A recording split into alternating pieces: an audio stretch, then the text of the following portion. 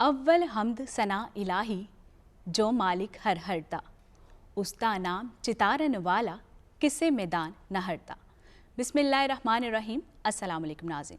PTV national the live transmission अज दा मेहमान तो मैं हाँ ताड़ी मेज़बान सोनिया शेख ते प्रोग्राम विच मेरा साथ देंगे मेरे को होस्ट अहमद सुफियान। नाज़रीन प्रोग्राम विच एक बारी फिर तानू सब नू खुशामदीद वेलकम जी आया नू। इस उम्मीद दे नाल कि तुसी सारे जिथे भी होवोगे खुश होवोगे राजी होवोगे ते अपना बहुत ध्यान रखते होवोगे। नाज़रीन अज एक नवी शाम नू नवे सिरे तो नवे मेहमानां दे नाल असी फिर ताड़ी खिदमत विच हाजिर हां। आज साडे प्रोग्राम के 3 सैगमेंट होंगे। पहले सैगमेंट दे विच असी गलबात करांगे माहिरे अमराज़े कल्ब दे नाल। दूसरे सैगमेंट विच हमेशा दी तरह साडे नाल मौजूद होंगे मैडम सुगरा सदफ ते सैगमेंट होएगा सूफीज़म के हवाले नाल। ते तीजा ते आखिरी ते मेन सैगमेंट विच असी गलबात करांगे बल्कि मैं कहांगी असी ट्रिब्यूट पेश करांगे साडे नामवर गुलकार शौकत अली खान साहब नू जेड़े अजकल बीमार ने ते असी दुआ करांगे रब ताला उन्हां नू लंबी हयाती दवे ते लंबी जिंदगी दवे। दोस्तों अज दी वड्डी गल रवादारी ते बर्दाश्त बारे च है। तुसी गौर कीता होएगा कि असी छोटियां छोटियां गल्लां ते छोटे जे मजाक ते ट्रैफिक दी जरा जी बेतरतीबी असी ते कुछ भी बर्दाश्त नहीं कर सकते। कोई पुलिस एहलकार सानू रोक लवे असी ते लड़न पैंदे हां। इस बारे च तुसी भी सोचो ते मैं भी सोचदा वां। ते याद रखो रवादारी ते बर्दाश्त एक मुहज़्ज़ब मुआशरे दा सिंगार होंदा है ते इहदा हुक्म सानू साडा दीन दिंदा है। जी बिल्कुल नाज़रीन रवादारी जड़ी ते बर्दाश्त एक मुहज़्ज़ब माशरे की पहचान होती है। तो हुण असी अपने प्रोग्राम का बाकायदा आगाज़ करने। प्रोग्राम विच पहले मेहमान का तारुफ कराने तो पहले मैं तुहानू दसदी चला नाज़रीन कि जिहड़ी साडी उर्दू या पंजाबी शायरी है ना उहदा बहुत वड्डा हिस्सा दिल ते वे। कदी ये दिल टुट जाता है तो कदी ये दिल जुड़ जाता है। कदी ऐसे दिल दे 1000 टुकड़े होंदे ने ते कदी दिल लैन वाला मुकर जाता है। इन्हां बारे भी गलबात करांगे ते नाल माहिरे अमराज़े कल्ब दे नाल दिल दे आर्जे दे हवाले नाल भी गलबात करांगे। साडे जेड़े पहले मेहमान ने ए साडे नाल मौजूद ने। इन्हां दा नाम है डॉक्टर आमिर हुसैन बंदेशा साहब। अस्सलाम वालेकुम डॉक्टर साहब। जी वालेकुम सलाम। प्रोग्राम विच तानू जी आया नू कहने आ। बहुत शुक्रिया। अच्छा डॉक्टर साहब मेरा पहले तो मैनू ये दसो कि साडा सैट किहो जिहा? माशाल्लाह मैं बहुत सारे टीवी चैनल ते प्रोग्राम से जाता रहना है जी और एक कल्चरल या साड़ी तहजीब और साड़ी माँ बोली विच मेरा पहला प्रोग्राम। अच्छा मैं बुनियादी तौर पर पंजाबी ज़ाहिर है मैं सही पंजाबी फैमिली तो मे भी मैनू मुश्किल भी होवे क्योंकि अज तक कदी पंजाबी दे विच दिल नू डिस्कस नहीं किया। बहुत चंगी गल है इंशाल्लाह बहुत अच्छा आएगा। अच्छा डॉक्टर साहब मैनू ये दसो कि जेड़े साडा दिल जेड़ा ना साडी बॉडी का एक मेन आर्गन है मेन जुज़ है। इनू असी एहदे वास्ते की एहतियाती तदाबीर कर रख सकने हैं इनू किवें सेहतमंद रख सकने हैं एक लंबे अरसे तक? सब तो जी अहम गल है वो तो यह है कि दिल की बीमारी इस टाइम पूरी दुनिया दे विच क्योंकि पाकिस्तान दे विच तहकीक दा फुकदान है कमी है। हाँ जी पूरी दुनिया दे विच लीडिंग वजह बन गई सब तो मेन वजह मौत की बन चुकी है इस टाइम दिलदार। इस कुछ अर्सा पहले तक इन सी कि कैंसर या दूसरी बीमारियों की वजह नाल लोग ज़्यादा मरदे सी जी और हुण वो ममालिक जिथे पूरा निज़ाम है और मरीज़ की जिंदगी मौत की वजह मालूम होंगी साढ़े तो पता ही नहीं लगता ना कि बंदा मरिया क्यों। हाँ जी उत्थे मेन जी वजह इस टाइम बनी हुई है वो दिल की वजह। सही 14% जी अमात ने वो दिल की बीमारी की वजह हो रही ने और मुख्तलिफ किस्म दी बीमारियां ने। दिल की जी मेन बीमारी जिन्हों असी आम तौर पर हार्ट अटैक कहने ये सब तो ज़्यादा खतरनाक चीज़ है। सही कि एक तो सब तो जी अहम गल है कि साढ़े कोल सेहत दी सहूलतां उस तरह नहीं है जिदा तरक्की याफ्ता मुल्क जिहड़े ने उन्हां दे विच हुंदियां ने। अच्छा इस वजह नाल दिल की बीमारी दे नाल जदों भी कोई अचानक मौत हुंदी तो सब तो पहले गल साडे ज़हन च आउंदी है कि ये बंदा दिल की बीमारी की वजह नाल फौत हो गया या इन्हूं कोई मसला बन गया। माजी दे विच अगर पिछे चले जाइए तो इंसान जो मरदा सी ते मौत दे उत्ते कोई इन्नी बहस साइंसी बुनियादां दे उत्ते नहीं सी हुंदी पता नहीं सी लगदा कि क्यों मरिया। अच्छा सबर शुक्र करना कि जी ठीक है मर गया फातिहा पढ़ी और अगे मामला चलते रहते से। हुण जदीद तहकीक जिन्ने टैसट आए ने चाहे वो ECG है कोई CT स्कैन है या एंजियोग्राफियां ने जिन्ने भी टैसट ने उन्हां तो बाद बीमारी की तशखीस भी ज़्यादा हो रही है पता भी ज़्यादा लग रहा है और उहदियां वजूहात भी सामने आ रही हैं। सही और मैं समझना कि मैं पिछले 20 साल तो दिल के आर्जे नूं असीं एक या दूजी वजह नाल वेख रहे हैं। तो मैं पंजाब इंस्टीट्यूट ऑफ कार्डियोलॉजी दे विच बतौर कंसलटेंट काम कर रहा जी। 2005 दे विच साडी एमरजेंसी सिर्फ 14 बैड दी सी ਔਰ ਅਸੀਂ ਜਦੋਂ ਡਿਊਟੀ ਕਰਦੇ ਸੀ ਹਾਂਜੀ 24 ਘੰਟੇ ਦੇ ਵਿੱਚ ਜਿੱਦਣ 200 ਮਰੀਜ਼ ਆ ਜਾਂਦਾ ਸੀ ਤੇ ਅਸੀਂ ਕਹਿੰਦੇ ਸੀ ਕਿ ਅੱਜ ਬਹੁਤ ਮਰੀਜ਼ ਆਏ ਨੇ ਔਰ ਦਿਲ ਦੇ ਅਟੈਕ ਜ਼ਿਆਦਾ ਹੋਣੇ ਸ਼ੁਰੂ ਹੋ ਗਏ ਨੇ। ਅੱਛਾ ਔਰ ਅੱਜ 20 ਸਾਲ ਤੋਂ ਬਾਅਦ ਸਾਡੀ ਐਮਰਜੈਂਸੀ 200 ਬੈੱਡ ਦੀ ਹੋ ਗਈ ਔਰ ਸਾਡੇ ਦਿਲ ਦੇ ਜਿਹੜੇ ਮਰੀਜ਼ ਅਟੈਕ ਵਾਲੇ ਆਉਂਦੇ ਨੇ ਔਨ ਐਵਰੇਜ ਦਿਲ ਦੀ ਅਟੈਕ ਜਾਂ ਉਹਦੇ ਸ਼ੁਬੇ ਦੇ ਨਾਲ ਜਾਂ ਉਹਦੇ ਸ਼ੱਕ ਦੇ ਨਾਲ ਉਹ ਕੋਈ 17-1800 ਮਰੀਜ਼ ਰੋਜ਼ਾਨਾ ਆਉਂਦਾ। 17-1800 ਮਤਲਬ ਰੇਸ਼ੋ ਬਹੁਤ ਜ਼ਿਆਦਾ ਵੱਧ ਗਈ। ਔਰ ਮੇਰਾ ਖਿਆਲ ਹੈ ਕਿ ਜਿਸ ਤਰ੍ਹਾਂ ਦਾ ਅਸੀਂ ਤੌਰ ਤਰੀਕਾ ਅਪਣਾ ਰਹੇ ਹਾਂ ਆਪਣੀ ਜ਼ਿੰਦਗੀ ਦੇ ਵਿੱਚ, ਹਾਂਜੀ ਅਗਰ ਦਿਲ ਦੀ ਬਿਮਾਰੀ ਦੀ ਵਜ੍ਹਾ ਵੱਲ ਚੱਲੀਏ ਕਿ ਕਿਉਂ ਆ, ਮੈਂ ਸਮਝਣਾ ਕਿ ਸਾਡੀ ਸੁਸਾਇਟੀ, ਸਾਡਾ ਮੁਆਸ਼ਰਾ ਸਹਿਲ ਪਸੰਦ ਹੋ ਗਿਆ। ਇੰਗਲਿਸ਼ ਇਹਨੂੰ ਟਰਾਂਸਫਾਰਮ ਕਵਾਂਗੇ ਜਾਂ ਇੱਕ ਤਰੀਕਾ ਜ਼ਿੰਦਗੀ ਤੋਂ ਹੁਣ ਦੂਜੇ ਵੱਲ ਜਾ ਰਿਹਾ। ਅੱਛਾ ਪਹਿਲੇ ਅਸੀਂ ਚੱਲਦੇ ਫਿਰਦੇ ਸੀ, ਕੰਮ ਕਰਦੇ ਸੀ, ਕੋਈ ਜੱਟ ਹਲ ਵਾਉਂਦੇ ਸੀ ਜਾਂ ਕੋਈ ਇਦਾਂ ਦੇ ਮਸਲੇ ਮਸਾਇਲ, ਸਾਈਕਲ ਚਲਾਉਂਦੇ ਸੀ ਲੋਕ। ਹੁਣ ਬਿਲਕੁਲ ਇਹ ਚੀਜ਼ਾਂ ਖਤਮ ਹੋ ਗਈਆਂ ਨੇ। ਅੱਛਾ ਡਾਕਟਰ ਸਾਹਿਬ, ਤੁਸੀਂ ਕਹਿ ਰਹੇ ਸੀ ਕਿ ਤੁਸੀਂ ਪੰਜਾਬੀ ਬੋਲਣ ਚ ਅਟਕੋਗੇ, ਸਾਨੂੰ ਤਾਂ ਨਹੀਂ ਲੱਗ ਰਿਹਾ ਇੰਨੀ ਸੋਹਣੀ ਤੁਸੀਂ ਪੰਜਾਬੀ ਬੋਲਦੇ ਪਏ ਹੋ। ਤੇ ਮੇਰਾ ਬੜਾ ਇੱਕ ਤੁਹਾਡੇ ਨਾਲ ਪਿਆਰਾ ਜਿਹਾ ਸਵਾਲ ਹੈ, ਦਿਲ 'ਚ ਜਦੋਂ ਮਿੱਠੀ ਮਿੱਠੀ ਦਰਦ ਹੋਵੇ ਤੇ ਜ਼ਰੂਰੀ ਤੇ ਨਹੀਂ ਕਿ ਇਹਦੀ ਹੋਰ ਕੋਈ ਵਜ੍ਹਾ ਹੋਵੇ, ਹੋ ਸਕਦਾ ਹੈ ਕਿ ਦਿਲ ਦੇ ਅੰਜਾਈਨਾ ਦੀ ਵਜ੍ਹਾ ਤੋਂ ਹੋ ਸਕਦਾ ਹੈ ਜੀ। ਦਿਲ ਦਾ ਅਟੈਕ ਜਾਂ ਦਿਲ ਦੀ ਅੰਜਾਈਨਾ ਇੱਕ ਹੀ ਚੀਜ਼ ਹੈ। ਅਟੈਕ ਉਹ ਹੁੰਦਾ ਹੈ ਕਿ ਜਿਹੜਾ ਜ਼ਿਆਦਾ ਸ਼ਿੱਦਤ ਵਾਲਾ, ਤੇ ਜਿਹੜਾ ਅੰਜਾਈਨਾ ਹੈ ਉਹ ਥੋੜਾ ਲੈਸ ਸ਼ਿੱਦਤ ਵਾਲਾ ਹੁੰਦਾ। ਲੇਕਿਨ ਦੋਵੇਂ ਬਿਮਾਰੀਆਂ ਇੱਕ ਤਰ੍ਹਾਂ ਦੀਆਂ ਹੀ। ਔਰ ਫਿਰ ਮੈਂ ਉੱਥੇ ਹੀ ਆਵਾਂਗਾ ਕਿ ਇਹਦੀ ਜਿਹੜੀ ਮੇਨ ਵਜੂਹਾਤ ਨੇ ਉਹ ਸਾਡੀ ਜ਼ਿੰਦਗੀ ਦਾ ਤੌਰ ਤਰੀਕਾ ਹੈ। ਅਸੀਂ ਸਹਿਲ ਪਸੰਦ ਹੋ ਗਏ। ਸ਼ੂਗਰ ਇੱਕ ਬਹੁਤ ਵੱਡੀ ਵਜ੍ਹਾ ਹੈ ਬਿਲਕੁਲ। ਔਰ ਅਗਰ ਤੁਹਾਡੇ ਖਾਨਦਾਨ 'ਚ ਬਿਮਾਰੀ ਚੱਲੀ ਆ ਰਹੀ ਹੈ, ਮਾਂ-ਬਾਪ, ਭਾਈ ਬਹਿਨ ਜਾਂ ਕਿਸੇ ਨੂੰ ਬਿਮਾਰੀ ਹੈ, ਤੇ ਉਹ ਅੱਗੇ ਜਿਹੜੇ ਜੀਨਸ ਨੇ ਉਹ ਅੱਗੇ ਟਰਾਂਸਫਰ ਹੁੰਦੇ ਨੇ। ਸਹੀ। ਉਹ ਵੀ ਇੱਕ ਮੇਨ ਵਜ੍ਹਾ ਹੈ। ਬਲੱਡ ਪ੍ਰੈਸ਼ਰ ਔਰ ਇਸ ਤੋਂ ਇਲਾਵਾ ਸਿਗਰਟ ਪੀਣਾ, ਇੱਕ ਜਿਹੜੇ ਸਾਡੇ ਨੌਜਵਾਨ ਨੇ ਉਹਨਾਂ ਦੇ ਵਿੱਚ ਇੱਕ ਬੜਾ ਫੈਸ਼ਨ ਦੇ ਤੌਰ ਤੇ ਸਿਗਰਟ ਪੀਤਾ ਜਾਂਦਾ ਕਿ ਪਤਾ ਨਹੀਂ ਇਹ ਕਿਹੜਾ ਕੋਈ ਅਸੀਂ ਤੀਰ ਮਾਰ ਰਹੇ ਜਾਂ ਕਾਰਨਾਮਾ ਕਰ ਰਹੇ। ਬਲਕਿ ਮੈਂ ਤੇ ਆਪਣੇ ਮਰੀਜ਼ਾਂ ਨੂੰ ਕਹਿੰਦਾ ਹੁੰਦਾ ਕਿ ਸਿਗਰਟ ਜਾਂ ਛੱਡ ਦਿਓ ਜਾਂ ਵਧਾ ਦਿਓ। ਉਹ ਵਧਾਉਣ ਨਾਲ ਕਮ ਅਜ਼ ਕਮ ਹਸਪਤਾਲਾਂ ਦੇ ਬਰਡਨ ਘੱਟ ਹੋ ਜਾਏਗਾ, ਜਾਨ ਛੁੱਟ ਜਾਏਗੀ ਡਾਕਟਰਾਂ ਦੀ। ਅਦਰਵਾਈਜ਼ ਸਾਡੇ ਕੋਲ ਕੋਈ ਐਸਾ ਹੱਲ ਨਹੀਂ। ਬਤੌਰ ਡਾਕਟਰ ਅਸੀਂ ਸਮਝਦੇ ਸਰਕਾਰੀ ਹਸਪਤਾਲਾਂ 'ਚ, ਕਿਉਂਕਿ ਸਾਡੀ ਪੇਇੰਗ ਕੈਪੈਸਿਟੀ ਘਟਦੀ ਜਾ ਰਹੀ ਹੈ ਜੀ, ਕਿ ਅਸੀਂ ਇਸ ਬਿਮਾਰੀ ਨਾਲ ਲੜ ਕੇ ਸ਼ਾਇਦ ਥੱਕ ਚੁੱਕੇ ਹਾਂ ਔਰ ਅਸੀਂ ਮੁਆਸ਼ਰੇ ਨੂੰ ਸਮਝਾਉਣ 'ਚ ਨਾਕਾਮ ਹੋ ਗਏ ਹਾਂ। ਪਰ ਡਾਕਟਰ ਸਾਹਿਬ, ਨੌਜਵਾਨ ਕਹਿੰਦੇ ਨੇ ਅਸੀਂ ਸਿਗਰਟ ਨਹੀਂ ਪੀ ਰਹੇ ਪਰ ਉਹਦਾ ਮੁਤਬਾਦਲ ਕੁਝ ਇਸਤੇਮਾਲ ਕਰਦੇ ਪਏ ਹਾਂ, ਕਿ ਉਹਦਾ ਵੀ ਨੁਕਸਾਨ? ਸਾਰੀਆਂ ਚੀਜ਼ਾਂ ਨੁਕਸਾਨ ਕਰਦੀਆਂ ਨੇ। ਉਹ ਸ਼ੀਸ਼ਾ ਹੈ ਜਾਂ ਸਿਗਰਟ ਹੈ। ਈਵਨ ਅੱਜ ਕੱਲ ਜਿਹੜਾ ਮੇਨ ਫੈਸ਼ਨ ਆਇਆ, ਮੈਂ ਹੁਣ ਮਸ਼ਰੂਬਾਤ ਦੇ ਨਾਮ ਨਹੀਂ ਲਵਾਂਗਾ, ਐਨਰਜੀ ਡਰਿੰਕਸ, ਜਿਨ੍ਹਾਂ ਨੂੰ ਅਸੀਂ ਤਾਕਤ ਦੇ ਮੁxtਲਿਫ ਮਸ਼ਰੂਬਾਤ ਕਹਿੰਦੇ ਆ। ਡਰਾਈਵ ਕਰ ਰਹੇ ਨੇ, ਕਿਸੇ ਨੇ ਰੇਸ ਲਾਉਣੀ ਆ, ਕਿਸੇ ਨੇ ਮੋਟਰਸਾਈਕਲ ਚਲਾਉਣਾ ਹੈ ਜਾਂ ਕੋਈ ਗੇਮ ਖੇਡਣੀ ਆ, ਉਹ ਤੋਂ ਪਹਿਲੇ ਉਹ ਨੌਜਵਾਨ ਫਰਜ਼ ਸਮਝਦੇ ਨੇ ਕਿ ਇੱਕ ਅਸੀਂ ਟਿਨ ਪੈਕ ਪੀ ਲਈਏ ਜਾਂ ਇੱਕ ਬੋਤਲ ਪੀ ਲਈਏ। ਔਰ ਮੈਂ ਪਿਛਲੇ 2 ਮਹੀਨੇ ਦੇ ਵਿੱਚ 10 ਮਰੀਜ਼ ਯੰਗ, ਜਿਨ੍ਹਾਂ 'ਚ ਕੋਈ ਹੋਰ ਵਜ੍ਹਾ ਨਹੀਂ ਹੈ, ਨਾ ਉਹਨਾਂ ਨੂੰ ਸ਼ੂਗਰ ਹੈ ਨਾ ਕੋਈ ਹੋਰ ਰੀਜ਼ਨ ਹੈ, ਦਿਲ ਦੇ ਅਟੈਕ ਨਾਲ ਆ ਚੁੱਕੇ ਨੇ ਔਰ ਸਿਰਫ ਉਹ ਮਸ਼ਰੂਬਾਤ ਪੀ ਰਹੇ ਨੇ। ਡਾਕਟਰ ਸਾਹਿਬ, ਕਿ ਜਿਹੜੀ ਅਸੀਂ ਸੌਫਟ ਡਰਿੰਕ ਯੂਜ਼ ਕਰਦੇ ਹਾਂ, ਇਹ ਵੀ ਵਜ੍ਹਾ ਹੋਣਗੀਆਂ? ਜੀ ਸੌਫਟ ਡਰਿੰਕ ਵੀ ਵਜੂਹਾਤ ਨੇ। ਵੇਖੋ, ਜਿਹੜੀ ਵੀ ਕੁਦਰਤ ਤੋਂ, ਮੈਂ ਇੱਕ ਮੋਟੀ ਜੀ ਗੱਲ ਕਰਦਾ ਹੁੰਦਾ ਜੀ ਕਿ ਜਾਂ ਬਹੁਤ ਜ਼ਿਆਦਾ ਟਰਾਂਸਫਾਰਮ ਹੋ ਜਾਓ ਜਾਂ ਦੇਸੀ ਹੋ ਜਾਓ। ਅੱਛਾ। ਔਰ ਅਗਰ ਦੇਸੀ ਹੋ ਜਾਓਗੇ ਤਾਂ ਬਚ ਜਾਓਗੇ। ਜੋ ਕੁਦਰਤ ਨੇ ਬਣਾਇਆ, ਰੱਬ ਦੀ ਜ਼ਾਤ ਔਰ ਸਾਡੇ ਜਿੰਨੇ ਵੀ ਬਜ਼ੁਰਗ ਸੀ, ਵਡੇਰੇ ਸੀ, ਉਹ ਸਾਡੇ ਤੋਂ ਜ਼ਿਆਦਾ ਸਮਝਦਾਰ ਤੇ ਅਕਲਮੰਦ ਸੀ। ਅਗਰ ਰੱਬ ਨੇ, ਹੁਣੇ ਮੈਂ ਗੱਲ ਕਰ ਰਿਹਾ ਸੀ ਕਿ ਅਗਰ ਰੱਬ ਨੇ ਗ੍ਰੇਪ ਫਰੂਟ ਬਣਾਇਆ ਜਾਂ ਫਲ ਬਣਾਇਆ, ਰੱਬ ਨੇ ਜੂਸ ਨਹੀਂ ਬਣਾਇਆ, ਤੇ ਜੂਸ ਨਾ ਪੀਓ, ਫਲ ਨੂੰ ਫਲ ਸਮਝ ਕੇ ਖਾ ਲਓ, ਕਿਉਂਕਿ ਉਹਦੀ ਸਾਰੀ ਜਿਹੜੀ ਤਾਕਤ ਹੁੰਦੀ ਹੈ ਉਹਦੇ ਰੇਸ਼ੇ ਦੇ ਵਿੱਚ ਹੁੰਦੀ ਹੈ। ਤੇ ਸਫੈਦ ਚੀਨੀ ਦਾ ਅਗਰ ਇਸਤੇਮਾਲ ਕਰੀਏ, ਉਹਦਾ ਸਫੈਦ ਚੀਨੀ ਵੀ ਅਗਰ ਸਾਇੰਸੀ ਬੁਨਿਆਦਾਂ ਤੇ ਵੇਖੀਏ ਤਾਂ ਠੀਕ ਨਹੀਂ ਹੈ। ਸਹੀ। ਔਰ ਅਗਰ ਅਸੀਂ ਬਰਾਊਨ ਸ਼ੂਗਰ ਇਸਤੇਮਾਲ ਕਰ ਲਈਏ ਤੇ ਉਹ ਜ਼ਿਆਦਾ ਬਿਹਤਰ ਹੈ, ਚਾਹੇ ਉਹ ਗੁੜ ਹੋਵੇ, ਸ਼ੱਕਰ ਹੋਵੇ ਜਾਂ brown sugar. Even brown sugar ਵੀ ਮਿਲਦੀ ਹੈ, ਉਹ ਸਾਇੰਸੀ ਤੌਰ ਤੇ ਜ਼ਿਆਦਾ ਸੇਫ ਹੈ।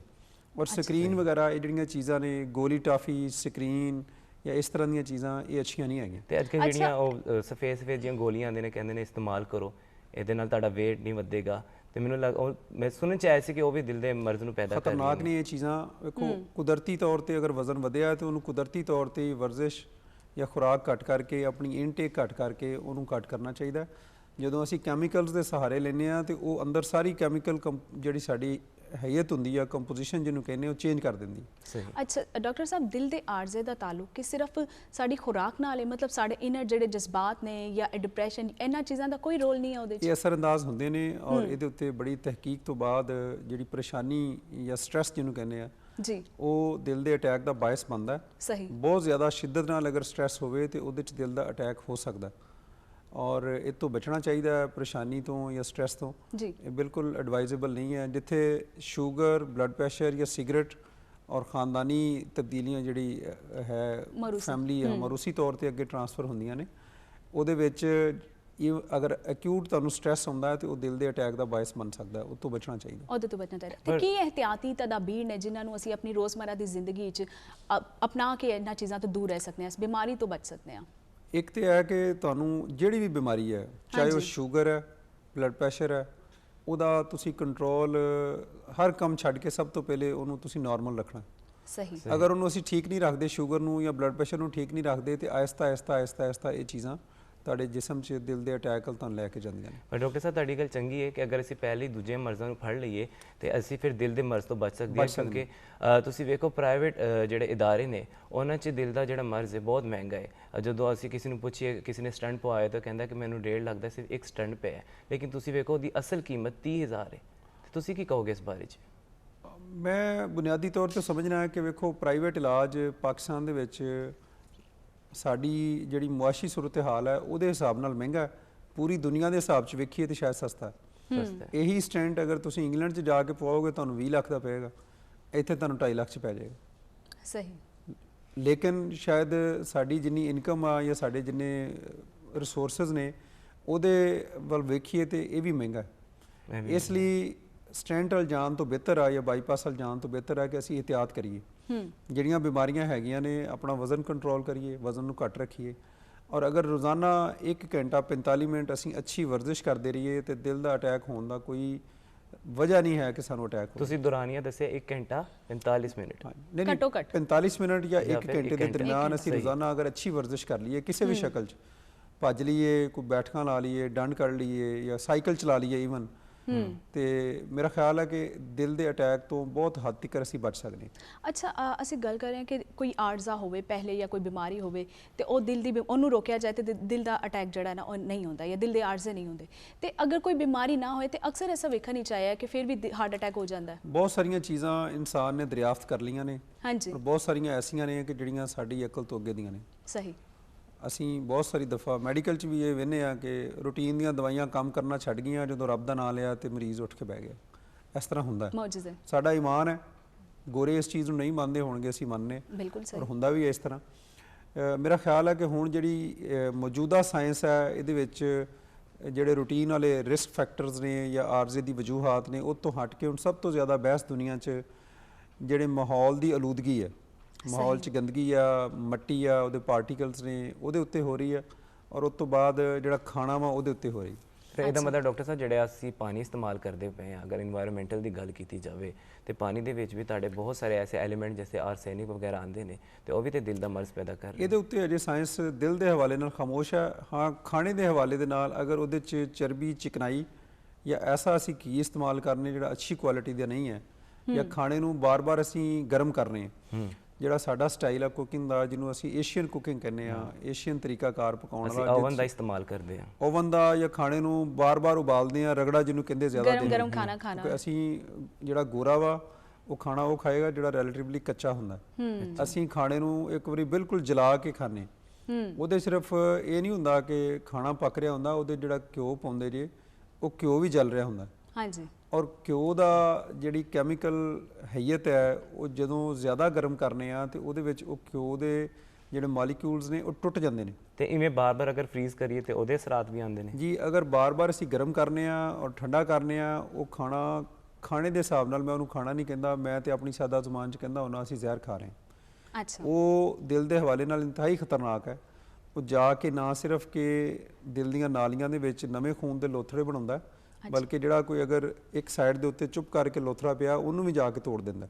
ਉਹ ਇੰਨਾ ਖਤਰਨਾਕ ਹੁੰਦਾ ਸਿਰਫ ਖਾਣਾ ਨਹੀਂ। ਤੇ ਔਰ ਅਸੀਂ ਮਜ਼ਦੂਰ ਜਿਹੜਾ ਸਾਡਾ ਦਿਲ ਦੇ ਅਟੈਕ ਨਾਲ ਆ ਰਿਹਾ ਉਹਨੂੰ ਕੁਝ ਵੀ ਨਹੀਂ ਹੁੰਦਾ, ਸਾਰਾ ਦਿਨ ਕੰਮ ਕਰ ਰਿਹਾ ਹੁੰਦਾ, ਉਹਦਾ ਸਿਰਫ ਇੱਕ ਮਸਲਾ ਹੁੰਦਾ ਹੈ ਕਿ ਉਹ ਵਿਚਾਰੇ ਨੂੰ ਜਿਹੜਾ ਖਾਣਾ ਲੱਭਦਾ, ਉਹ ਜਿਹੜਾ ਹੋਟਲ ਹੈ ਉਹ ਸਵੇਰ 10 ਵਜੇ ਉਹਨੇ ਦਾਲ ਬਣਾਉਣੀ ਹੈ, ਸ਼ਾਮ ਰਾਤ 3, 4, 5, 6 ਵਜੇ ਤੱਕ ਉਹਦੇ ਥੱਲੇ ਅੱਗ ਜਲਦੀ ਰਹਿਣੀ ਹੈ, ਔਰ ਉਹ ਖਾਣਾ ਜਿਹੜਾ ਨਾ ਉਹ ਜ਼ਹਿਰ ਦੀ ਸ਼ਕਲ ਇਖਤਿਆਰ ਕਰ ਜਾਂਦਾ ਹੈ, ਉਹ ਮਜ਼ਦੂਰ ਖਾਂਦਾ ਔਰ ਫਿਰ ਅਲਟੀਮੇਟਲੀ ਉਹ ਹਾਰਟ ਅਟੈਕ ਔਰ ਇੱਦਾਂ ਦੀਆਂ ਚੀਜ਼ਾਂ ਨਾਲ ਆਉਂਦਾ।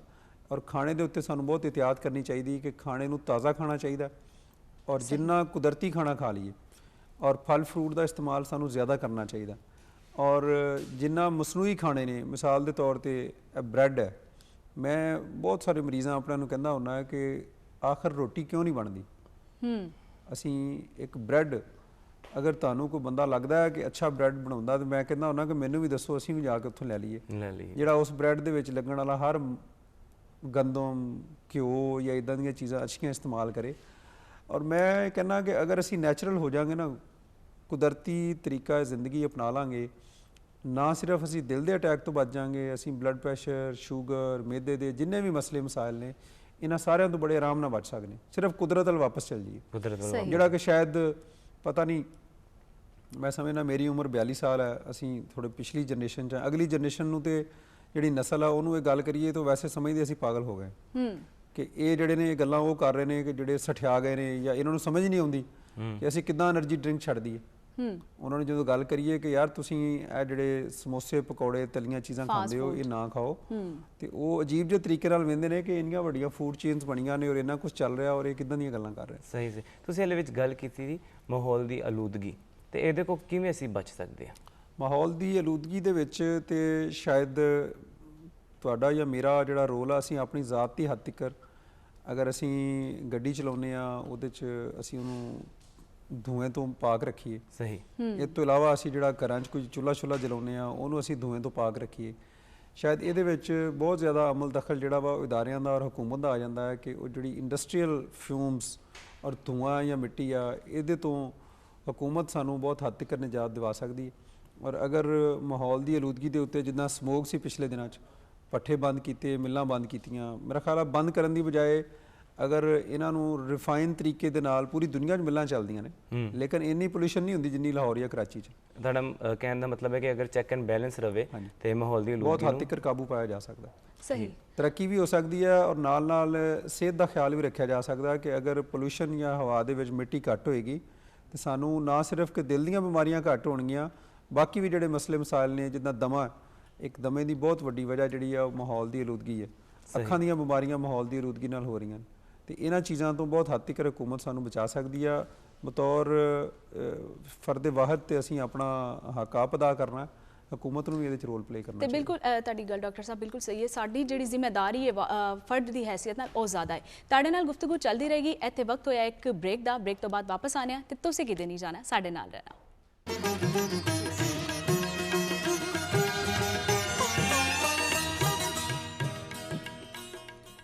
ਜੀ ਨਾਜ਼ਰੀਨ, ਪ੍ਰੋਗਰਾਮ ਵਿੱਚ ਇੱਕ ਵਾਰੀ ਫਿਰ ਤੁਹਾਨੂੰ ਜੀ ਆਇਆਂ ਨੂੰ ਕਹਿੰਦੇ ਆ। ਸਾਡੇ ਸੋਹਣੇ ਪਰੋਣੇ ਸਾਡੇ ਨਾਲ ਮੌਜੂਦ ਨੇ ਡਾਕਟਰ ਆਮਿਰ ਹੁਸੈਨ ਬੰਦੇਸ਼ਾ ਸਾਹਿਬ। ਇਹ ਸਾਨੂੰ ਦਿਲ ਦੇ ਆਰਜ਼ਿਆਂ ਦੇ ਬਾਰੇ ਇਨਫੋਰਮੇਸ਼ਨ ਦੇ ਰਹੇ ਨੇ, ਮਾਲੂਮਾਤ ਫਰਾਹਮ ਕਰ ਰਹੇ ਨੇ। ਜੀ ਡਾਕਟਰ ਸਾਹਿਬ, ਅਸੀਂ ਗੱਲਬਾਤ ਕਰ ਰਹੇ ਸਾਂ ਕਿ ਇਹਤਿਆਤੀ ਤਦਾਬੀਰ ਕੀ ਨੇ, ਇਹਨੂੰ ਹੀ ਤੁਸੀਂ ਮਜ਼ੀਦ ਜਿਹੜਾ ਨਾ ਅੱਗੇ ਲੈ ਕੇ ਚੱਲੋ। ਇੱਕ ਤੇ ਮੈਂ ਜਿੱਦਾਂ ਗੁਜ਼ਾਰਿਸ਼ ਕਰ ਰਿਹਾ ਸੀ ਕਿ ਅਗਰ ਜਿਹੜੀ ਵੀ ਬਿਮਾਰੀ ਹੈ, ਸ਼ੂਗਰ, ਬਲੱਡ ਪ੍ਰੈਸ਼ਰ, ਉਹਦਾ ਇਹਤਿਆਤ ਕਰਨਾ ਹੈ। ਖਾਣੇ 'ਚ ਬਹੁਤ ਇਹਤਿਆਤ ਕਰਨੀ ਹੈ। ਅਸੀਂ ਕੁਦਰਤੀ ਖਾਣਾ ਜਿੰਨਾ ਅਸੀਂ ਖਾ ਲਵਾਂਗੇ ਓਨਾ ਚੰਗਾ, ਔਰ ਧੂਏ ਮਿੱਟੀ ਤੋਂ ਜਿੰਨਾ ਬਚਿਆ ਜਾਵੇ ਓਨਾ ਅੱਛਾ ਹੈ। ਸਟ੍ਰੈਸ ਜਾਂ ਪਰੇਸ਼ਾਨੀ ਜ਼ਿਆਦਾ ਨਹੀਂ ਲੈਣੀ, ਇਹਦੇ ਨਾਲ ਦਿਲ ਦੀ ਤਕਲੀਫ ਦਾ ਇਜ਼ਾਫਾ ਵੱਧ ਰਿਹਾ ਹੈ। ਤੇ ਇਹ ਸਾਰੀਆਂ ਚੀਜ਼ਾਂ ਤੋਂ ਅਸੀਂ ਬਚ ਕੇ ਚੱਲਾਂਗੇ ਔਰ ਵਰਜ਼ਿਸ਼ ਨੂੰ ਆਪਣਾ ਮਾਮੂਲ ਬਣਾ ਲਵਾਂਗੇ, ਔਰ ਕੁਦਰਤੀ ਖਾਣੇ ਜਿੰਨੇ ਖਾਵਾਂਗੇ, ਮਾਰਕੀਟ ਦੇ ਵਿੱਚ ਬਣੇ ਖਾਣੇ ਔਰ ਖਾਣੇ ਨੂੰ ਬਾਰ-ਬਾਰ ਅਗਰ ਗਰਮ ਨਹੀਂ ਕਰਾਂਗੇ ਤੇ ਅਸੀਂ ਬਹੁਤ ਹੱਦ ਤੱਕ ਦਿਲ ਦੀ ਜਿਹੜੀ ਬਿਮਾਰੀ ਆ ਉਹ ਤੋਂ ਬਚ ਸਕਦੇ ਹਾਂ। ਔਰ ਅਗਰ ਅਸੀਂ ਬਚ ਨਹੀਂ ਸਕਦੇ ਤੇ ਫਿਰ ਕਮ ਅਜ਼ ਕਮ ਸਾਡੇ ਨਿਜ਼ਾਮ 'ਚ ਇੰਨੀ ਜਾਨ ਨਹੀਂ ਹੈ ਕਿ ਸਾਨੂੰ ਬਚਾ ਲਵੇ। ਸਹੀ। ਅੱਛਾ ਡਾਕਟਰ ਸਾਹਿਬ, ਇਹ ਜਿਹੜੇ ਫਾਸਟ ਫੂਡ ਨੇ, ਇਹ ਜਿਹੜੇ ਮਾਰਕੀਟ ਦੀਆਂ ਗਜ਼ਾਵਾਂ ਨੇ, ਜਿਹਦੇ ਬਾਰੇ 'ਚ ਅਸੀਂ ਗੱਲ ਪਹਿਲੇ ਵੀ ਕਰ ਰਹੇ ਹਾਂ ਤੇ ਹੁਣ ਵੀ ਕਰ ਰਹੇ ਹਾਂ, ਇਹ ਕਿਸ ਹੱਦ ਤੱਕ ਇਨਸਾਨੀ ਸਿਹਤ ਲਈ ਤੇ ਖਾਸ ਕਰ ਦਿਲ ਦੇ ਆਰਜ਼ੇ ਲਈ ਕਿਸ ਹੱਦ ਤੱਕ ਇਹ ਖਤਰਨਾਕ ਨੇ? ਦੇਖੋ, ਅਗਰ ਫਾਸਟ ਫੂਡ ਖਾਣੀ ਹੈ ਔਰ ਘਿਓ ਦਾ ਇਸਤੇਮਾਲ ਤੁਸੀਂ ਸਹੀ ਕਰੋ, ਜਾਂ ਇਸ ਤਰ੍ਹਾਂ ਕਿ ਉਹ ਘਿਓ ਜਿਹੜਾ ਵਾ ਉਹ ਜਲਾਓ ਨਾ, ਫਿਰ ਤੇ ਇਹ ਕਿਸੇ ਹੱਦ ਤੱਕ ਅਸੀਂ ਕਹਿ ਸਕਦੇ ਹਾਂ ਠੀਕ। ਲੇਕਿਨ ਬਹੁਤ ਸਾਰੇ ਰੈਸਟੋਰੈਂਟਸ ਨੇ, ਹੁਣ ਮੈਂ ਨਾਮ ਨਹੀਂ ਲਵਾਂਗਾ, ਉੱਥੇ ਤੁਸੀਂ ਜਾਓ, ਉਹ ਘਿਓ ਨੂੰ ਉਬਾਲਦੇ ਨੇ, ਫਰਾਈਜ਼ ਬਣਾ ਰਹੇ ਨੇ, ਲੇਕਿਨ ਉਹ ਵੇਖਣਗੇ ਘਿਓ ਆਕਸੀਡਾਈਜ਼ ਤੇ ਨਹੀਂ ਹੋ ਰਿਹਾ, ਕੈਮੀਕਲੀ ਆਕਸੀਡਾਈਜ਼, ਮਤਲਬ ਖਰਾਬ ਤੇ ਨਹੀਂ ਹੋ ਗਿਆ। ਅਗਰ ਖਰਾਬ ਹੋਇਆ ਤਾਂ ਉਹ 5 ਕਿਲੋ ਘਿਓ ਸੁੱਟ ਦੇਣ। ਇੱਥੇ ਹਾਲਾਤ ਇਹ ਨੇ ਕਿ ਜਿਹੜਾ ਪਕੌੜੇ ਬਣਾ ਰਿਹਾ, ਉਹ ਮੈਂ ਤੇ ਕਹਿੰਦਾ ਹੁੰਦਾ ਕਿ ਦਾਦਾ ਘਿਓ ਪਾਉਂਦਾ ਤੇ ਪੋਤਾ ਆ ਕੇ ਸੁੱਟਦਾ। ਹਾਂਜੀ, ਉਹ ਚੱਲਦਾ ਹੀ ਰਹਿੰਦਾ। ਸਹੀ। ਅਗਰ ਤੁਸੀਂ ਇਸ ਤਰ੍ਹਾਂ ਦਾ ਤੁਹਾਡਾ ਟੇਸਟ ਹੈ, ਨਹੀਂ ਰਹਿ ਸਕਦੇ, ਤੇ ਮੋਟੀ ਜੀ ਜ਼ੁਬਾਨ ਦੇ ਵਿੱਚ ਜਿਹੜੀ ਵੀ ਚੀਜ਼ ਬਣਾਉਣੀ ਆ, ਪਕੌੜੇ, ਸਮੋਸੇ, 1 ਜਾਂ 2 ਪਰਾਗੇ ਕੱਢ ਕੇ ਉਸ ਘਿਓ ਨੂੰ ਜ਼ਾਇ ਕਰ ਦਿਓ। ਲੇਕਿਨ ਸਾਡੇ ਘਰਾਂ 'ਚ ਮਸਲਾ ਇਹ ਆ ਕਿ ਉਹ ਔਰਤਾਂ 4-4 ਘੰਟੇ ਉਹਦੇ ਵਿੱਚ ਪਕੌੜੇ ਸਮੋਸੇ ਬਣਾਉਂਦੀਆਂ, ਉਸ ਤੋਂ ਬਾਅਦ ਉਹਨੂੰ ਨਤਾਰ ਕੇ ਰੱਖ ਕੇ ਉਹਨੂੰ ਫਿਰ ਹਾਂਡੀ 'ਚ ਹਾਂਜੀ ਪਾਉਂਦੀਆਂ। ਬਿਲਕੁਲ ਇੰਜ ਹੀ ਹੈ। ਔਰ ਇਹ ਬਹੁਤ ਨੁਕਸਾਨਦੇਹ ਚੀਜ਼ ਆ। ਔਰ ਜਦੋਂ ਉਹ ਘਿਓ ਜ਼ਹਿਰ ਬਣ ਜਾਂਦਾ ਉਦੋਂ ਉਹਨੂੰ ਅਸੀਂ ਕਰ ਲੈਂਦੇ ਆ ਇਸਤੇਮਾਲ, ਔਰ ਇਸੇ ਵਜ੍ਹਾ ਨਾਲ ਫਿਰ ਦਿਲ ਦੇ ਅਟੈਕ ਵੱਧਦੇ ਨੇ। ਬਿਹਤਰ ਤੇ ਇਹ ਕਿ ਇਹਨਾਂ ਚੀਜ਼ਾਂ ਨੂੰ ਮੈਂ ਸਮਝਣਾ ਆਮ ਘਰਾਣੇ ਇੰਨਾ ਜ਼ਿਆਦਾ ਘਿਓ ਅਫੋਰਡ ਨਹੀਂ ਕਰ ਸਕਦੇ, ਉਹਨਾਂ ਦੀ ਇੰਨੀ ਸਖਤ ਨਹੀਂ ਹੁੰਦੀ ਮਾਲੀ ਕਿ ਇੰਨਾ ਜ਼ਿਆਦਾ ਉਹ ਖਾਣੇ ਦੇ ਉੱਤੇ ਲਾ ਸਕਣ। ਔਰ ਅਗਰ ਗੁਜ਼ਾਰਾ ਨਹੀਂ ਹੈ ਤਾਂ ਫਿਰ ਘਿਓ ਨੂੰ ਜ਼ਿਆਦਾ ਦਫਾ ਇਸਤੇਮਾਲ ਨਾ ਕਰੋ। ਉਹ ਤੇਲ ਹੈ ਜਾਂ ਘਿਓ ਆ ਉਹਨੂੰ ਇਸਤੇਮਾਲ ਕਰਕੇ ਉਹਨੂੰ ਸੁੱਟ ਦਿਓ, ਉਹਨੂੰ ਦੁਬਾਰਾ ਖਾਣੇ 'ਚ ਇਸਤੇਮਾਲ ਨਹੀਂ ਕਰਨਾ। ਅਗਰ ਕਰਨੇ ਆ ਤਾਂ ਫਿਰ ਉਹ ਜ਼ਹਿਰ ਹੈ, ਫਿਰ ਉਸ ਤੋਂ ਬਾਅਦ ਦਿਲ ਦਾ ਅਟੈਕ ਹੋਵੇ ਜਾਂ ਫਾਲਜ ਹੋਵੇ ਅਸੀਂ ਬਚ ਨਹੀਂ ਸਕਦੇ। ਸਹੀ ਸਹੀ ਸਹੀ। ਅੱਛਾ ਡਾਕਟਰ ਸਾਹਿਬ, ਕੀ ਨਾਰਮਲ ਬੰਦੇ ਨੂੰ ਇਹਤਿਆਤੀ ਟੈਸਟ ਕਰਾਉਣੇ ਚਾਹੀਦੇ ਨੇ? ਨਹੀਂ, ਆਮ ਸਿਹਤਮੰਦ ਬੰਦੇ ਨੂੰ ਅਗਰ ਕੋਈ ਤਕਲੀਫ ਨਹੀਂ ਹੁੰਦੀ ਤੇ ਉਹਨੂੰ ਟੈਸਟਾਂ ਦੀ ਜ਼ਰੂਰਤ ਨਹੀਂ ਹੈ। ਲੇਕਿਨ 20 ਸਾਲ ਤੋਂ ਬਾਅਦ ਇੱਕ ਵਾਰੀ ਨਿਹਾਰ ਮੂੰਹ ਆਪਣਾ ਸ਼ੂਗਰ ਜਾਂ ਲਿਪਿਡ ਪ੍ਰੋਫਾਈਲ ਸਾਲ 'ਚ ਇੱਕ ਅੱਧੀ ਵਾਰੀ ਕਰਾ ਲੈਣਾ ਚਾਹੀਦਾ। ਜਿਹੜੇ ਚਿਕਨਾਈ ਦੇ ਟੈਸਟ ਹੁੰਦੇ ਨੇ, ਅਗਰ ਉਹ ਨਾਰਮਲ ਨੇ ਤੇ ਅਸੀਂ ਵਰਜ਼ਿਸ਼ ਨੂੰ ਮਾਮੂਲ ਰੱਖੀਏ ਔਰ ਸਾਨੂੰ ਕੋਈ ECG ਜਾਂ CT ਸਕੈਨ ਜਾਂ ਐਂਜੀਓਗ੍ਰਾਫੀਆਂ ਇੱਦਾਂ ਦੇ ਟੈਸਟ ਕਰਾਉਣ ਦੀ ਜ਼ਰੂਰਤ ਨਹੀਂ ਹੈ। ਅਗਰ ਤੁਹਾਡੇ ਖਾਨਦਾਨ 'ਚ ਤਕਲੀਫ ਹੈ, ਤੁਸੀਂ ਸ਼ੂਗਰ ਦੇ ਮਰੀਜ਼ ਹੋ ਜਾਂ ਬਲੱਡ ਪ੍ਰੈਸ਼ਰ ਦੇ ਹੋ, ਤੇ ਫਿਰ ਸਾਨੂੰ ਦਿਲ ਦੇ ਡਾਕਟਰ ਦੇ ਨਾਲ ਇੱਕ ਦਫਾ ਰਜੂ ਕਰਕੇ ਉਹਦਾ ਇੱਕ ਆਪਣਾ ਇਨਪੁਟ ਜਾਂ ਉਹਦੀ ਜਿਹੜੀ ਰਾਏ ਹੈ ਉਹ ਜ਼ਰੂਰ ਲੈਣੀ ਚਾਹੀਦੀ ਹੈ। ਔਰ ਅਗਰ ਡਾਕਟਰ ਜ਼ਰੂਰੀ ਸਮਝਦਾ ਹੋਏਗਾ ਤੇ ਟੈਸਟ ਕਰਾ ਲੈਣੇ ਆ, ਅਗਰ ਨਹੀਂ ਤੇ ਫਿਰ ਜ਼ਰੂਰਤ ਨਹੀਂ ਹੁੰਦੀ। ਅੱਛਾ, ਇਹ ਡਾਕਟਰ ਸਾਹਿਬ, ਇਹ ਜਿਹੜੇ ਤੁਸੀਂ ਦੱਸ ਰਹੇ ਹੋ ਕਿ ਕੁਝ ਆਰਜ਼ੇ ਜਿਹੜੇ ਨੇ ਉਹ ਵਿਰਾਸਤੀ ਮਿਲਦੇ ਨੇ, ਤੇ ਇਹਦੇ ਕਿੰਨੇ % ਚਾਂਸਸ ਹੁੰਦੇ ਨੇ ਅਗਲੀ ਨਸਲ ਵਿੱਚ ਮੁੰਤਕਿਲ ਹੋਣ ਦੇ, ਤੇ ਉਹਦੇ ਕੋਲ ਤੋਂ ਬਚਿਆ ਕਿਸ ਤਰ੍ਹਾਂ ਜਾਂਦਾ ਹੈ? 50% ਇੱਕ ਚਾਂਸ ਹੁੰਦਾ ਹੈ ਕਿ ਅੱਗੇ ਮੌਰੂਸੀ ਤੌਰ ਤੇ ਅੱਗੇ ਚਲਾ ਜਾਏਗਾ ਤੁਹਾਡੇ ਬੱਚਿਆਂ ਦੇ ਵਿੱਚ। ਇਹਦੇ ਵਿੱਚ ਇਸ ਤਰ੍ਹਾਂ ਬਚਿਆ ਜਾ ਸਕਦਾ ਹੈ ਕਿ ਤੁਸੀਂ ਆਪਣੇ ਬਲੱਡ ਰਿਲੇਟਿਵ, ਕਰੀਬੀ ਜਿਹੜੇ ਰਿਸ਼ਤੇਦਾਰ ਨੇ, ਕਜ਼ਨ ਨੇ, ਭੈਣ ਭਾਈ ਨੇ, ਉਹਨਾਂ ਦੇ ਵਿੱਚ ਰਿਸ਼ਤੇਦਾਰੀਆਂ ਨਹੀਂ ਕਰਨੀਆਂ, ਬਲਕਿ ਬਰਾਦਰੀ ਤੋਂ ਹਟ ਕੇ ਰਿਸ਼ਤੇਦਾਰੀਆਂ ਕਰੋ ਤਾਂ ਜ਼ਿਆਦਾ ਬਿਹਤਰ। ਅੱਛਾ, ਬਰਾਦਰੀ ਸਿਸਟਮ ਸਾਡਾ ਬੜਾ ਸਟਰੋਂਗ ਹੈ, ਮੁਸ਼ਕਿਲ ਹੁੰਦਾ ਹੈ, ਲੇਕਿਨ ਅਗਰ ਦਿਲ ਦੀ ਤਕਲੀਫ ਭੈਣਾਂ ਭਰਾਵਾਂ ਸਾਰਿਆਂ 'ਚ ਹੀ ਹੈ ਤੇ ਉਹ ਆਪਸ 'ਚ ਰਿਸ਼ਤੇਦਾਰੀਆਂ ਨਾ ਕਰਨ, ਉਹ ਹਟ ਕੇ ਰਿਸ਼ਤੇਦਾਰੀਆਂ ਕਰਨ, ਤੇ ਉਹਦੇ ਨਾਲ ਬਹੁਤ ਹੱਦ ਤੱਕ ਅਸੀਂ ਬਚ ਸਕਦੇ ਹਾਂ। ਕਮ ਅਜ਼ ਕਮ ਹੋਰ ਕੁਝ ਨਹੀਂ ਤਾਂ 50% ਬਿਮਾਰੀ ਅਗਲੇ ਆਉਣ ਵਾਲੀ ਨਸਲ 'ਚ ਨਹੀਂ ਹੋਏਗੀ। ਅਦਰਵਾਈਜ਼ ਇਹ ਤੋਂ ਬਚਣਾ ਸ਼ਾਇਦ ਮੁਮਕਿਨ ਨਹੀਂ ਹੁੰਦਾ। ਠੀਕ। ਡਾਕਟਰ ਸਾਹਿਬ, ਹਾਰਟ ਅਟੈਕ ਦੀ ਕੀ ਅਲਾਮਤ ਨੇ? ਦਿਲ ਦੀ ਤਕਲੀਫ ਇੱਕ ਤੇ ਉਹ ਹੈ ਜਿਹੜੀ ਫਿਲਮਾਂ 'ਚ ਹੁੰਦੀ, ਇੱਕ ਉਹ ਜਿਹੜੀ ਹਕੀਕੀ ਜ਼ਿੰਦਗੀ 'ਚ ਹੁੰਦੀ। ਫਿਲਮਾਂ 'ਚ ਤੇ ਹੀਰੋ ਇੱਥੋਂ ਫੜਦਾ ਹੈ ਤੇ ਉਹਨੂੰ ਦਿਲ ਦੀ ਤਕਲੀਫ ਹੁੰਦੀ ਆ, ਉਸ ਤੋਂ ਬਾਅਦ ਉਹਨੂੰ ਚੁੱਕ ਕੇ ਐਂਬੂਲੈਂਸ ਲੈ ਜਾਂਦੇ। ਹਕੀਕਤ ਦੀ ਜ਼ਿੰਦਗੀ ਦੇ ਵਿੱਚ ਅਗਰ ਤੁਹਾਨੂੰ ਅਚਾਨਕ ਸਾਹ ਤੁਹਾਡਾ ਖਰਾਬ ਹੁੰਦਾ, ਸਾਹ ਫੁੱਲ ਜਾਵੇ, ਤੁਹਾਡੀ ਛਾਤੀ ਦੇ ਉੱਤੇ ਬੋਝ ਹੋਵੇ, ਘੁਟਨ ਹੋਵੇ ਜਾਂ ਛਾਤੀ ਤੇ ਦਰਦ ਹੋ ਰਿਹਾ, ਕੰਧੇ ਤੁਹਾਡੇ ਛਲ ਹੋਣਾ ਸ਼ੁਰੂ ਹੋ ਜਾਣ, ਤੁਹਾਨੂੰ ਗਲੇ ਦੇ ਵਿੱਚ ਘੁਟਨ ਮਹਿਸੂਸ ਹੋਵੇ, ਜਾਂ ਕੋਈ ਐਸਾ ਬੋਝ ਜਿਹੜਾ ਇੱਥੋਂ ਕੰਧਿਆਂ ਵੱਲ ਜਾ ਰਿਹਾ ਜਾਂ ਪਿੱਛੇ ਕਮਰ ਵੱਲ ਜਾ ਰਿਹਾ, ਈਵਨ ਬੈਠਿਆਂ ਬੈਠਿਆਂ ਅਚਾਨਕ ਪਸੀਨੇ ਵੀ ਆ ਜਾਣ, ਅਗਰ ਤੁਸੀਂ ਸ਼ੂਗਰ ਦੇ ਮਰੀਜ਼ ਹੋ ਜਾਂ ਉਮਰ ਜ਼ਿਆਦਾ, ਤੇ ਇਸ ਚੀਜ਼ ਨੂੰ ਸੀਰੀਅਸ ਲੈਣਾ ਚਾਹੀਦਾ। ਕੁਝ ਲੋਕ ਐਸੇ ਹੁੰਦੇ ਨੇ ਜਿਨ੍ਹਾਂ ਨੂੰ ਬਾਰ-ਬਾਰ ਡਕਾਰ ਆ ਰਹੇ ਹੁੰਦੇ ਨੇ ਔਰ ਖਾਣਾ ਖਾਣ ਤੋਂ ਬਾਅਦ ਉਹ ਬੋਝ ਜਿਹਾ ਛਾਤੀ ਤੇ ਹੁੰਦਾ, ਉਹਨੂੰ ਆਮ ਤੌਰ ਤੇ ਸਾਡੇ ਡਾਕਟਰ ਭਰਾ ਵੀ ਔਰ ਮਰੀਜ਼ ਵੀ ਉਹਨੂੰ ਮਿਹਦੇ ਦੀ ਤਕਲੀਫ ਲੈਂਦੇ ਰਹਿੰਦੇ ਨੇ। ਉਹ ਮਿਹਦੇ ਦੀ ਤਕਲੀਫ ਨਹੀਂ ਹੁੰਦੀ, ਮੋਰ ਦੈਨ 90% ਉਹ ਦਿਲ ਦੀ ਤਕਲੀਫ ਹੀ ਨਿਕਲਦੀ ਜਦੋਂ ਅਸੀਂ ਟੈਸਟ ਕਰਨੇ। ਤੇ ਇਹਦੇ ਵਿੱਚ ਫੌਰੀ ਤੌਰ ਤੇ ਸਾਡੀਆਂ ਐਮਰਜੈਂਸੀਆਂ 24 ਘੰਟੇ ਸਰਕਾਰੀ ਔਰ ਪ੍ਰਾਈਵੇਟ ਸੈਕਟਰ ਦੀਆਂ ਖੁੱਲ੍ਹੀਆਂ ਹੁੰਦੀਆਂ ਨੇ, ਜਾ ਕੇ ਉੱਥੇ ਚੈੱਕ ਕਰਾਉਣਾ ਚਾਹੀਦਾ ਹੈ, ECG ਕਰਾਉਣੀ ਚਾਹੀਦੀ ਹੈ। ਔਰ ਅਗਰ ਇਸ ਤਰ੍ਹਾਂ ਦੀ ਕੋਈ ਅਲਾਮਤ ਹੋਵੇ ਤੇ ਇਹਨੂੰ ਬਿਲਕੁਲ ਇਗਨੋਰ ਨਹੀਂ ਕਰਨਾ ਚਾਹੀਦਾ, ਕਿਉਂਕਿ ਦਿਲ ਦੀ ਤਕਲੀਫ ਦੇ ਵਿੱਚ ਜਿੰਨਾ ਜਲਦੀ ਜਾ ਕੇ ਤਸ਼ਖੀਸ ਹੋ ਕੇ ਇਹਦਾ ਇਲਾਜ ਸ਼ੁਰੂ ਹੋ ਜਾਏਗਾ ਉਨਾ ਹੀ ਬਿਹਤਰੀ ਹੈ।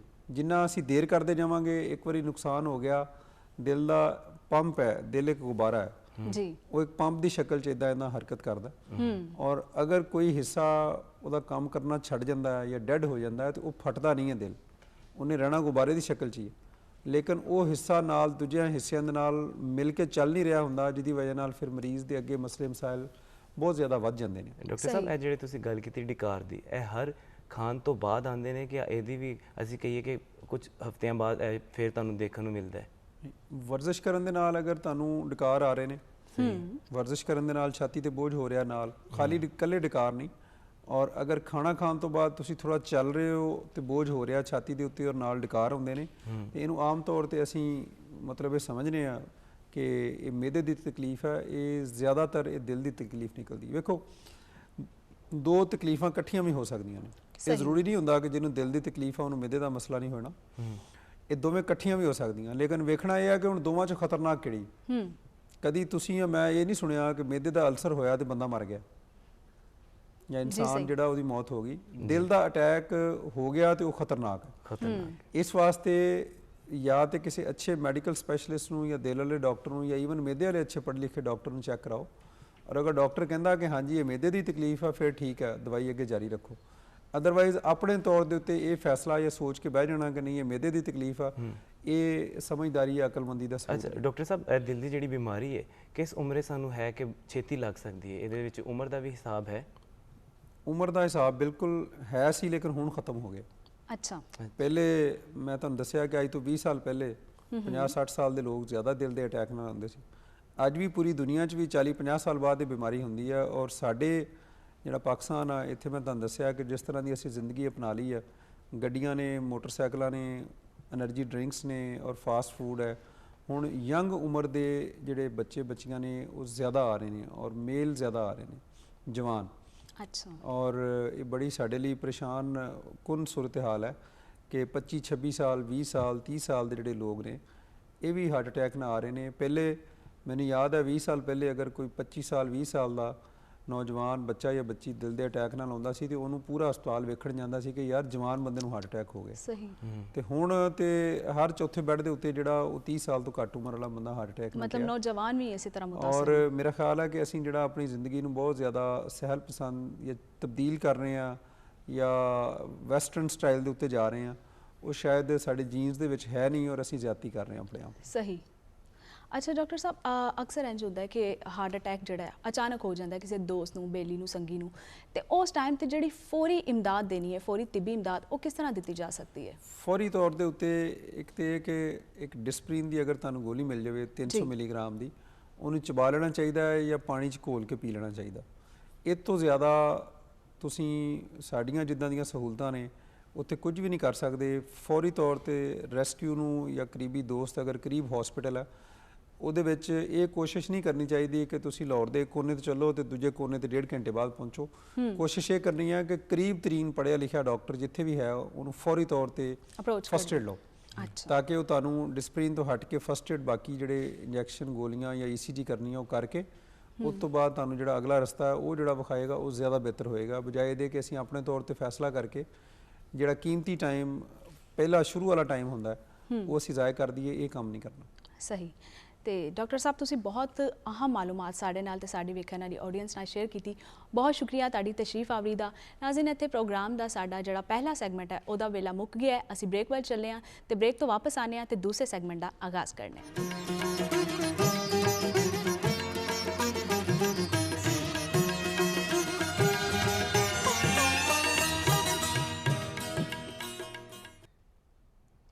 ਜੀ ਦੋਸਤੋ, ਹੁਣ ਵੇਲਾ ਹੋਇਆ ਹੈ ਸੂਫੀ ਸੈਗਮੈਂਟ ਦਾ ਤੇ ਹਮੇਸ਼ਾ ਦੀ ਤਰ੍ਹਾਂ ਸਾਡੇ ਨਾਲ ਮੌਜੂਦ ਨੇ ਡਾਕਟਰ ਸੁਗਰਾ ਸਦਫ ਸਾਹਿਬਾ। ਮੈਡਮ, ਤੁਹਾਨੂੰ ਇੱਕ ਵਾਰੀ ਫੇਰ ਆਪਣੇ ਸ਼ੋਅ 'ਚ ਖੁਸ਼ ਆਮਦੀਦ ਕਹਿੰਦੇ ਆ। ਚਮਕਦੇ ਪਏ ਅੱਜ ਵੀ ਤੁਸੀਂ। ਮੈਡਮ, ਤੁਹਾਡੇ ਨਾਲ ਗੁਫ਼ਤਗੂ ਤੋਂ ਪਹਿਲੇ ਅਸੀਂ ਇੱਕ ਪੈਕੇਜ ਵੇਖਾਂਗੇ ਤੇ ਆਓ ਵੇਖਦੇ ਹਾਂ ਪੈਕੇਜ।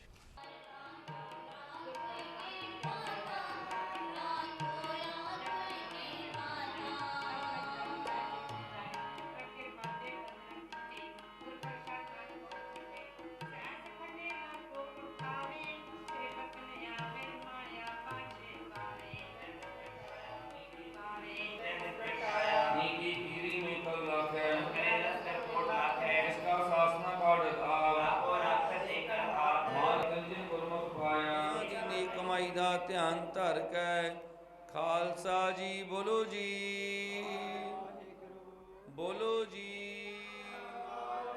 ਵਾਹਿਗੁਰੂ ਜੀ ਕਾ ਖਾਲਸਾ, ਵਾਹਿਗੁਰੂ ਜੀ ਕੀ ਫਤਿਹ।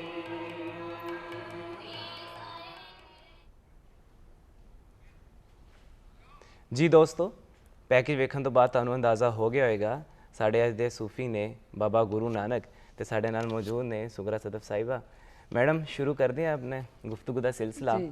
ਮੇਰਾ ਤੁਹਾਡੇ ਕੋਲੋਂ ਪਹਿਲਾ ਸਵਾਲ ਹੈ ਕਿ ਬਾਬਾ ਫਰੀਦ ਤੇ ਬਾਬਾ ਗੁਰੂ ਦੀ ਫਿਕਰੀ ਸਾਂਝ ਉਹਦੇ ਬਾਰੇ 'ਚ ਦੱਸੋ ਅੱਜ। ਜੀ ਬਹੁਤ ਸ਼ੁਕਰੀਆ। ਪੰਜਾਬ ਦੀ ਧਰਤੀ ਬੜੀ ਕਰਮਾਂ ਭਾਗਾਂ ਵਾਲੀ ਧਰਤੀ ਹੈ। ਇੱਥੇ ਬੜੀ ਵੱਡੀਆਂ ਵੱਡੀਆਂ ਹਸਤੀਆਂ ਪੈਦਾ ਹੋਈਆਂ ਨੇ ਔਰ ਉਹਨਾਂ ਹਸਤੀਆਂ ਨੇ ਜਿਹੜਾ ਕਲਾਮ, ਜਿਹੜਾ ਸੁਨੇਹਾ ਸਾਡੇ ਲਈ ਛੱਡਿਆ ਹੈ, ਉਹਨੇ ਸਾਡੀਆਂ ਜ਼ਿੰਦਗੀਆਂ ਨੂੰ ਬੜਾ ਆਸਾਨ ਤੇ ਖੂਬਸੂਰਤ ਬਣਾ ਦਿੱਤਾ ਹੈ। ਅੱਛਾ, ਬਾਬਾ ਫਰੀਦ ਦਾ ਕਲਾਮ ਅੱਜ ਸਾਡੇ ਤਾਈਂ ਮੌਜੂਦ ਹੈ, ਸਾਡੇ ਕੋਲ ਮੌਜੂਦ ਹੈ, ਤੇ ਉਹਦੀ ਵਜ੍ਹਾ ਵੀ ਬਾਬਾ ਗੁਰੂ ਨਾਨਕ ਦੀ ਗੁਰੂ ਗ੍ਰੰਥ ਹੈ, ਕਿਉਂਕਿ ਉਹਨਾਂ ਦਾ ਕਲਾਮ ਸੰਭਾਲਿਆ ਸੀ। ਔਰ ਜਿਹੜੀ ਸਿੱਖ ਮਜ਼ਹਬ ਦੀ ਕਿਤਾਬ ਹੈ ਗ੍ਰੰਥ ਸਾਹਿਬ, ਉਹਦੇ ਵਿੱਚ ਬਾਬਾ ਫਰੀਦ ਦਾ ਕਲਾਮ ਮੌਜੂਦ ਹੈ। ਅੱਛਾ, ਇਸ ਤੋਂ ਇਲਾਵਾ ਜਿਹੜੀ ਇਹਨਾਂ ਦੀ ਫਿਕਰੀ ਸਾਂਝ ਹੈ ਉਹ ਇਹ ਹੈ ਕਿ ਬਾਬਾ ਗੁਰੂ ਨਾਨਕ ਔਰ ਬਾਬਾ ਫਰੀਦ ਇਹ ਦੋਵੇਂ ਜਿਹੜੇ ਨੇ ਤੌਹੀਦ ਔਰ ਇਖਲਾਕੀਆਤ, ਇਹ ਮੌਜ਼ੂਆਤ ਨੇ ਇਹਨਾਂ ਦੇ, ਔਰ ਦੋਵੇਂ ਇੱਕ ਤਰ੍ਹਾਂ ਦਾ ਪੈਗਾਮ ਜਿਹੜਾ ਇਹਨਾਂ ਦਾ ਉਹ ਇੱਕ ਹੀ ਹੈ ਕਿ ਸਾਰੇ ਰੱਬ ਵੱਲ ਬੁਲਾਉਂਦੇ ਨੇ ਸਭ ਨੂੰ, ਔਰ ਜਿਹੜੀਆਂ ਸਮਾਜੀ ਬੁਰਾਈਆਂ ਨੇ, ਊਂਚ ਨੀਚ ਹੈ, ਉਹਦੇ ਤੋਂ ਲੋਕਾਂ ਨੂੰ ਠਾਕਦੇ ਨੇ। ਸਹੀ। ਅੱਛਾ ਮੈਡਮ, ਤੁਸੀਂ ਗੱਲ ਕੀਤੀ ਤੌਹੀਦ, ਤੇ ਬਾਬਾ ਗੁਰੂ ਨਾਨਕ ਦੀ ਤੌਹੀਦ ਦੇ ਹਵਾਲੇ ਨਾਲ ਕੀ ਤਾਲੀਮਾਤ ਨੇ, ਉਹ ਤੇ ਸਾਡੇ ਨਾਲ ਸ਼ੇਅਰ ਕਰੋ ਤੇ ਸਾਡੇ ਵੇਖਣ ਵਾਲੇ ਮੇਰੇ ਖਿਆਲ ਹੈ ਕਿ ਅਗਰ ਬਾਬਾ ਗੁਰੂ ਨਾਨਕ ਦੀ ਅਸੀਂ ਗੱਲ ਕਰਨੀ ਹੋਵੇ ਨਾ, ਤੇ ਉਹਨਾਂ ਦੀ ਪੂਰੀ ਸ਼ਾਇਰੀ ਇੱਕ ਤੌਹੀਦ ਦਾ ਗੀਤ ਹੈ। ਵਾਹ।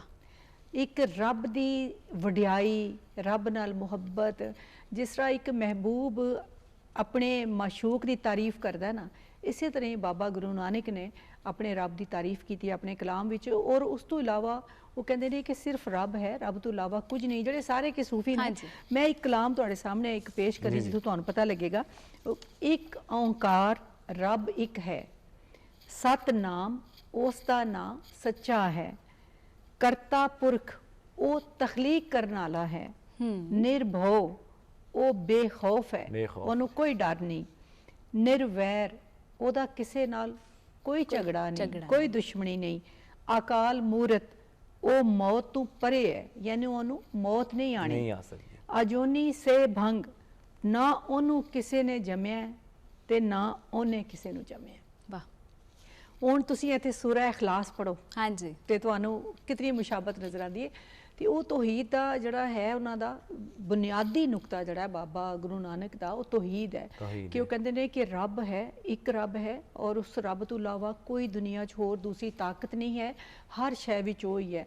ਤੇ ਬਾਬਾ ਗੁਰੂ ਨਾਨਕ ਦੇ ਤੌਹੀਦ ਦੇ ਇਸੇ ਜਜ਼ਬੇ ਨੂੰ ਸਾਡੇ ਬਾਕੀ ਸੂਫੀਆਂ ਨੇ ਵੀ ਮੰਨਿਆ ਔਰ ਗੱਲ ਕੀਤੀ ਹੈ। ਹੱਤਾ ਕਿ ਸਾਡੇ ਜਿਹੜੇ ਲਾਮਾ ਇਕਬਾਲ ਨੇ, ਸਾਡੇ ਉਰਦੂ ਦੇ ਬੜੇ ਵੱਡੇ ਸ਼ਾਇਰ, ਉਹਨਾਂ ਨੇ ਜਿਹੜਾ ਖਰਾਜ ਤਹਿਸੀਨ ਪੇਸ਼ ਕੀਤਾ, ਉਹਨਾਂ ਨੇ ਬਾਬਾ ਗੁਰੂ ਨਾਨਕ ਬਾਰੇ ਕਿਹਾ ਕਿ ਫਿਰ ਉੱਠੀ आखिर सदा तौहीद की पंजाब से, फिर उठी आखिर सदा तौहीद की पंजाब से, हिंद को एक मर्दे कामिल ने जगाया ख्वाब से। यानी हिंदुस्तान विच एक जिहड़ी अफरा तफरी, एक जात पात, ਉਹ ਸਾਰਾ ਕੁਝ ਸੀ, ਉਹਦੇ ਵਿੱਚੋਂ ਫਿਰ ਇੱਕ ਪੰਜਾਬ ਦਾ ਇੱਕ ਮਰਦੇ ਕਾਮਲ ਸੀ ਕਿ ਜਿਨੇ ਤੌਹੀਦ ਦੀ ਆਵਾਜ਼ ਬੁਲੰਦ ਕੀਤੀ। ਸਹੀ। ਮੈਡਮ, ਬਾਬਾ ਗੁਰੂ ਨਾਨਕ ਦੀ ਤਾਲੀਮਾਤ ਦਾ ਨਿਚੋੜ ਕੀ ਹੈ? ਬਾਬਾ ਗੁਰੂ ਨਾਨਕ ਦੀ ਤਾਲੀਮਾਤ ਦਾ, ਜਿਸ ਤਰ੍ਹਾਂ ਮੈਂ ਪਹਿਲਾਂ ਕਿਹਾ ਕਿ ਇੱਕ ਤੇ ਉਹਨਾਂ ਦੀ ਵਿੱਚ ਤੌਹੀਦ ਪਹਿਲਾ ਹੈ, ਫਿਰ ਸਮਾਜੀ ਇਸ਼ੂਜ਼ ਜਿਹੜੇ ਨੇ ਉਹ ਬਹੁਤ ਜ਼ਿਆਦਾ ਉਹਨਾਂ ਨੂੰ ਬਿਆਨ ਕੀਤਾ ਹੈ। ਉਹਦੀ ਵਜ੍ਹਾ ਇਹ ਹੈ ਕਿ ਬਾਬਾ ਗੁਰੂ ਨਾਨਕ ਦਾ ਜਿਹੜਾ ਦੌਰ ਹੈ, 15ਵੀਂ ਸਦੀ ਦਾ ਦੌਰ ਹੈ, ਉਸ ਵੇਲੇ ਬਰੇਸਗੀਰ ਤੇ ਹਮਲਾਵਰਿਆਂ ਨੇ ਜਿਹੜੀ ਇੱਕ ਅਜੀਬ ਤਰ੍ਹਾਂ ਦੀ ਅੰਤ ਮਚਾਈ ਹੋਈ ਸੀ ਕਿ ਜਦੋਂ ਤੁਹਾਡੀ ਕਿਸੇ ਵੀ ਤੁਸੀਂ ਇਲਾਕੇ ਦਾ ਮੁਸ਼ਾਹਿਦਾ ਕਰਦੇ ਹੋ, ਤਾਰੀਖ ਪੜ੍ਹਦੇ ਹੋ, ਤੇ ਜਿਸ ਸਰਜ਼ਮੀਨ ਤੇ ਬਾਰ-ਬਾਰ ਹਮਲਾਵਰ ਆਉਂਦੇ ਹੋਣ, ਉੱਥੇ ਲੋਕਾਂ ਵਿੱਚ ਵੀ ਕਈ ਐਸੀਆਂ ਉਹਨਾਂ ਦੀ ਜ਼ਾਤ ਵਿੱਚ ਬੁਰੀਆਂ ਆਦਤਾਂ ਪੈਦਾ ਹੋ ਜਾਂਦੀਆਂ ਨੇ, ਕਿਉਂਕਿ ਉਹ ਸ਼ਾਇਦ ਆਪਣੇ ਆਪ ਨੂੰ ਬਚਾਉਣ ਲਈ ਵੀ ਹੋਣ, ਲੇਕਿਨ ਇਖਲਾਕੀ ਤੌਰ ਤੇ ਉਹ ਬਦ ਇਖਲਾਕੀ ਤੁਰ ਪੈਂਦੇ ਨੇ, ਜ਼ਵਾਲ ਹਾਲ, ਕਿਉਂਕਿ ਬਹਾਦਰੀ ਖਤਮ ਹੋ ਜਾਂਦੀ ਹੈ, ਗੁਲਾਮੀ ਜਿਹੜੀ ਹੈ ਨਾ ਉਹ ਵੀ ਇੱਕ ਬੜੀ ਵੱਡੀ ਬੁਰਾਈ ਹੈ। ਤੇ ਬਾਬਾ ਗੁਰੂ ਨਾਨਕ ਦੇ ਦੌਰ ਦਾ ਜਿਹੜਾ ਹਿੰਦੁਸਤਾਨ ਹੈ, ਔਰ ਕਿਉਂਕਿ ਉਸ ਵੇਲੇ ਸਾਰੇ ਜ਼ਿਆਦਾਤਰ ਹਿੰਦੂ ਸਨ ਇੱਥੇ, ਔਰ ਹਿੰਦੂ ਜ਼ਾਤ ਪਾਤ ਵਿੱਚ ਬਟੇ ਹੋਈ ਇੱਕ ਤੁਸੀਂ ਮਜ਼ਹਬ ਸਮਝਦੇ ਹੋ ਕਿ ਅਛੂਤ, ਸ਼ੂਦਰ ਔਰ ਫਿਰ ਖੱਤਰੀ, ਔਰ ਕਿੱਥੇ ਉੱਪਰ ਜਾ ਕੇ ਬ੍ਰਾਹਮਣ ਆਉਂਦਾ ਹੈ, ਔਰ ਉਹ ਨਿਚਲੀ ਜ਼ਾਤ ਦੇ ਲੋਕਾਂ ਨਾਲ ਬੜੀ ਨਫ਼ਰਤ ਦਾ ਇਜ਼ਹਾਰ ਕੀਤਾ ਜਾਂਦਾ ਸੀ। ਔਰ ਬਾਬਾ ਗੁਰੂ ਨਾਨਕ ਨੇ ਸਾਰੀਆਂ ਚੀਜ਼ਾਂ ਨੂੰ ਆਪਣੇ ਸਾਹਮਣੇ ਦੇਖਿਆ, ਔਰ ਉਹਨਾਂ ਨੇ ਫਿਰ ਇੱਕ ਉਹਨਾਂ ਦੇ ਅੰਦਰ ਬਹੁਤ ਹੀ ਦੇ ਖਿਲਾਫ ਮਜ਼ਾਮਤ ਪੈਦਾ ਹੋਈ। ਇੱਕ ਇਹਨਾਂ ਦੀ ਮੈਂ ਗੱਲ ਦੱਸੀ ਚੱਲਾਂ ਕਿ ਇਹਨਾਂ ਦੀ ਜਿਹੜੀ ਤਾਲੀਮ ਹੈ ਸ਼ੁਰੂ ਦੀ, ਉਹਨਾਂ ਨੇ ਜਿਹੜੀ ਹਿੰਦੀ ਹੈ ਉਹ ਆਪਣੇ ਇੱਕ ਹਿੰਦੂ ਉਸਤਾਦ ਕੋਲ ਪੜ੍ਹੀ, ਔਰ ਅਰਬੀ ਔਰ ਫਾਰਸੀ ਮੌਲਵੀ ਕੁਤਬੁੱਦੀਨ ਇੱਕ ਮੁਸਲਮਾਨ ਉਸਤਾਦ ਕੋਲ ਪੜ੍ਹੀ। 15 ਸਾਲ ਦੀ ਉਮਰ 'ਚ ਉਹਨਾਂ ਨੂੰ ਇਹ ਤਿੰਨੇ ਜ਼ਬਾਨਾਂ ਜਿਹੜੀਆਂ ਨੇ ਉਹ ਬਿਲਕੁਲ ਰਟੀਆਂ ਗਈਆਂ ਸੀ। ਅੱਛਾ, ਹੁਣ ਇੱਕ ਐਸਾ ਸੂਫੀ ਬਜ਼ੁਰਗ ਕਿ ਜਿਹਨੂੰ ਰੱਬ ਵੱਲੋਂ ਬਹੁਤ ਸਾਰੀਆਂ ਅਤਾ ਹੋਈਆਂ ਨੇ ਨਿਮਤਾਂ, ਔਰ ਉਹ ਫਿਰ ਜ਼ਬਾਨਾਂ ਵੀ ਜਾਣਦਾ, ਔਰ ਫਿਰ ਦੇਖਦਾ ਹੈ ਕਿ ਉਹਦੇ ਆਲ ਦੁਆਲ ਤੇ ਅਜੀਬ ਤਰ੍ਹਾਂ ਦਾ ਖਿਲਾਰਾ ਪਾਇਆ, ਔਰ ਉਹਨਾਂ ਨੇ ਇਸਲਾਮ ਦੀ ਵੀ ਤਾਲੀਮਾਤ ਦਾ ਮੁਸ਼ਾਹਿਦਾ ਕੀਤਾ ਸੀ, ਪੜ੍ਹਿਆ ਸੀ। ਮੁਸਲਮਾਨ ਉਹਨਾਂ ਦੇ ਦੋਸਤ ਸਨ, ਜਿਹੜੇ ਉਲਮਾ ਸਨ ਉਸ ਦੌਰ ਦੇ, ਜਿਹੜੇ ਸੂਫੀ ਸਨ, ਇਸ ਲਈ ਉਹਨਾਂ ਨੇ ਸਾਰੀਆਂ ਚੀਜ਼ਾਂ ਨੂੰ ਦੇਖਿਆ ਤੇ ਉਹਨਾਂ ਨੇ ਫਿਰ ਇੱਕ ਰੱਦੇ ਅਮਲ ਦਾ ਇਜ਼ਹਾਰ ਕੀਤਾ ਔਰ ਇਨਕਾਰ ਕੀਤਾ ਜਿਹੜੀਆਂ ਸਮਾਜ ਨੇ ਬੁਨਿਆਦਾਂ ਔਰ ਦੀਵਾਰਾਂ ਇਕੱਠੀਆਂ ਕੀਤੀਆਂ ਨੇ ਉਹਨਾਂ ਤੋਂ ਇਨਕਾਰ ਕੀਤਾ। ਉਹਨਾਂ ਨੇ ਕਿਹਾ ਕਿ ਇਹ ਗਲਤ ਦੀਵਾਰਾਂ ਨੇ, ਇਨਸਾਨ ਉਹ ਕਿਸੇ ਨੂੰ ਸ਼ੂਦਰ ਕਹੋ ਜਾਂ ਛੂਤ ਕਹੋ ਜਾਂ ਖੱਤਰੀ ਕਹੋ ਜਾਂ ਬ੍ਰਾਹਮਣ ਕਹੋ ਜਾਂ ਇਵਨ ਦੂਸਰੇ ਜ਼ਾਤ ਪਾਤ ਦੇ ਜਿਹੜੇ ਸਾਡੇ ਹੈ ਨੇ, ਉਹਨਾਂ ਨੇ ਕਿਹਾ ਉਹਦੇ ਨਾਲ ਕੋਈ ਫਰਕ ਨਹੀਂ ਪੈਂਦਾ, ਸਾਰੇ ਲੋਕ ਜਿਹੜੇ ਨੇ ਇਨਸਾਨ ਨੇ। ਉਹਨਾਂ ਦੇ ਜਿਹੜੇ ਭਾਈ ਮਰਦਾਨਾ ਨੇ ਉਹਨਾਂ ਦੇ ਨਾਲ ਕਾਫੀ ਅਰਸਾ ਰਹੇ, ਤੁਸੀਂ ਜਾਣਦੇ ਹੋਵੋਗੇ 9 ਸਾਲਾਂ ਤੋਂ ਵੱਡੇ ਸਨ ਲੇਕਿਨ ਉਹ ਪੂਰੀ ਹਯਾਤੀ ਉਹਨਾਂ ਦੇ ਨਾਲ ਰਹੇ ਔਰ ਉਹਨਾਂ ਦਾ ਕਲਾਮ ਉਹ ਗਾਉਂਦੇ ਹੁੰਦੇ ਸਨ। ਉਹਨਾਂ ਦੀ ਬੜੀ ਉਹਨਾਂ ਦੀ ਸਾਂਝ ਸੀ, ਉਹ ਗੈਰ ਜ਼ਰਾਤ ਕਬੀਲੇ ਤੋਂ ਤਾਲੁਕ ਰੱਖਦੇ ਸਨ ਤੇ ਇਸ ਤਰ੍ਹਾਂ ਉਹਨਾਂ ਨੇ ਇੱਕ ਅਮਲੀ ਤੌਰ ਤੇ ਜਿਹੜਾ ਇਹਨੂੰ ਰੱਦ ਕੀਤਾ, ਜ਼ਾਤ ਪਾਤ ਨੂੰ ਔਰ ਸਮਾਜੀ ਬੁਰਾਈਆਂ ਨੂੰ। ਮੈਡਮ ਤੁਸੀਂ ਕੀ ਸਮਝਦੇ ਹੋ ਕਿ ਉਹਨਾਂ ਦੀ ਜਿਹੜੀ ਸ਼ੋਹਰਤ ਦੀ ਵਜ੍ਹਾ ਹੈ, ਅਗਰ ਦੇਖਿਆ ਜਾਏ ਤੇ ਉਹ ਸਾਰੇ ਮਜ਼ਾਹਬ 'ਚ ਬੜੇ ਮਕਬੂਲ ਨੇ ਕਿਉਂਕਿ ਉਹ ਫਿਰਕਾਵਾਰੀ ਤੋਂ ਮੈਨੂੰ ਲੱਗਦਾ ਬਹੁਤ ਦੂਰ ਸੀ। ਬਿਲਕੁਲ ਬੜੀ ਅੱਛੀ ਗੱਲ ਤੁਸੀਂ ਕੀਤੀ ਹੈ ਕਿ ਬਾਬਾ ਗੁਰੂ ਨਾਨਕ ਨੂੰ ਪੜ੍ਹ ਕੇ ਤੁਸੀਂ ਇਹ ਨਹੀਂ ਕਹਿ ਸਕਦੇ ਕਿ ਕਿਸ ਫਿਰਕੇ ਦੇ ਮੰਨਣ ਵਾਲੇ ਨੇ, ਇਸ ਲਈ ਕਿ ਕੋਈ ਵੀ ਵੱਡਾ ਜਿਹੜਾ ਆਲਮ ਹੁੰਦਾ ਹੈ, ਮੌਲਾਨਾ ਰੂਮ ਨੂੰ ਤੁਸੀਂ ਪੜ੍ਹੋ, ਕੋਈ ਵੀ ਵੱਡਾ ਆਲਮ ਪੇਸ਼ਵਾ ਮਜ਼ਹਬੀ ਪੇਸ਼ਵਾ ਜਿਹੜਾ ਹੁੰਦਾ ਉਹ ਕਿਸੇ ਇੱਕ ਚਾਰ ਦੀਵਾਰੀ ਵਿੱਚ ਕੈਦ ਨਹੀਂ ਆਪਣੇ ਆਪ ਨੂੰ ਰੱਖਦਾ, ਉਹਨੂੰ ਪੂਰੀ ਕਾਇਨਾਤ ਨੂੰ ਨਾਲ ਲੈ ਕੇ ਟੁਰਦਾ ਹੈ। ਤੇ ਜਿਸ ਤਰ੍ਹਾਂ ਮੈਂ ਪਹਿਲਾਂ ਦੱਸਿਆ ਕਿ 15ਵੀਂ ਸਦੀ ਦਾ ਜਿਹੜਾ ਬਰੇ ਸਗੀਰ ਹੈ, ਅਸੀਂ ਕਿਉਂਕਿ ਉਸ ਵੇਲੇ ਪੂਰੇ ਤਨਾਜ਼ੁਰ 'ਚ ਗੱਲ ਕਰ ਰਹੇ ਹਾਂ ਬਰੇ ਸਗੀਰ ਦੇ ਹਵਾਲੇ ਨਾਲ, ਉਹ ਜ਼ਾਤ ਪਾਤ ਵਿੱਚ ਔਰ ਗੁਲਾਮੀ ਔਰ ਆਕਾ ਔਰ ਗੁਲਾਮੀ ਵਿੱਚ ਬਟਿਆ ਹੋਇਆ ਸੀ।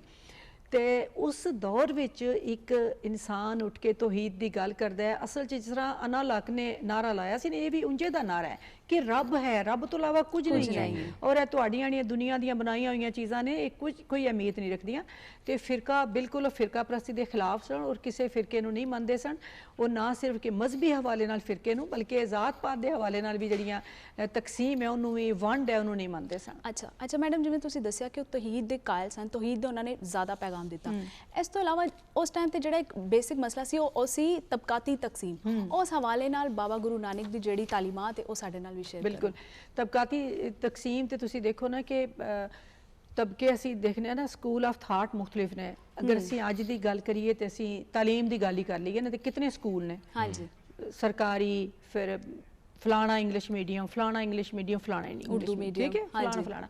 ਇਸੇ ਤਰ੍ਹਾਂ ਹੀ ਜਿਹੜੇ ਤਬਕਾਤ ਨੇ ਉਸ ਦੌਰ 'ਚ ਵੀ ਮੁਖਤਲਿਫ ਹਵਾਲਿਆਂ ਨਾਲ, ਦੌਲਤ ਦੇ ਹਵਾਲੇ ਨਾਲ, ਕਿ ਆ ਜੀ 100 ਪਤੀ ਹੈ ਤੇ 1000 ਪਤੀ ਹੈ ਤੇ ਲੱਖ ਪਤੀ ਹੈ ਤੇ ਕਰੋੜਪਤੀ ਤੇ ਅਰਬਪਤੀ ਹੈ। ਮੈਂ ਵੈਸੇ ਗੱਲ ਕਰ ਰਹੀ ਹਾਂ ਕਿ ਦੌਲਤ ਦੇ ਹਵਾਲੇ ਨਾਲ ਲੋਕਾਂ ਦੀ ਦਰਜਾਬੰਦੀ ਕੀਤੀ ਗਈ ਕਿ ਆ ਕਿੱਡਾ ਕੀ ਵੱਡਾ ਸੇਠ ਹੈ। ਇਲਮ ਦੇ ਹਵਾਲੇ ਨਾਲ ਦਰਜਾਬੰਦੀ, ਇਲਮ ਦੇ ਹਵਾਲੇ ਨਾਲ ਵੀ ਦਰਜਾਬੰਦੀ ਕੀਤੀ ਜਾਂਦੀ ਹੈ ਔਰ ਫਿਰਕਾਬੰਦੀ ਕੀਤੀ ਜਾਂਦੀ ਹੈ। ਲੋਕ ਇਤਰਾਉਂਦੇ ਨੇ ਜਿਹਨੂੰ ਸੂਫੀ ਜਿਹੜਾ ਕਿ ਉਹਦੀ ਨਿੰਦਿਆ ਕਰਦਾ ਹੈ ਕਿ ਆਪਣੇ ਇਲਮ ਤੇ ਮਾਣ ਨਾ ਕਰੋ, ਕਿਉਂਕਿ ਜਿਹੜਾ ਬੰਦਾ ਇਲਮ ਤੇ ਮਾਣ ਕਰਨ ਲੱਗ ਪਵੇ ਔਰ ਇਹ ਕਹੇ ਕਿ ਮੈਂ ਸਭ ਕੁਝ ਜਾਣਨਾ, ਉਹ ਵੀ ਬੜਾ ਵੱਡਾ ਇੱਕ ਜ਼ੁਲਮ ਹੈ। ਸੁਕਰਾਤ ਨੇ ਕਿਹਾ ਸੀ ਕਿ ਮੈਂ ਇਹ ਜਾਣ, ਜਦੋਂ ਲੋਕਾਂ ਨੇ ਕਿਹਾ ਕਿ ਸੁਕਰਾਤ ਬੜਾ ਵੱਡਾ ਆਲਮ ਹੈ, ਸੁਕਰਾਤ ਨੇ ਕਿਹਾ ਕਿ ਬਸ ਮੈਂ ਇਹ ਜਾਣਨਾ ਕਿ ਮੈਂ ਕੁਝ ਨਹੀਂ ਜਾਣਦਾ, ਕਿਉਂਕਿ ਕਾਇਨਾਤ ਦਾ ਇਲਮ ਇਤਨਾ ਵਸੀ ਹੈ ਕਿ ਬੰਦਾ ਨਹੀਂ ਜਾਣ ਸਕਦਾ। ਤੇ ਉਸ ਹਵਾਲੇ ਨਾਲ ਤੁਸੀਂ ਜਿਹੜੀ ਗੱਲ ਕੀਤੀ ਤਬਕਾਤੀ ਹਵਾਲੇ ਨਾਲ, ਤੇ ਉਸ ਉੱਥੇ ਵੀ ਜ਼ਾਤ ਪਾਤ ਤੋਂ ਇਲਾਵਾ ਇਲਮ ਦੇ ਹਵਾਲੇ ਨਾਲ, ਦੌਲਤ ਦੇ ਹਵਾਲੇ ਨਾਲ, ਫਿਰ ਜਿਹੜੇ ਦਰਬਾਰ ਸਰਕਾਰ ਦੇ ਨੇੜੇ ਲੋਕ ਸਨ ਉਹਨਾਂ ਦੇ ਹਵਾਲੇ ਨਾਲ ਤਬਕਾਤੀ, ਜੀ ਇਹ ਕਾਜ਼ੀ ਹੈ, ਜੀ ਇਹ ਫਲਾਣੇ ਸਰਦਾਰ ਦੇ ਨਾਲ ਹੈ, ਫਲਾਣੇ ਰਾਜੇ ਦੇ ਨਾਲ ਹੈ, ਫਲਾਣੇ ਬਾਦਸ਼ਾਹ ਦੇ ਨਾਲ ਹੈ, ਉਹਦੀ ਇੱਕ ਵੱਖਰੀ ਹਸੀਅਤ ਹੈ ਔਰ ਆਮ ਬੰਦੇ ਦੀ ਇੱਕ ਵੱਖਰੀ ਹਸੀਅਤ ਹੈ।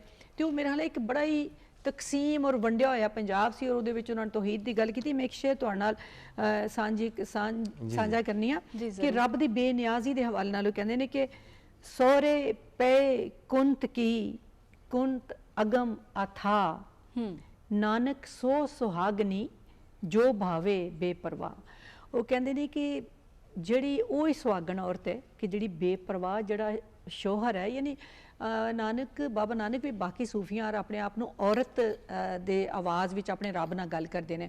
तो कहते रब बड़ा बेपरवाह है और सुहागण वो ही है कि जिहड़ी बेपरवाह नूं पसंद आ गई। कुंठ शोहर नूं कहंदे ने खामद नूं, और वो कहंदे ने कि जिहड़ी उहनूं पसंद आ गई वो भावें सोहनी है भावें नहीं सोहनी, उहदी जिहड़ी भी अदा है, लेकिन वो सुहागण है कि जिहड़ी उहनूं पसंद आ गई।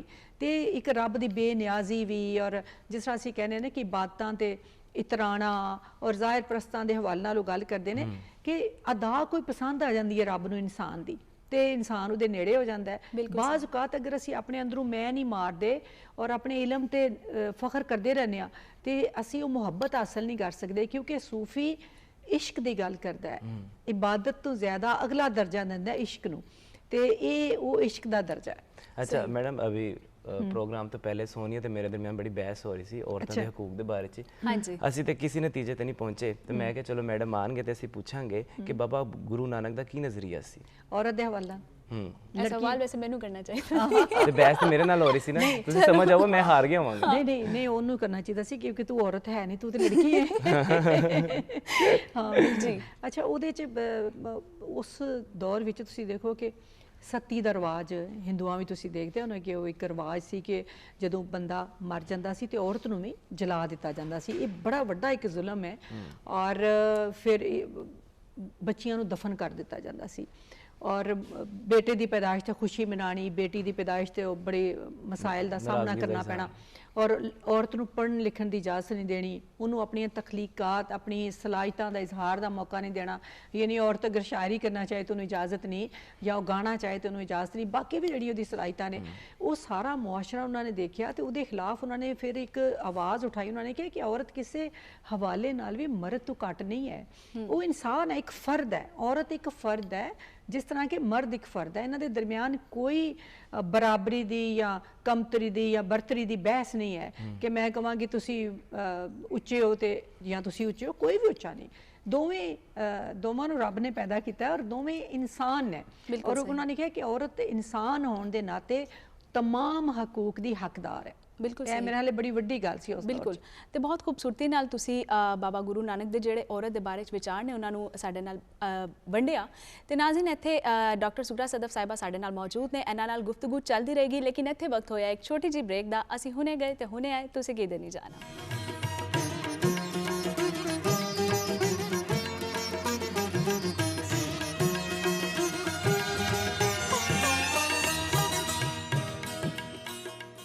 ਜੀ ਨਾਜ਼ਰੀਨ, ਪ੍ਰੋਗਰਾਮ ਵਿੱਚ ਤੁਹਾਨੂੰ ਫਿਰ ਇੱਕ ਵਾਰੀ ਜੀ ਆਇਆਂ ਨੂੰ ਕਹਿੰਦੇ ਆ। ਸੂਫੀਜ਼ ਦੇ ਇਜ਼ਮ ਦੇ ਸੈਗਮੈਂਟ ਵਿੱਚ ਡਾਕਟਰ ਸੁਗਰਾ ਸਦਫ ਸਾਹਿਬਾ ਸਾਡੇ ਨਾਲ ਮੌਜੂਦ ਨੇ ਤੇ ਜਿਹੜਾ ਸਾਡਾ ਮੌਜੂ ਹੈ ਉਹ ਹੈ ਹਜ਼ਰਤ ਬਾਬਾ ਗੁਰੂ ਨਾਨਕ। ਉਹਦੇ ਹਵਾਲੇ ਨਾਲ ਬਹੁਤ ਖੂਬਸੂਰਤ ਮਾਲੂਮਾਤ ਡਾਕਟਰ ਸਾਹਿਬਾ ਸਾਨੂੰ ਫਰਾਹਮ ਕਰ ਰਹੇ ਨੇ। ਅੱਛਾ ਡਾਕਟਰ ਸਾਹਿਬਾ, ਜਿਹੜਾ ਮੇਰਾ ਹੁਣ ਤੁਹਾਡੇ ਕੋਲ ਸਵਾਲ ਹੈ ਉਹ ਇਹ ਵੀ ਕਿ ਬਾਬਾ ਗੁਰੂ ਨਾਨਕ ਦੇ ਹਵਾਲੇ ਨਾਲ ਕਰਤਾਰਪੁਰ ਤੇ ਨਨਕਾਣਾ ਸਾਹਿਬ ਦੋਨੋਂ ਬਹੁਤ ਮਸ਼ਹੂਰ ਨੇ, ਇਹਦੇ ਵਿੱਚ ਵਾਜ਼ਿਆ ਫਰਕ ਦੱਸੋ ਸਾਨੂੰ। ਜੀ ਬਿਲਕੁਲ, ਕਿਉਂਕਿ ਅਕਸਰ ਜਿਹੜੀਆਂ ਤਕਰੀਬਾਤ ਹੁੰਦੀਆਂ ਨੇ ਉਹ ਨਨਕਾਣਾ ਸਾਹਿਬ ਜ਼ਿਆਦਾ ਲੋਕ ਚਾਹੁੰਦੇ ਨੇ। ਹਾਲਾਂਕਿ ਅਸੀਂ ਜਿਹੜੇ ਇਸਲਾਮ ਦੇ ਹਵਾਲੇ ਨਾਲ ਸਾਡੇ ਜਿਹੜੇ ਬਾਬੇ ਨੇ, ਸੂਫੀ ਨੇ ਜਿਤਨੇ, ਅਸੀਂ ਉਹਨਾਂ ਦੇ ਦਰਬਾਰਾਂ ਤੇ ਉਰਸ ਕਰਨੇ ਆ ਤੇ ਬਾਕੀ ਤਕਰੀਬਾਤ ਵੀ। ਲੇਕਿਨ ਬਾਬਾ ਗੁਰੂ ਨਾਨਕ ਪੈਦਾ ਤੇ ਹੋਏ ਨੇ ਨਨਕਾਣਾ ਸਾਹਿਬ 'ਚ, ਉੱਥੇ ਉਹਨਾਂ ਦਾ ਜਨਮ ਹੋਇਆ, ਉਹਨਾਂ ਦੀ ਤਾਲੀਮ ਹੋਈ, ਉਹ ਉੱਥੇ ਜ਼ਿਆਦਾਤਰ ਅਰਸਾ ਉੱਥੇ ਹੀ ਰਹੇ ਨੇ। ਜ਼ਿੰਦਗੀ ਦੇ ਆਖਰੀ 18 ਵਰੇ ਉਹ ਕਰਤਾਰਪੁਰ ਟੁਰ ਗਏ ਤੇ ਉੱਥੇ ਜਾ ਕੇ ਉਹਨਾਂ ਨੇ ਡੇਰਾ ਲਾ ਲਿਆ ਤੇ ਉੱਥੇ ਹੀ ਉਹ ਰੱਬ ਨੂੰ ਪਿਆਰੇ ਹੋਏ, ਉੱਥੇ ਉਹਨਾਂ ਦਾ ਵਸਾਲ ਹੋਇਆ। ਇਸ ਲਈ ਇਹ ਦੋਏ ਜਿਹੜੇ ਮੁਕਾਮਾਤ ਨੇ ਬੜੇ ਅਹਿਮ ਨੇ। ਲੇਕਿਨ ਸਿੱਖ ਮਜ਼ਹਬ ਵਿੱਚ ਜਨਮ ਸਥਾਨ ਨੂੰ ਜ਼ਿਆਦਾ ਅਹਿਮ ਸਮਝਿਆ ਜਾਂਦਾ ਹੈ। ਔਰ ਨਨਕਾਣਾ ਸਾਹਿਬ ਜਿਹੜਾ ਗੁਰਦੁਆਰਾ ਹੈ ਜਨਮ ਸਥਾਨ, ਉੱਥੇ ਹੀ ਉਹਨਾਂ ਦੀਆਂ ਜਿਹੜੀਆਂ ਤਕਰੀਬਾਤ ਹੁੰਦੀਆਂ ਨੇ। ਇਸ ਵਾਰੀ 551ਵਾਂ ਉਹਨਾਂ ਦਾ ਜਿਹੜਾ ਜਨਮ ਸਥਾਨ ਦਾ ਮਨਾਇਆ ਗਿਆ ਤੇ ਕਰਤਾਰਪੁਰ ਵਿੱਚ ਵੀ ਹੁੰਦਾ ਹੈ। ਉੱਥੇ ਦਾ ਵੀ ਬੜਾ ਅਜੀਬ ਹੈ ਕਿ ਉੱਥੇ ਦੇਖੋ ਆਖਰੀ ਰਸੂਮਾਤ ਉਹਨਾਂ ਦੀਆਂ ਮੁਸਲਮਾਨਾਂ ਨੇ ਵੀ ਅਦਾ ਕੀਤੀਆਂ ਤੇ ਸਿੱਖਾਂ ਨੇ ਵੀ ਅਦਾ ਕੀਤੀਆਂ। ਯਾਨੀ ਜਿਹੜਾ ਕੋਈ ਸਾਡੇ ਦਰਮਿਆਨ ਜਿਹੜਾ ਵੀ ਵੱਡਾ ਮਜ਼ਹਬੀ ਪੇਸ਼ਵਾ ਜਾਂ ਸੂਫੀ ਦਾਨਿਸ਼ਵਰ ਗੁਜ਼ਰਿਆ ਹੈ, ਵਲੀ ਗੁਜ਼ਰਿਆ ਹੈ ਕਿ ਜਿਹਨੇ ਇਨਸਾਨੀਅਤ ਦੀ ਗੱਲ ਕੀਤੀ ਹੈ, ਰੱਬ ਦੀ ਮਖਲੂਕ ਦੀ ਗੱਲ ਕੀਤੀ ਹੈ, ਉਹਨੂੰ ਹਰ ਮਜ਼ਹਬ ਦੇ ਮੰਨਣ ਵਾਲਿਆਂ ਆਪਣਾ ਸਮਝਿਆ ਹੈ। ਤੇ ਬਾਬਾ ਗੁਰੂ ਨਾਨਕ ਨਾਲ ਮੁਸਲਮਾਨਾਂ ਦਾ ਬੜਾ ਪਿਆਰ ਸੀ, ਇਸ ਲਈ ਉਹ ਸਮਝਦੇ ਸਨ ਇਹ ਸਾਡੇ ਨੇ, ਇਹ ਸਾਡਾ ਬਾਬਾ ਨੇ, ਔਰ ਸਿੱਖ ਸਮਝਦੇ ਨੇ ਸਾਡਾ। ਲੇਕਿਨ ਉਹਨਾਂ 'ਚ ਕੋਈ ਲੜਾਈ ਨਹੀਂ ਸੀ ਔਰ ਦੋਵਾਂ ਨੇ ਆਪਣੇ ਆਪਣੇ ਤਰੀਕੇ ਨਾਲ ਉਹਨਾਂ ਦੀਆਂ ਰਸੂਮਾਤ ਅਦਾ ਕੀਤੀਆਂ। ਔਰ ਹੁਣ ਕਰਤਾਰਪੁਰ 'ਚ ਮੌਜੂਦਾ ਗੌਰਮੈਂਟ ਨੇ ਬਹੁਤ ਇੱਕ ਆਲੀ ਸ਼ਾਨ ਉੱਥੇ ਗੁਰਦੁਆਰਾ ਬਣਾਇਆ ਔਰ ਤੁਸੀਂ ਦੇਖਦੇ ਹੋ ਕਿ ਪੂਰੀ ਦੁਨੀਆ ਵਿੱਚ ਸਿੱਖਾਂ ਨੇ ਉਹਨੂੰ ਕਿਤਨਾ ਪਸੰਦ ਕੀਤਾ ਔਰ ਉਹ ਲੋਕ ਹਰ ਸਾਲ ਆਉਂਦੇ ਨੇ ਉੱਥੇ ਔਰ ਤਕਰੀਬਾਤ ਹੁੰਦੀਆਂ ਨੇ। ਔਰ ਇੱਕ ਬੜੀ ਉਹਨਾਂ ਦੀ ਖਾਹਿਸ਼ ਸੀ ਕਿ ਜਿਹਨੂੰ ਮੌਜੂਦਾ ਹੁਕੂਮਤ ਨੇ ਪਾਇਆ ਤਕਮੀਲ ਤੱਕ ਪਹੁੰਚਾਇਆ। ਤੇ ਇਹ ਸਿੱਖਾਂ ਲਈ ਇਹ ਦੋਏ ਮੁਕਾਮਾਤ ਜਿਹੜੇ ਨੇ ਇੱਕ ਤਰ੍ਹਾਂ ਦੇ ਯਕਸਾਂ ਅਕੀਦਤ ਦੇ ਹਾਮਿਲ ਨੇ। ਅੱਛਾ ਮੈਡਮ, ਮੈਂ ਚਾਹਾਂਗਾ ਤੁਸੀਂ, ਮੈਂ ਇੱਕ ਗੱਲ ਕਰਨ ਲੱਗਾ ਉਹ ਤੇ ਆਪਣਾ ਨਜ਼ਰੀਆ ਜ਼ਰੂਰ ਦੱਸਣਾ। ਹਲੇ ਸਾਡੇ ਮੁਆਸ਼ਰੇ 'ਚ ਸਮਝਿਆ ਜਾਂਦਾ ਹੈ ਕਿ ਜਿਵੇਂ ਕੋਈ ਬੁਰਾਈ ਹੈ, ਠੀਕ ਹੈ, ਉਹਨੂੰ ਠੀਕ ਕੀਤਾ ਗਿਆ, ਜਿਵੇਂ ਔਰਤ ਦੇ ਹਕੂਕ ਉਹਨੂੰ ਮਿਲਦੇ ਪਏ ਨੇ। ਅਸੀਂ ਸਮਝਦੇ ਹਾਂ ਇਹ ਸਾਇੰਸ ਦੀ ਬਦੌਲਤ ਹੈ ਤੇ ਇਸ 'ਚ ਸਾਇੰਸ ਦਾ ਤੇ ਕੋਈ ਅਮਲ ਦਖਲ ਨਹੀਂ ਹੈਗਾ। ਮੇਰੇ ਖਿਆਲ ਨਾਲ ਇਹ ਕਲਾਮ ਹੈ, ਠੀਕ ਹੈ, ਔਰ ਇਹ ਤਰਬੀਅਤ ਹੈ, ਅਖਲਾਕੀਆਤ ਨੇ ਜਿਹਦੀ ਵਜ੍ਹਾ ਤੋਂ ਇੱਕ ਮੁਆਸ਼ਰੇ 'ਚ ਤਬਦੀਲੀ ਆਉਂਦੀ ਹੈ। ਮੇਰੇ ਖਿਆਲ ਹੈ ਕਿ ਜਿਹੜਾ ਨਾ ਬਹੁਤ ਹੀ ਅੱਛਾ ਸਵਾਲ ਹੈ ਤੁਹਾਡਾ ਕਿ ਸਾਇੰਸ ਨੇ ਤੇ ਸਾਨੂੰ ਇਤਨਾ ਕੁਝ ਮਾਲਾ ਮਾਲ ਕਰਤਾ ਹੈ ਨਾ ਕਿ ਅਸੀਂ ਤੁਸੀਂ ਤੇ ਬੱਚੇ ਹੋ ਲੇਕਿਨ ਅਸੀਂ ਆਪਣੇ ਹਵਾਲੇ ਨਾਲ ਹੀ ਤੱਕੀਏ ਤੇ ਅਸੀਂ ਆਪਣੇ ਬਚਪਨ ਨੂੰ ਤੇ ਅੱਜ ਦੇ ਦੌਰ ਨੂੰ ਤੱਕਨੇ ਆ ਤੇ ਜਿਹੜੀਆਂ ਸਾਨੂੰ ਅੱਜ ਦੇ ਦੌਰ 'ਚ ਨਿਯਮਤਾਂ ਮੁਯੱਸਰ ਨੇ ਉਹ ਅਸੀਂ ਬਚਪਨ 'ਚ ਨਹੀਂ ਦੇਖੀਆਂ। ਅਸੀਂ ਪੈਦਲ ਟੁਰੇ ਆ, ਅਸੀਂ ਜਿਹੜੇ ਲੱਕੜੀਆਂ ਵਾਲੇ ਚੁੱਲ੍ਹੇ ਵਿੱਚ ਅੱਗ ਜਲਾਉਂਦੇ ਆ ਆਪਣੀ ਮਾਂ ਨੂੰ ਤੱਕਿਆ ਸਾਰੇ, ਔਰ ਫਰਿੱਜਾਂ ਨਹੀਂ ਤੱਕੀਆਂ। ਹੁਣ ਦੌਰ ਜਿਹੜਾ ਉਹ ਕਿੱਥੇ ਟੁਰ ਗਿਆ, ਜਹਾਜ਼ ਤੇ ਸਾਰਾ ਗੱਡੀਆਂ, ਇਸ ਤੋਂ ਵੀ ਅੱਗੇ ਦੁਨੀਆ ਟੁਰ ਗਈ। ਤੇ ਸਾਇੰਸ ਨੇ ਤਾਂ ਬੜਾ ਕੁਝ ਸਾਨੂੰ ਦੇ ਦਿੱਤਾ, ਦਵਾਈਆਂ ਦੇ ਹਵਾਲੇ ਨਾਲ, ਸਿਹਤ ਦੇ ਹਵਾਲੇ ਨਾਲ, ਤੁਸੀਂ ਕੋਈ ਵੀ ਤੱਕ ਲਓ, ਇਮਾਰਤਾਂ ਦੇ ਹਵਾਲੇ ਨਾਲ ਕਿ ਇੱਥੇ 50-50 ਮੰਜ਼ਿਲਾ ਇਮਾਰਤਾਂ ਬਣ ਗਈਆਂ ਨੇ। ਤੇ ਉਸ ਹਵਾਲੇ ਨਾਲ ਜਿਤਨਾ ਇਲਮ ਸਾਇੰਸ ਨੇ ਸਾਨੂੰ ਦਿੱਤਾ, ਇਨਸਾਨ ਨੂੰ ਤੇ ਬਹੁਤ ਹੀ ਵਲੀ ਸੂਫੀ ਦੇ ਦਰਜੇ ਤੋਂ ਵੀ ਅੱਗੇ ਵੱਧ ਜਾਣਾ ਚਾਹੀਦਾ ਸੀ ਨਾ, ਜਿਤਨਾ ਇਲਮ ਆ ਗਿਆ ਸੀ ਉਹਦੇ ਕੋਲ, ਕਿ ਉਹਨੂੰ ਆਪਣੇ ਅੰਦਰੋਂ ਸ਼ਰ ਸਾਰਾ ਕੱਢ ਕੇ ਸੁੱਟ ਦੇਣਾ ਚਾਹੀਦਾ, ਸਾੜ ਕੇ ਸਵਾਹ ਕਰ ਦੇਣਾ ਚਾਹੀਦਾ ਸੀ। ਲੇਕਿਨ ਇਤਨਾ ਇਲਮ ਮੁਯੱਸਰ ਹੋਣ ਦੇ ਬਾਵਜੂਦ, ਇਤਨੀਆਂ ਯੂਨੀਵਰਸਿਟੀਆਂ ਦੇ ਬਾਵਜੂਦ, ਇਤਨੀਆਂ ਨਿਯਮਤਾਂ ਦੇ ਬਾਵਜੂਦ ਔਰ ਸਹੂਲਤਾਂ ਦੇ ਬਾਵਜੂਦ ਇਨਸਾਨ ਜਿਹੜਾ ਹੈ ਉਹ ਪਹਿਲੇ ਨਾਲੋਂ ਚੰਗਾ ਨਹੀਂ ਹੋ ਸਕਿਆ। ਉਹਦੀ ਵਜ੍ਹਾ ਇਹ ਕਿ ਅਸੀਂ ਤਵਾਜ਼ਨ ਬਰਕਰਾਰ ਨਹੀਂ ਰੱਖ ਸਕੇ। ਅਸੀਂ ਇਹ ਜਿਹੜੀ ਰੋਸ਼ਨੀ ਸੀ ਨਾ, ਸੂਫੀਆਂ ਨੇ ਜਿਹੜੀ ਸ਼ਮਾ ਜਲਾਈ ਸੀ, ਉਹਦੇ ਕੋਲੋਂ ਸੇਕ ਨਹੀਂ ਲਿਆ, ਉਹਦੇ ਕੋਲੋਂ ਲੋ ਨਹੀਂ ਹਾਸਿਲ ਕੀਤੀ। ਔਰ ਸੂਫੀਆਂ ਨੇ ਉਹੀ ਗੱਲ ਕੀਤੀ ਜਿਹੜੀ ਰੱਬ ਨੇ ਕਹੀ, ਜਿਹੜੀ ਰਸੂਲ ਪਾਕ ਸੱਲੱਲਾਹੁ अलैहि वसल्लम ਨੇ ਕਹੀ ਗੱਲ। ਤੇ ਮੇਰਾ ਖਿਆਲ ਹੈ ਕਿ ਤੁਹਾਡੀ ਗੱਲ 'ਚ ਬੜਾ ਵਜ਼ਨ ਹੈ ਔਰ ਬੜੀ ਤੁਸੀਂ ਚੰਗੀ ਗੱਲ ਕੀਤੀ ਹੈ ਕਿ ਅਸੀਂ ਜ਼ਾਹਿਰੀ ਔਰ ਮਾਦੀ ਇਲਮ ਦੇ ਨਾਲ ਨਾਲ ਜਦੋਂ ਤੱਕ ਰੂਹਾਨੀ ਇਲਮ ਹਾਸਲ ਨਹੀਂ ਕਰਾਂਗੇ ਔਰ ਇਹ ਜਿਹੜੀ ਲੋ ਹੈ ਇਹਦੇ ਨਾਲ ਆਪਣੇ ਦਿਲ ਨੂੰ ਚਾਨਣ ਨਹੀਂ ਕਰਾਂਗੇ ਦਿਲ ਅੰਦਰ, ਤੇ ਅਸੀਂ ਕਾਮਯਾਬ ਨਹੀਂ ਹੋ ਸਕਦੇ। ਸਹੀ। ਅੱਛਾ ਮੈਡਮ, ਇਹ ਦੱਸੋ ਕਿ ਹਜ਼ਰਤ ਬਾਬਾ ਗੁਰੂ ਨਾਨਕ ਜਿਹੜੇ ਨੇ, ਇਹਨਾਂ ਦਾ ਇਨਸਾਨੀ ਫਲਾਹ ਦੇ ਬਾਰੇ 'ਚ ਕੀ ਤਾਲੀਮਾਤ ਨੇ, ਕੀ ਕਿਰਦਾਰ ਹੈ? ਮੇਰਾ ਖਿਆਲ ਹੈ ਕਿ ਇਨਸਾਨੀਅਤ ਦੇ ਬਹੁਤ ਵੱਡੇ ਪ੍ਰਚਾਰਕ ਨੇ ਬਾਬਾ ਗੁਰੂ ਨਾਨਕ। ਇਸੇ ਲਈ ਨਾ ਸਿਰਫ ਮੁਸਲਮਾਨ ਬਲਕਿ ਹਿੰਦੂ ਔਰ ਬਾਕੀ ਮਜ਼ਾਹਬ ਵੀ ਉਹਨਾਂ ਨਾਲ ਬੜੇ ਮੁਹੱਬਤ ਕਰਦੇ ਨੇ, ਔਰ ਉਹਨਾਂ ਦੇ ਨੇੜੇ ਕੋਈ ਵੀ ਇਨਸਾਨ ਨੀਵਾਂ ਨਹੀਂ, ਹੀਣਾ ਨਹੀਂ, ਸਭ ਵੱਡੇ ਨੇ, ਉਚੇਚੇ ਨੇ, ਕਾਬਲੇ ਇਤਰਾਮ ਨੇ, ਮੁਹੱਬਤ ਕਰਨ ਦੇ ਕਾਬਲ ਨੇ, ਉਹਨਾਂ ਦੇ ਹਕੂਕ ਹਾਸਲ ਹੋਣੇ ਚਾਹੀਦੇ ਨੇ। ਮੈਂ ਇੱਕ ਗੱਲ ਉਹ ਕਰਨਾ ਚਾਹ ਰਹੀ ਸੀ ਗੁਰੂ ਗ੍ਰੰਥ ਦੇ ਹਵਾਲੇ ਨਾਲ, ਤੁਸੀਂ ਮੇਰੇ ਕੋਲ ਬਲਕਿ ਵਕਫੇ 'ਚ ਪੁੱਛਿਆ ਵੀ ਹੈ ਤੇ ਉਹ ਮੈਂ ਦੱਸਣਾ ਜ਼ਰੂਰ ਚਾਹ ਰਹੀ ਸੀ ਕਿ ਗੁਰੂ ਗ੍ਰੰਥ ਉਹ ਮੁਕੱਦਸ ਕਿਤਾਬ ਹੈ ਸਿੱਖਾਂ ਦੀ ਕਿ ਜਿਹਦੇ ਵਿੱਚ ਬਾਬਾ ਫਰੀਦ ਸਮੇਤ ਸਾਰੇ ਗੁਰੂਆਂ ਦਾ ਕਲਾਮ ਹੈ। ਔਰ ਇਹ ਬਾਬਾ ਗੁਰੂ ਨਾਨਕ ਤੋਂ ਬਾਅਦ ਸਾਰੀ ਜਿਹੜੀ ਹੈ ਤਰਤੀਬ ਦਿੱਤੀ ਗਈ। ਅੱਛਾ, ਇਹਦਾ ਦਰਜਾ ਜਿਹੜਾ ਹੈ ਉਹ ਇੱਕ ਜ਼ਿੰਦਾ ਗੁਰੂ ਵਰਗਾ ਹੈ। ਜਦੋਂ ਮੈਂ ਪਾਕਿਸਤਾਨ ਟੈਲੀਵਿਜ਼ਨ ਦਾ ਪ੍ਰੋਗਰਾਮ ਮਨ ਸੂਫੀ ਕਰ ਰਹੀ ਸੀ ਤੇ ਮੈਨੂੰ ਉੱਥੇ ਜਾਣ ਦਾ, ਨਨਕਾਣਾ ਸਾਹਿਬ ਜਾਣ ਦਾ ਇਤਫਾਕ ਹੋਇਆ। ਵੈਸੇ ਤਾਂ ਕਈ ਵਾਰੀ ਹੋਇਆ ਲੇਕਿਨ ਉਹ ਦੇਖਣ ਦਾ, ਤੇ ਉਹ ਤੁਸੀਂ ਹੁਣੇ ਜਦੋਂ ਇਹ ਦਿਖਾ ਵੀ ਰਹੇ ਸੀ ਇੱਕ ਪੈਕੇਜ ਤੁਸੀਂ ਦੇਖਿਆ ਨਹੀਂ ਕਿ ਉੱਥੇ ਪੈਰ ਧੋ ਕੇ ਅੱਗੇ ਜਾਣਾ ਪੈਂਦਾ। ਤੇ ਦਸੰਬਰ ਵਿੱਚ ਹੀ ਅਸੀਂ ਪ੍ਰੋਗਰਾਮ ਰਿਕਾਰਡ ਕੀਤਾ ਔਰ ਸਖਤ ਸਰਦੀ, ਜਰਾਬਾਂ ਲਾ ਕੇ ਠੰਡੇ ਪਾਣੀ ਵਿੱਚ ਪੈਰ ਧੋ ਕੇ ਅੱਗੇ ਜਾਣਾ ਪੈਂਦਾ, ਲੇਕਿਨ ਬਿਲਕੁਲ ਠੰਡ ਨਹੀਂ ਲੱਗੀ। ਇਸ ਲਈ ਕਿ ਇਨਸਾਨ ਦੇ ਜ਼ਿਹਨ 'ਚ ਇੱਕ ਹੁੰਦਾ ਹੈ ਕਿ ਅਸੀਂ ਇੱਕ ਨੂਰ ਵੱਲ ਜਾ ਰਹੇ ਹਾਂ, ਅਸੀਂ ਇੱਕ ਰੋਸ਼ਨੀ ਵੱਲ ਜਾ ਰਹੇ ਹਾਂ। ਤੇ ਉੱਥੇ ਅਸੀਂ ਜਾ ਕੇ ਜਿਹੜੇ ਦੇਖਿਆ ਔਰ ਸਾਰੇ ਉਹਨਾਂ ਦਾ ਕਿਸ ਤਰ੍ਹਾਂ ਪੜ੍ਹਦੇ ਨੇ ਔਰ ਇਬਾਦਤ ਹੁੰਦੀ ਹੈ, ਔਰ ਇੱਕ ਵੱਡਾ ਸਾਰਾ ਕਮਰਾ ਹੈ ਜਿਹਦੇ ਵਿੱਚ ਇੱਕ ਬੈੱਡ ਲੱਗਾ ਹੋਇਆ ਹੈ, ਉਹਦੇ ਉੱਪਰ ਗੁਰੂ ਗ੍ਰੰਥ ਨੂੰ ਰੱਖਿਆ ਹੋਇਆ ਹੈ ਔਰ ਉਹਦੇ ਉੱਪਰ ਕੰਬਲ ਦਿੱਤਾ ਗਿਆ। ਏਸੀ ਕਮਰੇ 'ਚ ਲੱਗਾ ਰਹਿੰਦਾ 24 ਘੰਟੇ ਔਰ ਬਾਕਾਇਦਾ ਉਹਨੂੰ ਇੱਕ ਤਕਰੀਬ ਦੀ ਤਰ੍ਹਾਂ ਬਾਹਰ ਕੱਢਿਆ ਜਾਂਦਾ ਹੈ, ਪੜ੍ਹਿਆ ਜਾਂਦਾ ਔਰ ਫਿਰ ਰੱਖਿਆ ਜਾਂਦਾ ਹੈ। ਯਾਨੀ ਉਹਨੂੰ ਇੱਕ ਜ਼ਿੰਦਾ ਗੁਰੂ ਦਾ ਦਰਜਾ ਦਿੱਤਾ ਗਿਆ। ਇੱਥੋਂ ਇੱਕ ਸਬਕ ਹੀ ਹਾਸਲ ਹੁੰਦਾ ਹੈ ਕਿ ਜਿਹੜਾ ਇਲਮ ਹੈ, ਜਿਹੜੇ ਅੱਖਰ ਨੇ ਸੱਚੇ ਅੱਖਰ, ਉਹ ਵੀ ਇੱਕ ਜ਼ਿੰਦਾ ਮੁਰਸ਼ਦ ਦੀ ਤਰ੍ਹਾਂ ਹੁੰਦੇ ਨੇ। ਉਹਨਾਂ ਕੋਲ ਵੀ ਸਬਕ ਉਸੇ ਤਰ੍ਹਾਂ ਹਾਸਲ ਕਰਨਾ ਚਾਹੀਦਾ ਹੈ ਕਿ ਉਹਨਾਂ ਨੂੰ ਤੁਸੀਂ ਇਹ ਨਹੀਂ ਕਹਿ ਸਕਦੇ ਕਿ ਇਹ ਸਿਰਫ ਕਾਗਜ਼ ਹੈ। ਉਹ ਕਾਗਜ਼ ਨਹੀਂ ਹੁੰਦਾ, ਉਹਦੇ ਵਿੱਚ ਨੂਰ ਬਣਦਾ ਹੈ ਔਰ ਅਗਰ ਤੁਸੀਂ ਉਹਨੂੰ ਜ਼ਿੰਦਾ ਸਮਝੋਗੇ ਤੇ ਉਹਦੇ ਤੁਸੀਂ ਹਿਦਾਇਤ ਹਾਸਲ ਕਰ ਸਕਦੇ ਹੋ। ਅਗਰ ਤੁਸੀਂ ਉਹਨੂੰ ਸਿਰਫ ਇੱਕ ਕਿਤਾਬ ਸਮਝੋ ਤੇ ਫਿਰ ਹਿਦਾਇਤ ਨਹੀਂ ਹਾਸਲ ਕਰ ਸਕਦੇ। ਅੱਛਾ ਮੈਡਮ, ਤੁਸੀਂ ਮੁਖਤਲਿਫ ਮਜ਼ਾਹਿਬ ਦੇ ਲੋਕਾਂ ਦੇ ਵਿੱਚ ਉੱਠਦੇ ਬੈਠਦੇ ਹੋ, ਤੁਹਾਡੀ ਇੰਨੀ ਸੋਸ਼ਲ ਤੁਹਾਨੂੰ ਪਤਾ ਹੈ ਗੈਦਰਿੰਗ ਰਹਿੰਦੀ ਹੈ।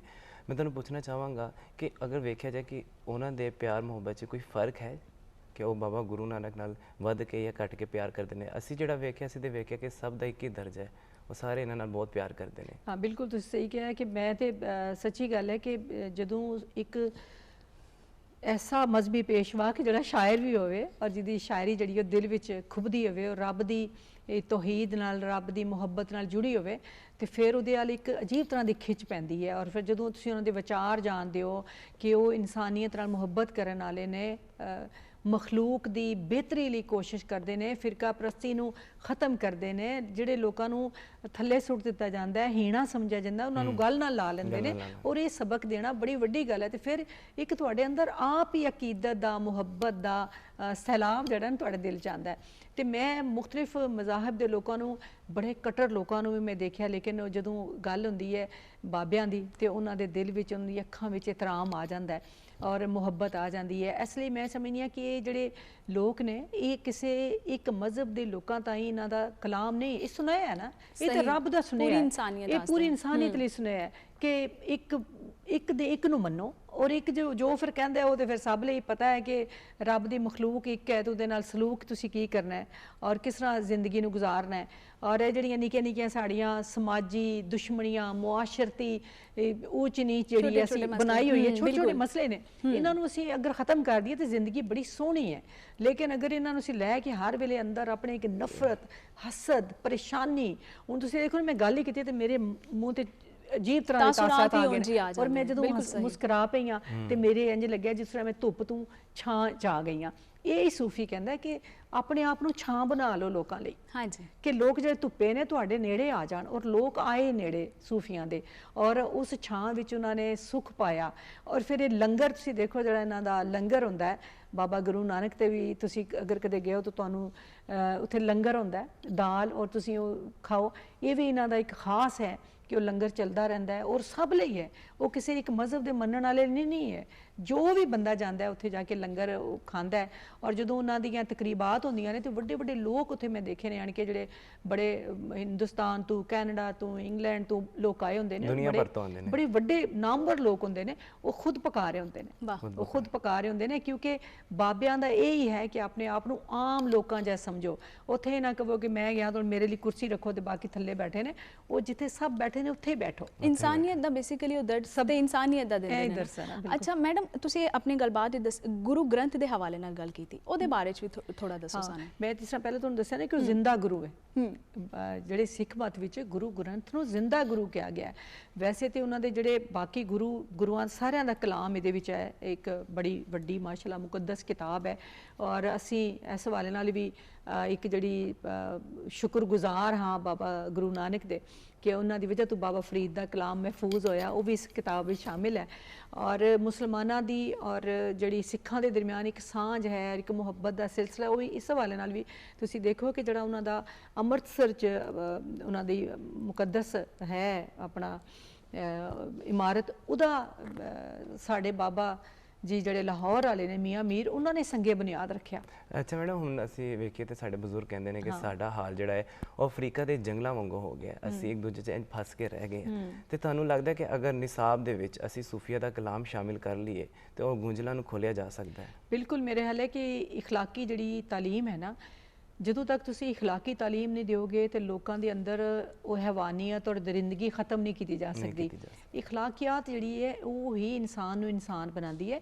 ਔਰ ਤੁਸੀਂ ਅਗਰ ਤਬਲੀਗ ਕਰੋਗੇ ਨਾ, ਯਾਨੀ ਮੈਂ ਵੀ ਤਬਲੀਗ ਕਰ ਰਹੀ ਹਾਂ, ਤੁਹਾਨੂੰ ਕਹਿ ਰਹੀ ਹਾਂ ਕਿ ਇੰਝ ਹੋ ਜਾਓ, ਇੰਝ ਹੋ ਜਾਓ, ਇੰਝ ਹੋ ਜਾਓ, ਅਗਰ ਮੈਂ ਖੁਦ ਕੰਮ ਨਹੀਂ ਕਰ ਰਹੀ, ਮੈਂ ਤੁਹਾਨੂੰ ਕਹਿ ਰਹੀ ਹਾਂ ਸੱਚ ਬੋਲੋ, ਆਪ ਮੈਂ ਉੱਥੇ ਹੀ ਟੁੱਟ ਕੇ ਜਾ ਕੇ ਤੇ ਝੂਠ ਬੋਲਣਾ ਸ਼ੁਰੂ ਕਰ ਦਿਆਂਗੀ, ਤੁਸੀਂ ਕਦੇ ਨਹੀਂ ਮੰਨਣੀ ਗੱਲ ਨਾ। ਅਗਰ ਅਸੀਂ ਸੁੱਕੀ ਤਬਲੀਗ ਕਰਦੇ ਰਵਾਂਗੇ ਆਪਣੇ ਤੁਹਾਡੇ ਜੇ ਨੌਜਵਾਨ ਬੱਚਿਆਂ ਦੇ ਸਾਹਮਣੇ, ਤੇ ਗੱਲ ਅੱਗੇ ਨਹੀਂ ਟੁਰਨੀ।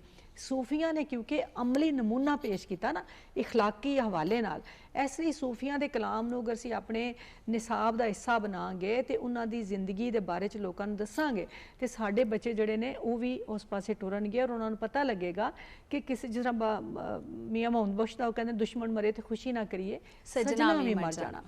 ਕਿੱਡਾ ਵੱਡਾ ਫਲਸਫਾ ਹੈ ਕਿ ਤੁਸੀਂ ਕਿਸੇ ਨੂੰ ਤਕਲੀਫ ਦਿਓਗੇ ਤੇ ਉਹ ਤਕਲੀਫ ਤੁਹਾਡੇ ਤੱਕ ਵੀ ਆਣੀ ਹੈ, ਇਸ ਲਈ ਤੁਸੀਂ ਤਕਲੀਫ ਨਾ ਕਿਸੇ ਨੂੰ ਦਿਓ। ਤੇ ਇਹ ਅਸੀਂ ਅਗਰ ਆਪਣੇ ਨਿਸਾਬ ਸ਼ਾਮਲ ਕਰੀਏ ਔਰ ਸ਼ਾਮਲ ਕਰਨਾ ਚਾਹੀਦਾ ਹੈ ਤਾਂ ਜੇ ਸਾਡੀ ਜਿਹੜੀ ਨਵੀਂ ਨਸਲ ਹੈ ਔਰ ਇੱਕ ਰਵਾਦਾਰੀ, ਮੁਹੱਬਤ ਔਰ ਇਨਸਾਨੀਅਤ ਦਾ ਸਬਕ ਲੈ ਕੇ ਵੱਡੀ ਹੋਵੇ।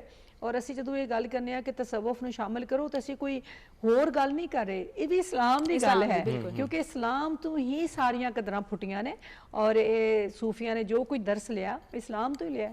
ਅੱਛਾ ਮੈਡਮ, ਅਸੀਂ ਹਮੇਸ਼ਾ ਇਦਾਰਿਆਂ ਨੂੰ ਹੀ ਕਸੂਰਵਾਰ ਕਿਉਂ ਠਹਿਰਾਉਂਦੇ ਹਾਂ? ਅਸੀਂ ਇਹਦੀ ਸ਼ੁਰੂਆਤ ਆਪਣੇ ਘਰੋਂ ਵੀ ਤਾਂ ਕਰ ਸਕਦੇ ਹਾਂ। ਐਡਾ ਮੁਸ਼ਕਿਲ ਕੰਮ ਹੈ ਕਿ ਅਸੀਂ ਸੂਫੀਆਂ ਦੇ ਕਲਾਮ ਨੂੰ ਆਪਣੇ ਘਰ ਨਹੀਂ ਪੜ੍ਹ ਸਕਦੇ ਜਾਂ ਸਿੱਖ ਨਹੀਂ ਸਕਦੇ। ਇਹ ਤਾਂ ਬਿਲਕੁਲ ਬੜੀ ਅੱਛੀ ਗੱਲ ਹੈ, ਲੇਕਿਨ ਮੇਰੇ ਹਾਲ ਹੈ ਕਿ ਮੁਮਕਿਨ ਨਹੀਂ ਹੈ। ਬਹੁਤ ਘੱਟ ਤੁਸੀਂ ਇਹ ਗੱਲ ਤੇ ਬਹੁਤ ਬਿਲਕੁਲ ਠੀਕ ਹੈ ਕਿ ਅਸੀਂ ਫਲਸਫੇ 'ਚ ਗੱਲ ਪੜ੍ਹਨੇ ਨੇ ਕਿ ਇਨਸਾਨ ਕੀ ਹੈ ਤੇ ਕੀ ਹੋਣਾ ਚਾਹੀਦਾ ਹੈ, ਕਿ ਉਹ ਹੈ ਇਜ਼ ਟੂ ਬੀ, ਹੈ ਕੀ ਔਰ ਕੀ ਹੋਣਾ ਚਾਹੀਦਾ ਹੈ। ਲੇਕਿਨ ਤੁਸੀਂ ਦੇਖੋ ਕਿ ਤੁਹਾਡੇ ਦਰਮਿਆਨ ਮੁਖਤਲਿਫ ਦਰਜੇ ਦੇ ਲੋਕ ਹੁੰਦੇ ਨੇ। ਅਰਸਤੂ ਨੇ ਕਿਹਾ ਸੀ ਕਿ ਸਾਰੇ ਇਨਸਾਨ ਬਰਾਬਰ ਨਹੀਂ, ਕੁਝ ਲੋਕ ਗੁਲਾਮੀ ਲਈ ਪੈਦਾ ਹੋਏ ਨੇ ਤੇ ਕੁਝ ਹੁਕਮਰਾਨੀ ਲਈ। ਗੁਲਾਮੀ ਦਾ ਮਤਲਬ ਇਹ ਨਹੀਂ ਕਿ ਉਹਦੀ ਆਕਾ ਗੁਲਾਮੀ ਦਾ ਮਤਲਬ ਹੈ ਕਿ ਕੁਝ ਲੋਕਾਂ 'ਚ ਲੀਡਰਸ਼ਿਪ ਦੀ ਕੁਵਤ ਹੁੰਦੀ ਹੈ, ਉਹ ਐਸਾ ਕੰਮ ਕਰਦੇ ਨੇ। ਇੱਕ ਟੀਵੀ ਤੇ ਤੁਸੀਂ ਦੇਖ ਰਹੇ ਹੋ ਨਾ, ਇੱਕ ਟੀਵੀ ਤੇ ਤੁਹਾਡਾ ਇੱਕ ਬੰਦਾ ਜਿਹੜਾ ਟੀਵੀ ਨੂੰ ਚਲਾ ਰਿਹਾ ਹੈ, ਠੀਕ ਹੈ, ਉਹਦੇ 'ਚ ਬਾਕੀ ਲੋਕਾਂ ਨਾਲ ਥੋੜੀ ਅਲੀਅਤ ਜ਼ਿਆਦਾ ਹੋਵੇਗੀ ਤਾਂ ਉਦਾਹਰਨ ਚਲਾਏਗਾ ਨਾ। ਕੁਝ ਲੋਕ ਹੁੰਦੇ ਨੇ ਕਿ ਉਹਨਾਂ ਨੂੰ ਤੁਸੀਂ ਕਿਸੇ ਚੀਜ਼ ਦਾ ਲੀਡਰ ਬਣਾਓ ਤਾਂ ਨਹੀਂ ਬਣਨਗੇ, ਉਹ ਕਹਿਣਗੇ ਕਿ ਨਹੀਂ ਕੰਮ ਤੁਸੀਂ ਸਾਰਾ ਉਹਨਾਂ ਕੋਲ ਲਓ, ਲੇਕਿਨ ਉਹ ਪਿੱਛੇ ਪਿੱਛੇ ਟੁਰਨ ਨੂੰ ਉਮੀਦ ਦੇਣਗੇ। ਇਨਸਾਨਾਂ ਦੇ ਦਰਜੇ ਨੇ। ਅਗਰ ਖੁਦਾ ਸਾਰੇ ਲੋਕਾਂ ਨੂੰ ਇੱਕੋ ਜਿਹਾ ਪੈਦਾ ਕਰ ਦਿੰਦਾ ਤੇ ਫਿਰ ਕਿਸਾਨ ਕੌਣ ਬਣਦਾ, ਫਿਰ ਬਾਕੀ ਬਿਲਡਿੰਗ ਕੌਣ ਬਣਾਉਂਦਾ, ਸਾਰੇ ਤੇ ਉੱਥੇ ਫਲਸਫੀ ਬਣ ਜਾਂਦੇ। ਇਸ ਲਈ ਮੁਖਤਲਿਫ ਦਰਜੇ ਦੇ ਹਵਾਲੇ ਨਾਲ ਸਾਡੀ ਅਕਲ ਦੇ ਦਰਜੇ ਵੀ ਮੁਖਤਲਿਫ ਨੇ, ਔਰ ਲੋਕਾਂ ਨੂੰ ਦੱਸਣ ਲਈ ਫਿਰ ਤਾਂ ਹੀ ਤਾਂ ਉਸਤਾਦ, ਮੁਰਸ਼ਿਦ, ਸੂਫੀ ਇਹ ਪੈਦਾ ਹੋਏ। ਤੇ ਮੇਰੇ ਖਿਆਲ ਹੈ ਕਿ ਤੁਸੀਂ ਜਿਹੜੀ ਤੁਹਾਡੀ ਗੱਲ ਦਾ ਜਵਾਬ ਮੁਖਤਸਰ ਨਹੀਂ ਹੈ ਕਿ ਜਿਹੜੇ ਲੋਕ ਤੇ ਸਮਝਦੇ ਨੇ ਕਿ ਜਿਨ੍ਹਾਂ ਨੂੰ ਗਿਆਨ ਹੈ ਕਿ ਸਾਨੂੰ ਕਰਨਾ ਚਾਹੀਦਾ ਹੈ, ਉਹ ਕਰਦੇ ਨੇ। ਔਰ ਤੁਹਾਨੂੰ ਅਗਰ ਇਹ ਗਿਆਨ ਹੈ ਤੁਸੀਂ ਖੁਦ ਵੀ ਕਰਦੇ ਹੋ, ਅੱਗੇ ਅਗਲੀ ਨਸਲ ਤੱਕ ਵੀ ਇਹ ਗੱਲ ਟੋਰੋਗੇ। ਲੇਕਿਨ 80-90% ਲੋਕਾਂ ਤੱਕ ਇਹ ਗੱਲ ਨਹੀਂ ਪਹੁੰਚਦੀ। ਉਹਨਾਂ ਲਈ ਜ਼ਰੂਰੀ ਹੁੰਦਾ ਹੈ ਕਿ ਜਦੋਂ ਤੁਸੀਂ ਨਿਸਾਬ ਦਾ ਹਿੱਸਾ ਬਣਾ ਦਿੰਦੇ ਹੋ, ਲਾਜ਼ਮੀ ਕਰ ਦਿੰਦੇ ਹੋ ਕੋਈ ਚੀਜ਼, ਹੁਣ ਟੀਵੀ ਤੇ ਗੱਲ ਜਾ ਰਹੀ ਹੈ, ਹਰ ਬੰਦਾ ਦੇਖ ਰਿਹਾ ਹੈ, ਠੀਕ ਹੈ, ਇਸ ਲਈ ਫਿਰ ਉਹ ਜ਼ਰੂਰੀ ਹੁੰਦੀ ਹੈ ਕਿ ਤੁਸੀਂ ਹਰ ਬੰਦੇ ਤੱਕ ਉਹ ਗੱਲ ਅਪਣਾਓ। ਬਿਲਕੁਲ ਸਹੀ ਮੈਡਮ, ਬਹੁਤ ਸ਼ੁਕਰੀਆ ਤੁਹਾਡੀ ਤਸ਼ਰੀਫ ਆਵਰੀ ਦਾ। ਤੁਸੀਂ ਜਦੋਂ ਵੀ ਆਉਂਦੇ ਹੋ ਸਾਨੂੰ, ਮੈਨੂੰ ਤਾਂ ਖਾਸ ਕਰਕੇ ਇੰਝ ਲੱਗਦਾ ਹੈ ਕਿ ਇੱਕ ਇਲਮ ਦਾ ਦਰਿਆ ਆਇਆ ਤੇ ਮੈਂ ਉਹਦੇ ਤੋਂ ਆਪਣੀ ਪਿਆਸ ਬੁਝਾਈਏ।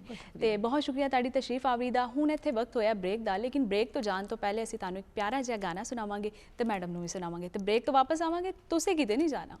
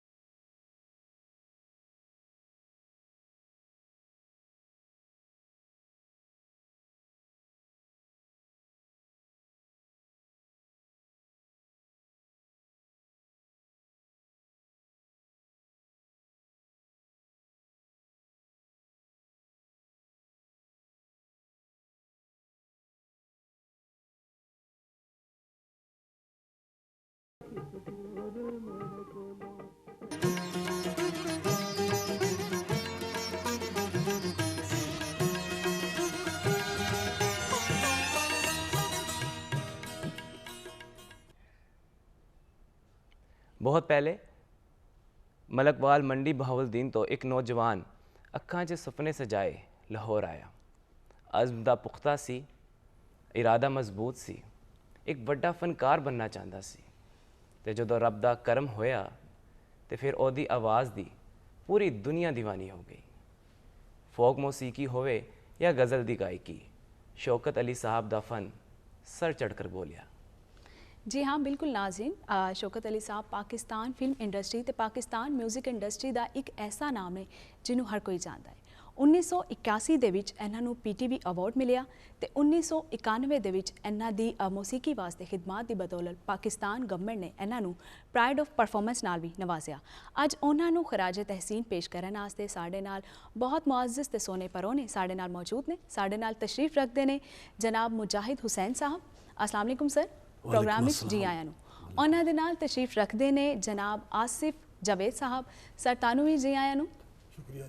ਤੇ ਉਹਨਾਂ ਦੇ ਨਾਲ ਤਸ਼ਰੀਫ ਰੱਖਦੇ ਨੇ ਇਮਰਾਨ ਸ਼ੌਕਤ ਸਾਹਿਬ ਜਿਹੜੇ ਕਿ ਸ਼ੌਕਤ ਅਲੀ ਸਾਹਿਬ ਦੇ ਸਾਹਿਬਜ਼ਾਦੇ ਵੀ ਨੇ। ਤੇ ਇਹਨਾਂ ਨਾਲ ਗੱਲਬਾਤ ਤੇ ਅਸੀਂ ਕਰਾਂਗੇ, ਲੇਕਿਨ ਉਹਨਾਂ ਸ਼ੌਕਤ ਅਲੀ ਸਾਹਿਬ ਦਾ ਪਹਿਲੇ ਅਸੀਂ ਇੱਕ ਗਾਣਾ ਸੁਣਾਂਗੇ। ਉੱਡ ਕਾਵਾਂ ਓਏ ਜਿਨ ਪੁੱਤਰਾਂ ਤੋਂ ਵਿਛੜਨ ਮਾਵਾਂ, ਕਾਵਾਂ ਉੱਡ ਕਾਵਾਂ ਜਿਨ ਪੁੱਤਰਾਂ ਤੋਂ ਵਿਛੜਨ ਮਾਵਾਂ, ਤੇ ਗਲੀਆਂ ਦੇ ਕੱਖ ਰੋਂਦੇ ਹੋ ਜਦੋਂ ਰੋਂਦੇ ਨੇ ਮਾਰ ਕੇ ਟਾਵਾਂ, ਕਾਵਾਂ ਉਹ ਉੱਡ ਕਾਵਾਂ ਜਿਨ੍ਹਾਂ ਪੁੱਤਰਾਂ ਤੋਂ ਵਿਛੜਨ ਮਾਵਾਂ। ਦੁਸ਼ਮਨ ਮਰੇ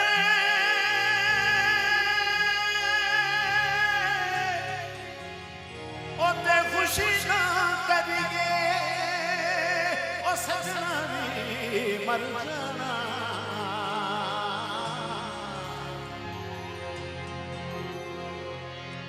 ਡੀਗਰ ਦੇ ਦਿਨ ਗਿਆ ਮੁਹੰਮਦ ਤੇ ਓੜਕ ਨੂੰ ਡੁੱਬ ਜਾਣਾ। ਅੱਲਾ ਦੀ ਸੌਂ ਤੂਨੇ ਦਿਸਦਾ ਹੈ, ਅੱਲਾ ਦੀ ਸੌਂ ਤੂਨੇ ਦਿਸਦਾ। ਓਹ ਤੇਰੀਆਂ ਨੇ ਰਾਵਾਂ, ਓਹ ਮੇਰੀਆਂ ਨਿਗਾਹਾਂ, ਅੱਲਾ ਦੀ ਸੌਂ ਤੂਨੇ ਦਿਸਦਾ ਹੈ, ਅੱਲਾ ਦੀ ਸੌਂ ਤੂਨੇ ਦਿਸਦਾ। ਕਦੀ ਤੇ ਹੱਸ ਬੋਲ ਵੇ ਨਾ ਜਿੰਦ ਸਾਡੀ ਰੋਲ ਵੇ, ਕਦੀ ਤੇ ਹੱਸ ਬੋਲ ਵੇ ਨਾ ਜਿੰਦ ਸਾਡੀ ਰੋਲ ਵੇ। ਆ ਛੇਤੀ ਕਰ ਆਵੇ ਹਾਏ ਦੁੱਖ ਦੀ ਨਿਗਾਵੇ, ਇਹ ਦਿਲ ਦੀ ਡੋਲ ਵੇ ਨਾ ਜਿੰਦ ਸਾਡੀ ਰੋਲ ਵੇ। ਉਹ ਛੱਲਾ ਪੇਰੇ ਬੂਰੇ ਓਏ ਛੱਲਾ ਪੇਰੇ ਬੂਰੇ ਓਏ ਵਤਨ ਮਾਇਦਾ ਦੂਰੇ ਓਏ ਵਤਨ ਮਾਇਦਾ ਦੂਰੇ ਵਤਨ ਮਾਇਦਾ। ਉਹ ਦੂਰੇ ਓਏ ਜਾਣਾ ਪਹਿਲੇ ਪੂਰੇ ਓਏ ਜਾਣਾ ਪਹਿਲੇ ਪੂਰੇ। ਉਹ ਗੱਲ ਸੁਣ ਛੱਲਿਆ ਉਹ ਛੋਰਾ ਓਏ ਦਿਲ ਨੂੰ ਲਾਇਆ ਏ ਛੋਰਾ। ਉਹ ਕਿਉਂ ਦੂਰ ਦੂਰ ਰਹਿੰਦੇ ਹੋ ਹਜ਼ੂਰ ਮੇਰੇ ਕੋਲੋਂ, ਮੈਨੂੰ ਦੱਸ ਦਿਓ ਯਾਰ ਕਸੂਰ ਮੇਰੇ ਕੋਲੋਂ। ਕਿਉਂ ਦੂਰ ਦੂਰ ਰਹਿੰਦੇ ਹੋ ਹਜ਼ੂਰ ਮੇਰੇ ਕੋਲੋਂ, ਮੈਨੂੰ ਦੱਸ ਦਿਓ ਯਾਰ ਕੀ ਕਸੂਰ ਮੇਰੇ ਕੋਲੋਂ, ਮੈਨੂੰ ਦੱਸ ਦਿਓ ਯਾਰ ਕੀ ਕਸੂਰ ਮੇਰੇ ਕੋਲੋਂ। ਐ ਮੇਰੇ ਖੁਦਾ ਹੈ ਮੇਰੀ ਦੁਆ, ਮੇਰੀ ਸੋਹਣੀ ਧਰਤੀ ਮਹਿਕੇ ਸਦਾ ਮੇਰਾ ਸੋਹਣਾ, मेरा सोना पाकिस्तान जिए मेरा सोना पाकिस्तान।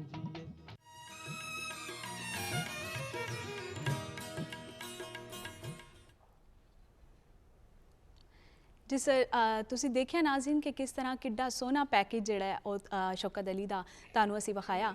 ਉਹਨਾਂ ਨੂੰ ਟ੍ਰਿਬਿਊਟ ਪੇਸ਼ ਕਰਨ ਦੀ ਸਾਡੀ ਇੱਕ ਛੋਟੀ ਜਿਹੀ ਕਾਵਿਸ਼ ਹੈ। ਸਾਡੇ ਨਾਲ ਸਾਡੇ ਲੈਜੈਂਡਸ ਮੌਜੂਦ ਨੇ, ਇਹਨਾਂ ਦੇ ਨਾਲ ਅਸੀਂ ਗੱਲਬਾਤ ਕਰਾਂਗੇ।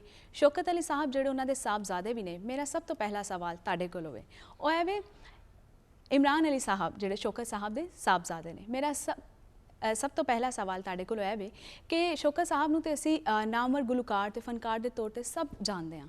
ਤੁਸੀਂ ਇਹ ਦੱਸੋ ਕਿ ਬੀਇੰਗ ਅ ਫਾਦਰ ਉਹ ਕਿਸ ਤਰ੍ਹਾਂ ਨੇ? ਸਭ ਤੋਂ ਪਹਿਲੇ ਤੇ ਮੈਂ ਪਾਕਿਸਤਾਨ ਟੈਲੀਵਿਜ਼ਨ ਦਾ ਬਹੁਤ ਜ਼ਿਆਦਾ ਸ਼ੁਕਰਗੁਜ਼ਾਰ ਹਾਂ।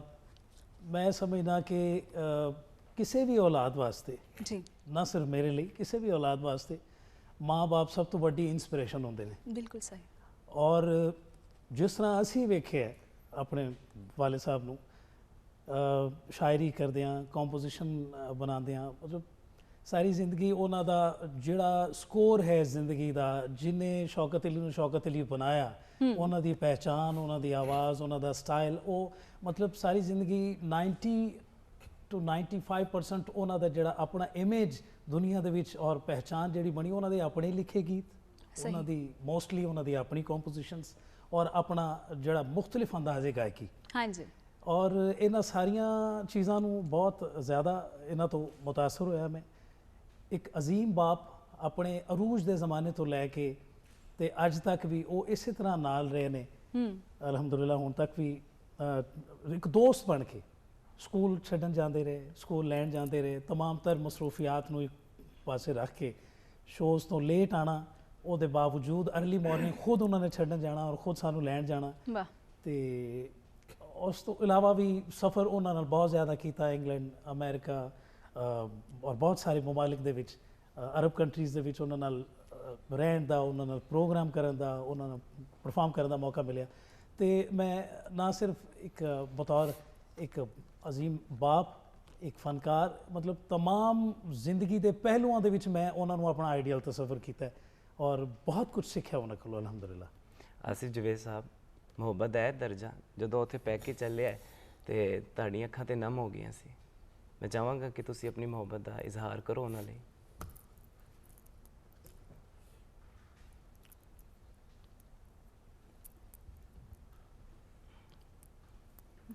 ਫੜਤੇ ਜਜ਼ਬਾਤ ਨਾਲ ਜਿਹੜੇ ਨੇ ਜਨਾਬ ਆਸਿਫ ਸਾਹਿਬ ਥੋੜੇ ਜਿਹੇ ਇਸ ਟਾਈਮ ਜਜ਼ਬਾਤੀ ਨੇ। ਅਸੀਂ ਗੱਲਬਾਤ ਕਰਨੇ ਆ ਮੁਜਾਹਿਦ ਹੁਸੈਨ ਸਾਹਿਬ ਨਾਲ। ਅੱਛਾ ਸਰ, ਤੁਸੀਂ ਮੈਨੂੰ ਇਹ ਦੱਸੋ ਕਿ ਬੀਇੰਗ ਅ ਫਰੈਂਡ, ਅਸੀਂ ਉਹਨਾਂ ਦਾ ਗੁਲੂਕਾਰੀ ਦਾ ਹਿੱਸਾ ਤੇ ਸਭ ਜਾਣਦੇ ਹਾਂ ਉਹਨਾਂ ਨੂੰ ਨਾਮਵਰ ਗੁਲੂਕਾਰ ਦੇ ਤੌਰ ਤੇ, ਬੀਇੰਗ ਅ ਮਿਊਜ਼ਿਕ ਡਾਇਰੈਕਟਰ ਤੇ ਐਜ਼ ਅ ਦੋਸਤ ਉਹਨਾਂ ਨੂੰ ਤੁਸੀਂ ਕਿਸ ਤਰ੍ਹਾਂ ਪਾਇਆ? ਸ਼ੌਕਤ ਸਾਹਿਬ ਦੇ ਨਾਲ ਮੇਰੇ ਬੜੀ ਲੰਮੀ ਇੱਕ ਫਹਿਰਿਸਤ ਹੈ ਜੀ।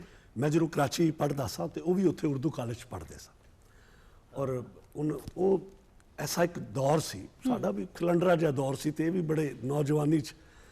ਤੇ ਉਦੋਂ ਉਹਨਾਂ ਦੇ ਦੋਸਤ ਸਨ ਖਾਲਿਦ ਅਬਾਸ ਡਾਰ ਸਾਹਿਬ ਦੇ ਭਾਈ ਤਾਰਿਕ ਸ਼ਬਾਜ਼ ਡਾਰ, ਉਹ ਸਾਡੇ ਕਾਮਨ ਫਰੈਂਡ ਸਨ, ਬਲਕਿ ਮੈਨੂੰ ਕਾਲਜ 'ਚ ਐਡਮਿਸ਼ਨ ਵੀ ਉਹਨਾਂ ਨੇ ਦਵਾਈ ਸੀ। ਉਹ ਫਿਰ ਅਸੀਂ ਸ਼ਾਮ ਨੂੰ ਇਕੱਠਿਆਂ ਹੋਣਾ ਸਾਰਿਆਂ ਤੇ ਰੇਡੀਓ ਤੇ ਵੀ ਮਿਲਣਾ, ਰੇਡੀਓ ਪਾਕਿਸਤਾਨ ਕਰਾਚੀ, ਕਾਲਜ 'ਚ ਵੀ ਜਾ ਕੇ ਮਿਲਣਾ। ਉਹਨਾਂ ਨਾਲ ਮੁਹੱਬਤ ਤੇ ਦੋਸਤੀ ਤੇ ਪਿਆਰ ਦਾ ਇੱਕ ਸਿਲਸਿਲਾ ਸਾਡਾ ਸ਼ੁਰੂ ਉਸ ਤੋਂ ਪਹਿਲੇ ਵੀ ਸੀ। ਮੈਂ ਉਹਨਾਂ ਨੂੰ ਬਹਿਸੀਅਤ ਫਨਕਾਰ ਮੇਰੇ ਮਨ ਬਹੁਤ ਹੀ ਪਸੰਦ ਸਨ। ਬਲਕਿ ਮਜ਼ੇ ਦੀ ਗੱਲ ਹੈ ਕਿ ਮੈਂ ਸਕੂਲ 'ਚ ਮੁਸਲਿਮ ਮਾਡਲ ਸਕੂਲ ਲਾਹੌਰ ਪੜ੍ਹਦਾ ਸਾਂ ਤੇ ਉੱਥੇ ਜਿਹੜੀ ਮੈਂ ਪਰਫਾਰਮ ਕਰਦਾ ਸਾਂ, ਇਹਨਾਂ ਦਾ ਇੱਕ ਗਾਣਾ ਮੈਂ ਉੱਥੇ ਪਰਫਾਰਮ ਮੈਂ ਕਰਦਾ ਰਿਹਾ, ਆਪਣਾ ਜਿਹੜਾ ਬਜ਼ਮੇ ਅਦਬ ਹੁੰਦਾ ਸੀਗਾ ਜਿਸ ਤਰ੍ਹਾਂ ਸਕੂਲ, ਤੇ ਮੈਨੂੰ ਇਹ ਬਹੁਤ ਪਸੰਦ ਸਨ। ਸਹੀ। ਕਿਉਂਕਿ ਸ਼ੌਕਤ ਸਾਹਿਬ ਜਿਹੜੇ ਨੇ ਉਹ ਬੜੇ 3-4 ਜਹਿਤਾਂ ਦਾ ਬੰਦਾ ਹੈਗਾ ਜੀ। ਬਿਲਕੁਲ। ਉਹ ਸ਼ਖਸ ਵੱਡਾ ਫਨਕਾਰ ਹੈ, ਵੱਡਾ ਕੰਪੋਜ਼ਰ ਹੈ, ਵੱਡਾ ਸ਼ਾਇਰ ਹੈ ਔਰ ਐਸਾ ਦੋਸਤ ਹੈ ਕਿ ਜਿਹੜਾ ਬਹੁਤ ਮੁਹੱਬਤ ਕਰਨ ਵਾਲਾ ਦੋਸਤ ਹੈ। ਐਸਾ ਪਿਆਰ ਕਰਨ ਵਾਲਾ ਦੋਸਤ ਮੈਂ ਘੱਟ ਹੀ ਦੇਖਿਆ। ਜਦੋਂ ਮਿਲੇ ਨੇ ਲੋਕੀ ਹੱਥ ਮਿਲਾਉਂਦੇ, ਉਹਨਾਂ ਨੇ ਸੀਨੇ ਨਾਲ ਲਾਇਆ ਔਰ ਗਲਾ ਚੁੰਮਿਆ ਔਰ ਪਿਆਰ ਕੀਤਾ, ਯਾਨੀ ਅੰਦਰੋਂ ਬੰਦਾ ਸਾਫ਼ ਬੰਦਾ। ਸਹੀ। ਅੱਛਾ, ਤੁਸੀਂ ਬੀਇੰਗ ਅ ਫਰੈਂਡ ਵੀ ਉਹਨਾਂ ਨੂੰ ਬਹੁਤ ਖੂਬਸੂਰਤ ਪਾਇਆ। ਅਸੀਂ ਗੱਲਬਾਤ ਕਰਦੇ ਰਵਾਂਗੇ। ਇੱਥੇ ਵਕਤ ਹੋਇਆ ਇੱਕ ਨਿਊਜ਼ ਬ੍ਰੇਕ ਦਾ। ਨਿਊਜ਼ ਤੋਂ ਵਾਪਸ ਆਨੇ ਆ ਬ੍ਰੇਕ ਤੋਂ ਤੇ ਫਿਰ ਤੁਹਾਡੇ ਨਾਲ ਗੱਲਬਾਤ ਕਰਨੇ ਆ।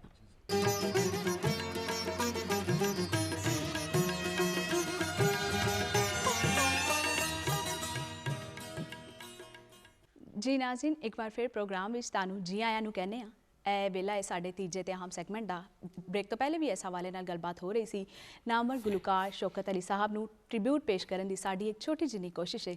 ਸਾਡੇ ਨਾਲ ਮੌਜੂਦ ਨੇ ਮੁਜਾਹਿਦ ਹੁਸੈਨ ਸਾਹਿਬ, ਉਹਨਾਂ ਦੇ ਨਾਲ ਤਸ਼ਰੀਫ ਰੱਖਦੇ ਨੇ ਜਨਾਬ ਆਸਿਫ ਜਾਵੇਦ ਸਾਹਿਬ, ਤੇ ਉਹਨਾਂ ਦੇ ਨਾਲ ਤਸ਼ਰੀਫ ਰੱਖਦੇ ਨੇ ਇਮਰਾਨ ਸ਼ੌਕਤ ਸਾਹਿਬ, ਜਿਹੜੇ ਉਹਨਾਂ ਦੇ ਸਾਹਿਬਜ਼ਾਦੇ ਵੀ ਨੇ। ਸਰ, ਬ੍ਰੇਕ ਤੇ ਜਾਣ ਤੋਂ ਪਹਿਲੇ ਗੱਲਬਾਤ ਹੋ ਰਹੀ ਸੀ ਕਿ ਤੁਸੀਂ ਉਹਨਾਂ ਨੂੰ ਫਰੈਂਡ ਜਾਂ ਮਿਊਜ਼ਿਕ ਡਾਇਰੈਕਟਰ ਕਿਸ ਤਰ੍ਹਾਂ ਪਾਇਆ। ਹੁਣ ਤੁਸੀਂ ਮੈਨੂੰ ਇਹ ਦੱਸੋ ਕਿ ਤੁਸੀਂ ਉਹਨਾਂ ਨੂੰ ਫਨ ਦੇ ਵਿੱਚ ਕਿਸ ਤਰ੍ਹਾਂ ਪਾਇਆ, ਫਨ ਦੇ ਸ਼ੋਬੇ ਵਿੱਚ ਕਿਸ ਤਰ੍ਹਾਂ ਪਾਇਆ। ਫਨਕਾਰ ਬਹੁਤ ਵੱਡੇ ਨੇ ਜੀ, ਔਰ ਜਿਸ ਤਰ੍ਹਾਂ ਪੰਜਾਬ ਦੀ ਮਿੱਟੀ ਦੀ ਖੁਸ਼ਬੂ ਉਹਨਾਂ ਦੀ ਆਵਾਜ਼ 'ਚੋਂ ਆਉਂਦੀ ਹੈ, ਉਹਨਾਂ ਦੀ ਗਾਇਕੀ 'ਚ ਆਉਂਦੀ ਹੈ। ਬਹੁਤ ਕਮ ਲੋਕ ਨੇ ਜਿਨ੍ਹਾਂ 'ਚੋਂ ਇੰਨੀ ਖੂਬਸੂਰਤ ਤੇ ਸੋਹਣੀ ਖੁਸ਼ਬੂ ਆਉਂਦੀ ਹੈ, ਵਾਹ। ਕਿਉਂਕਿ ਉਹ ਪੰਜਾਬ ਦਾ ਐਕਸਪ੍ਰੈਸ਼ਨ ਜਿਹੜਾ ਹੈ, ਲਾਊਡ ਐਕਸਪ੍ਰੈਸ਼ਨ, ਉਹਨੂੰ ਹੀ ਬਿਆਨ ਕਰਦੇ ਨੇ। ਔਰ ਉਹਦੇ ਵਿੱਚ ਲਾਊਡ ਸਿੰਗਿੰਗ ਦਾ ਮਤਲਬ ਸਿਰਫ ਲਾਊਡ ਸਿੰਗਿੰਗ ਨਹੀਂ, ਉਹਦਾ ਮਤਲਬ ਇਹ ਵੀ ਹੈ ਕਿ ਬਹੁਤ ਸੁਰਜ, ਬਹੁਤ ਇਫੈਕਟਿਵ, ਬਹੁਤ ਕ੍ਰੀਏਟਿਵ, ਔਰ ਸਾਰੀਆਂ ਚੀਜ਼ਾਂ ਉਹਨਾਂ 'ਚ ਮੌਜੂਦ ਹੈ। ਅਗਰ ਉਹਨਾਂ ਨੇ ਕੌਮੀ ਤਰਾਨਾ ਗਾਇਆ ਤੇ ਉਹਦੇ 'ਚ ਮੁਲਕ ਦੇ ਨਾਲ ਵਾਲਹਾਨਾ ਅਕੀਦਤ ਤੇ ਮੁਹੱਬਤ ਦਹਾਈ ਹੋਣਾ। ਅਗਰ ਉਹਨਾਂ ਨੇ ਆਪਣੇ ਫੋਕ ਗਾਇਆ ਤੇ ਫੋਕ ਦੇ ਵਿੱਚ ਉਹਨਾਂ ਨੇ ਆਪਣਾ ਇੱਕ ਮਿੱਟੀ ਦਾ ਰੰਗ ਔਰ ਪੰਜਾਬ ਦਾ ਕਲਚਰ ਜਿਹੜਾ ਉਹ ਰਿਪਰੈਜ਼ੈਂਟ ਕੀਤਾ ਹੈ। ਔਰ ਅਗਰ ਉਹਨਾਂ ਨੇ ਮਾਂ ਦੀ ਗੱਲ ਕੀਤੀ ਹੈ ਤੇ ਉਹਦੇ ਵਿੱਚ ਇੱਕ ਹੋਰ ਜਜ਼ਬਾ ਲੈ ਕੇ ਆਏ ਨੇ। ਅਗਰ ਉਹਨਾਂ ਨੇ ਇਸ਼ਕ ਦੀ ਗੱਲ ਕੀਤੀ, ਮੁਹੱਬਤ ਦੀ ਗੱਲ ਕੀਤੀ ਹੈ, ਉਹਦਾ ਵਿੱਚ ਉਹਨਾਂ ਦਾ ਇੱਕ ਹੋਰ ਇੱਕ ਸਟਾਈਲ ਹੈ ਤੇ ਉਹ ਵਰਸਟਾਈਲ ਆਰਟਿਸਟ ਨੇ। ਔਰ ਵਰਸਟੈਲਿਟੀ ਇੰਨੀ ਉਹਨਾਂ ਦੇ ਵਿੱਚ ਕਿ ਗਜ਼ਲ ਵੀ ਉਹਨਾਂ ਨੇ ਗਜ਼ਲ ਮੈਂ ਸੁਣੀ ਸੀ, ਜਬ ਬਹਾਰ ਆਈ तो सहरा की तरफ ਚੱਲ ਨਿਕਲਾ। ਜੀ ਜੀ ਜ਼ਰੂਰ। ਤੇ ਇੰਨੀ ਐਸੀ ਗਜ਼ਲ ਮੈਂ ਜਦੋਂ ਸੁਣੀ ਹੈ ਤੇ ਉਹਦੇ ਵਿੱਚ ਉਹਨਾਂ ਨੇ ਗਜ਼ਲ ਦਾ ਉਸਲੂਬ ਜਿਹੜਾ ਉਹ ਇੱਕ ਖਾਸ ਉਸਲੂਬ ਹੈ ਗਜ਼ਲ ਦਾ, ਸਭ ਜਾਣਦੇ ਜੀ ਜੀ। ਲੇਕਿਨ ਉਸ ਉਸਲੂਬ ਦੇ ਵਿੱਚ ਵੀ ਆਪਣਾ ਆਪ ਸ਼ਾਮਿਲ ਕਰਕੇ ਉਹਨੂੰ ਆਪਣੀ ਗਾਇਕੀ ਤੇ ਬੰਗਰਾ ਕਰ ਲਿਆ ਉਹਨਾਂ ਨੇ। ਔਰ ਇਹ ਉਹਨਾਂ ਦੀ ਐਸੀ ਕਾਵਿਸ਼ ਸੀ ਕਿ ਲੋਕਾਂ ਨੂੰ ਬਹੁਤ ਪਸੰਦ ਆਈ ਕਿ ਇਹਦੇ ਵਿੱਚ ਵੀ ਸ਼ੌਕਤ ਸਾਹਿਬ ਨੇ ਆਪਣਾ ਰੰਗ ਦਿਖਾ ਦਿੱਤਾ। ਵਾਹ। ਤੇ ਵੱਡੇ ਫਨਕਾਰ ਔਰ ਬਹੁਤ ਹੀ ਲਾਜਵਾਬ ਆਰਟਿਸਟ, ਔਰ ਹਰ ਗਾਣਾ ਜਿਹੜਾ ਸੀ ਉਹਦੇ ਵਿੱਚ ਇਸ ਤਰ੍ਹਾਂ ਦਾ ਡੁੱਬਦੇ ਸੀ ਕਿ ਲੱਗਦਾ ਸੀ ਕਿ ਇਹ ਗਾਣਾ ਇਹਨਾਂ ਵਾਸਤੇ ਹੀ ਹੈ, ਹੋਰ ਕੋਈ ਆਰਟਿਸਟ ਨੂੰ ਗਾ ਹੀ ਨਹੀਂ ਸਕਦਾ। ਜੀ ਅੱਛਾ ਸਰ, ਸਾਰੇ ਜਾਣਦੇ ਹਨ ਸ਼ੌਕਤ ਅਲੀ ਸਾਹਿਬ ਮਜ਼ਾਹੀਆ ਤਬੀਅਤ ਦੇ ਮਾਲਿਕ ਨੇ, ਤੇ ਕੋਈ ਉਹਨਾਂ ਦੀ ਐਸੀ ਸ਼ਰਾਰਤ ਜਾਂ ਐਸੀ ਗੱਲ ਜਦੋਂ ਵੀ ਯਾਦ ਆਵੇ ਤੇ ਤੁਹਾਡਾ ਚਿਹਰਾ ਜਿਹੜਾ ਮੁਸਕਰਾ ਪਏ। ਇੱਕ ਹੋਵੇ ਤਾਂ ਦੱਸੀਏ। ਚਲੋ ਕੋਈ ਇੱਕ ਤੇ ਦੱਸੋ ਜਿਹੜੇ ਤੁਸੀਂ ਸਾਡੇ ਨਾਲ ਸ਼ੇਅਰ ਕਰਨਾ ਇੱਕ ਤੇ ਤੁਹਾਨੂੰ ਚਾਹੋ। ਸਾਡੇ ਨਾਲ ਕੁਝ ਦੱਸਣੀ ਵੰਡੋ। ਪਏਗੀ ਇੱਥੇ। ਪਹਿਲੀ ਤਾਂ ਗੱਲ ਇਹ ਕਿ ਮੈਂ ਸ਼ੌਕਤ ਸਾਹਿਬ ਵਾਸਤੇ ਬੋਲ ਵੀ ਨਹੀਂ ਸਕਦਾ। ਇੰਨਾ ਕੰਮ 50 ਸਾਲ ਹੋ ਗਏ, ਬਲਕਿ ਜ਼ਿਆਦਾ ਹੀ ਹੋ ਗਏ। ਬਹੁਤ ਬਹੁਤ ਅੱਛੀਆਂ ਵੀ ਸ਼ਰਾਰਤਾਂ ਕੀਤੀਆਂ, ਬਹੁਤ ਬਹੁਤ ਹੋਰ ਅੱਛੀਆਂ ਵੀ ਸ਼ਰਾਰਤਾਂ ਕੀਤੀਆਂ। ਉਹ ਸਾਰੀਆਂ ਉਹਨਾਂ ਦੇ ਨਾਲ ਨਾਲ ਹੀ ਸਨ ਤੇ ਹੁਣ ਵੀ ਨਾਲ ਨਾਲ ਨੇ। ਲੇਕਿਨ ਉਹਨਾਂ ਨੂੰ ਮੈਂ ਟ੍ਰਿਬਿਊਟ ਵੀ ਨਹੀਂ ਦੇਣ ਜੋਗਾ। ਇੱਕ ਸਾਡੀ ਸਿੰਗਰਾਂ ਦੀ ਮਾਲਾ ਸੀ, ਉਹਨਾਂ 'ਚ ਇੱਕ ਮੋਤੀ ਸ਼ੌਕਤ ਸਾਹਿਬ ਦੇ ਸਨ। ਅੱਜ ਉਹ ਬੈਠੇ ਹੁੰਦੇ, ਪਰਵੇਜ਼ ਮਹਿਦੀ ਸੀ, ਨਈਰ ਸੀ, ਰਜਬ ਅਲੀ ਸੀ, ਮਸੂਦ ਰਾਣਾ, ਮਨੀਰ ਸਤਾ, ਇੱਕ ਗੁਲਦਸਤਾ ਸੀ। ਸਾਰੇ ਫੁੱਲ ਘਿਰ ਗਏ। ਅੱਲਾ ਨੇ ਇਹਨਾਂ ਨੂੰ ਜ਼ਿੰਦਗੀ ਪੰਚਨ ਬਾਗ ਤੰਦਰੁਸਤੀ ਦੇ। ਆਮੀਨ ਆਮੀਨ। ਤੇ ਮੈਂ ਹਾਂ ਸ਼ੌਕਤ ਸਾਹਿਬ ਨੇ ਤੇ ਰਜਬ ਅਲੀ ਲੰਡਨ ਬੈਠਾ ਹੈ। ਅੱਜ ਉਹ ਸਾਰੇ ਹੁੰਦੇ ਮੇਰੇ ਖਿਆਲ ਹੈ ਸ਼ੋਅ ਬਹੁਤ ਹੀ ਅੱਛਾ ਹੁੰਦਾ। ਲੇਕਿਨ ਅਸੀਂ ਜੋ ਕੁਝ ਕਰ ਸਕਨੇ ਹਾਂ ਜਾਂ ਦੁਆ ਕਰ ਸਕਨੇ ਹਾਂ ਤਬੀਬ ਦੇ ਉੱਤੇ ਬੈਠਿਆ ਜਿਹਨੇ ਅੱਲਾਹ ਤਾਲਾ ਨੇ ਕਰਮ ਕਰਨਾ ਇਨਸ਼ਾਅੱਲਾ। ਅੱਲਾਹ ਤੇ ਰਹੀ ਦੋਸਤੀ ਦੀ ਗੱਲ, ਤੇ ਨਾ ਭੁੱਲਣ ਵਾਲੀ ਦੋਸਤੀ ਜਿਹਨੂੰ ਕਿਹਾ ਜਾ ਸਕਦਾ ਹੈ। ਹਰ ਰਾਤ ਇਕੱਠੇ ਹੋਣਾ, ਹਰ ਫੰਕਸ਼ਨ ਇਕੱਠੇ ਹੋਣਾ, ਹਰ ਫੌਜ ਦੇ ਫੰਕਸ਼ਨ ਵੀ ਇਕੱਠੇ ਕਰ ਰਹੇ ਹਾਂ। ਇੱਥੋਂ ਜ਼ਿਕਰ ਹੋਇਆ ਕਿ ਮੈਂ ਮੁਜੀਬ ਆਲਮ, ਮੈਂ ਸ਼ੌਕਤ ਸਾਹਿਬ, ਪਰਵੇਜ਼ ਮਹਿਦੀ, ਅਸੀਂ ਛੰਬ ਜੋੜੀਆਂ ਗਏ ਸਾਂ ਸ਼ੋਅ 'ਤੇ। ਤੇ ਉੱਥੇ ਅੱਜ ਕੱਲ੍ਹ ਤਾਂ ਐਡਵਾਂਸ ਕੰਮ ਚਲਾ ਗਿਆ ਨਾ, ਸਪੀਕਰ ਬੜਾ ਬਿਹਤਰੀਨ ਲੈ ਕੇ ਜਾ ਰਹੇ ਨੇ ਜੀ। ਸਿੰਗਰ ਨੂੰ ਘੱਟ ਪੈਸੇ ਮਿਲਦੇ ਨੇ, ਸਪੀਕਰਾਂ ਵਾਲਿਆਂ ਨੂੰ ਜ਼ਿਆਦਾ ਮਿਲ ਜਾਂਦੇ ਨੇ। ਅੱਜ ਕੱਲ੍ਹ ਤਾਂ ਇਹ ਕੰਮ ਹੋਣਾ। ਉਹਨੂੰ ਜਿਹੜੇ ਮਸਜਿਦਾਂ 'ਚ ਲੱਗੇ ਹੁੰਦੇ ਸਨ ਸਪੀਕਰ, ਉਹ ਅਸੀਂ ਉੱਥੇ ਲੱਗੇ ਹੋਏ ਡੰਡਿਆਂ ਦੇ ਉੱਤੇ ਸਪੀਕਰ ਟੰਗੇ ਹੈ, ਜੋ ਵੀ ਹੁੰਦਾ ਹੋ ਜਾਏਗਾ। ਤੇ ਸ਼ੌਕਤ ਸਾਹਿਬ ਦਾ ਜਿਹੜੇ ਅਨਾਉਂਸਮੈਂਟ ਹੋਈ ਤੇ ਫੌਜ ਦੇ ਸਟੇਜ 'ਤੇ ਗਾਣੇ ਚੱਲੇ ਸਪੀਕਰ, ਉਹ ਚੱਲਦਾ ਨਹੀਂ ਸੀ ਪਿਆ।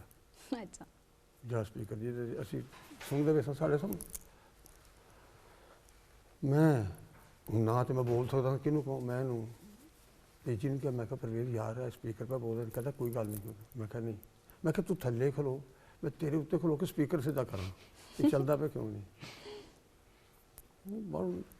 ਆਰਟਿਸਟ ਹੁੰਦਾ ਹੀ ਨਰਮ ਤਬੀਅਤ ਦਾ ਹੈ। ਬਿਲਕੁਲ ਸਹੀ। ਮੈਂ ਉਹਦੇ ਉੱਤੇ ਖੜਾ ਹੋਣਾ ਸੀ, ਉਹਨੂੰ ਕਹਿੰਦਾ ਯਾਰ ਮੈਨੂੰ ਕੁਰਸੀ ਕੀ ਲਿਆ ਕੇ ਦੇ, ਤੇ ਮੈਂ ਇਹਦੇ ਤੇ ਤੂੰ ਪਹਿਲੇ ਕੁਰਸੀ ਤੇ ਖਲੋ, ਫਿਰ ਮੇਰੇ ਤੇ ਖਲੋ ਤਾਂ ਕਿ ਵਜ਼ਨ ਘੱਟ ਪਵੇ। ਅੱਛਾ ਇਮਰਾਨ ਸਾਹਿਬ ਲੱਗ ਰਿਹਾ ਯਾਦ ਕੁਝ ਸ਼ੇਅਰ ਕੀਤੀ ਇਹਨਾਂ ਨੇ। ਇਹਦੇ ਵਿੱਚ ਇਜ਼ਾਫਾ ਕਰਨਾ ਚਾਹ ਰਹੇ ਨੇ, ਉਹ ਵੀ ਮੁਸਕਰਾ ਰਹੇ ਨੇ, ਦੇਖੋ ਉਹਨਾਂ ਨੂੰ ਵੀ ਸ਼ਰਾਰਤ ਯਾਦ ਆ ਜੀ ਰਹੀ। ਵੱਲ ਮੈਨੂੰ ਕਹਿੰਦਾ अबे यार तू छोड़ो, मैं अकेला ही काफ़ी हूँ। ਹੁਣ ਸ਼ੌਕਤ ਸਾਹਿਬ ਨੇ ਗਾਣਾ ਦਾ ਇੱਕ ਦੋਹਾ ਕਿਹਾ ਹੈ, ਤੇ ਮੁਜੀਬ ਵਾਲੋਂ ਨੂੰ ਅਸੀਂ ਸਾਨੂੰ ਉਹਨਾਂ ਨੇ ਕੁਰਸੀ ਲਾਉਣ ਦੀ ਕੋਸ਼ਿਸ਼ ਕੀਤੀ ਤੇ ਵੇਖਿਆ ਕਿ ਉਹ ਡੰਡਾ ਜੋ ਸਪੀਕਰ ਉਹਦੇ ਸਿਰ 'ਚ ਆ ਗਿਆ, ਉਹ ਸਪੀਕਰ ਹੀ ਡਿੱਗ ਪਿਆ। ਸਹੀ। ਉਹ ਅਜੀਬ ਜਿਹੀਆਂ ਬਾਤਾਂ ਸ਼ੁਰੂ ਹੋ ਗਈਆਂ, ਤਾਂ ਭਾਈ ਦੌੜ ਪੈ ਗਈ। ਕਿਹੜੀ ਸੋਹਣੀ ਯਾਦ ਸਰ ਨੇ ਸਾਡੇ ਨਾਲ ਸ਼ੇਅਰ ਕੀਤੀ ਹੈ। ਸ਼ੌਕਤ ਤੁਸੀਂ ਕਹਿੰਦਾ ਕੀ ਹੋਇਆ ਹੈ? ਮੈਂ ਕਿਹਾ ਯਾਰ ਮੁਜੀਬ ਆਲਮ ਸਪੀਕਰ ਥੱਲੇ ਆ ਗਿਆ, ਤੂੰ ਹੁਣ ਅਸੀਂ ਕੱਢਣੇ ਪਏ ਤੇ ਤੂੰ ਗਾਣਾ ਸ਼ੁਰੂ ਰੱਖ। ਗਾਣਾ ਸ਼ੁਰੂ ਰੱਖਿਆ, ਸ਼ੌਕਤ ਸਾਹਿਬ ਆਏ ਵਾਪਸ, ਕੀ ਹੋਇਆ? ਮੈਂ ਕਿਹਾ ਯਾਰ ਤੇਰੀ ਆਵਾਜ਼ ਦੀ ਪਹੁੰਚ ਇੰਨੀ ਕੁ ਜ਼ੋਰਦਾਰ ਸੀ, ਤੂੰ ਜ਼ੋਰਦਾਰ ਦੋਹਾ ਕਿਹਾ ਨਾ ਤਾਂ ਸਪੀਕਰ ਡਿੱਗ ਪਿਆ। ਤੇ ਉਹਦੀ ਜ਼ਾਦੀ 'ਚ ਮੁਜੀਬ ਆਲਮ ਆ ਗਿਆ।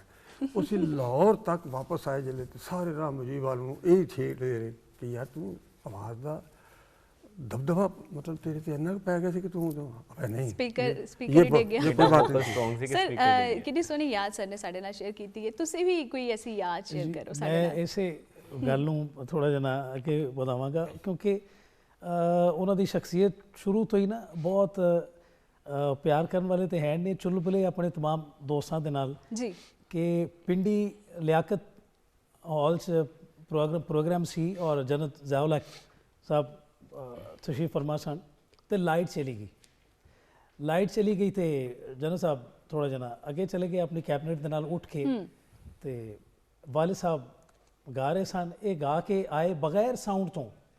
फिर उन्होंने मियाँ साहब का कलाम पढ़िया, मियाँ मोहम्मद बख्श रहमतुल्लाह अलैह दा सैफुल मुलूक, और ये पढ़ के जिस वेले उतरे ने तो ज़ियाउल हक साहब ने उन्होंने वैलकम किया कि तुसी बगैर साउंड तो गायो। तो इन्होंने कहा जी तुहाडा कोई वार्डा च वाकफ है?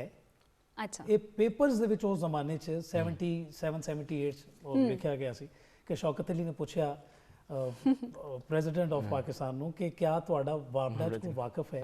उन्होंने फरमाया कि गल तुसी बिजली दा कनैक्शन लवाना है? उन्होंने कहा नहीं जी मैं दोज़ख च कौमी नगमे गा के आ रहा हूँ, तो लाइट कोई नहीं सी तो मैं मैनू इंजा ही गाना पिया। उन्होंने कहा शौकत अली साहब नूं हुणे ही भेजो ठंडे मुल्क सरकारी तौर पर ये अपने कल्चर नूं रिप्रेजेंट करन, प्रमोट करन। सही, वाह। और जिंदगी दे होर बेशुमार उन्होंने इस तरह के वाकयात ने, मेरा ख्याल है कि जो ਉਹਦਾ एक तसलसल है बाकायदा। फिर ਉਹਨਾਂ ਦੀ ਜ਼ਿੰਦਗੀ ਦੇ ਜਿਹੜੇ ਬਾਕੀ ਐਸੇ ਪਹਿਲੂ ਨੇ ਕਿ 2005 ਦੇ ਵਿੱਚ ਉਹਨਾਂ ਦਾ ਜਦੋਂ ਬਾਈਪਾਸ ਹੋਇਆ ਤੇ ਬਹੁਤ ਸਾਰੀਆਂ ਐਸੀਆਂ ਫੈਮਲੀਆਂ ਜਿਨ੍ਹਾਂ ਨੂੰ ਮੈਂ ਕਦੀ ਜ਼ਿੰਦਗੀ 'ਚ ਮਿਲਿਆ ਨਹੀਂ ਸਾਂ, ਕਦੀ ਦੇਖਿਆ ਨਹੀਂ ਸੀ, ਤੇ ਮੈਂ ਤੇ ਰੋ ਹੀ ਰਿਹਾ ਸਾਂ ਅੱਲਾ ਪਾਕ ਅੱਗੇ ਕਿ ਯਾ ਅੱਲਾ ਵਾਲਿਦ ਸਾਹਿਬ ਨੂੰ ਸਿਹਤ ਅਤਾ ਕਰ ਦਿਓ, ਇਹਨਾਂ ਦਾ ਆਪਰੇਸ਼ਨ ਕਾਮਯਾਬ ਹੋਵੇ। ਲੇਕਿਨ ਬਹੁਤ ਸਾਰੇ ਐਸੇ ਲੋਕ ਮੈਂ ਰੋਂਦੇ ਉੱਥੇ ਦੇਖੇ ਜਿਹੜੇ ਮੈਂ ਉਹਨਾਂ ਕੋਲੋਂ ਪੁੱਛਿਆ ਫਿਰ ਬਾਅਦ ਚੋਂ ਕਿ ਜੀ ਤੁਸੀਂ ਕੌਣ ਹੋ, ਮੈਂ ਦੇਖਿਆ ਨਹੀਂ ਕਦੀ। ਤੇ ਉਹ ਫਿਰ ਉਹਨਾਂ ਦੀ ਜ਼ਿੰਦਗੀ, ਉਹਨਾਂ ਦੀ ਸ਼ਖਸੀਅਤ ਦਾ ਜਿਹੜਾ ਦੂਸਰਾ ਪਹਿਲੂ ਹੈ ਕਿ ਉਹਨਾਂ ਨੇ ਕਿਹਾ ਕਿ ਬਹੁਤ ਸਾਰੇ ਸਾਲ ਹੋ ਗਏ ਨੇ ਹਰ ਮਹੀਨੇ ਸਾਨੂੰ ਉਹ ਪੈਸੇ ਭੇਜਦੇ ਨੇ। ਵਾਹ।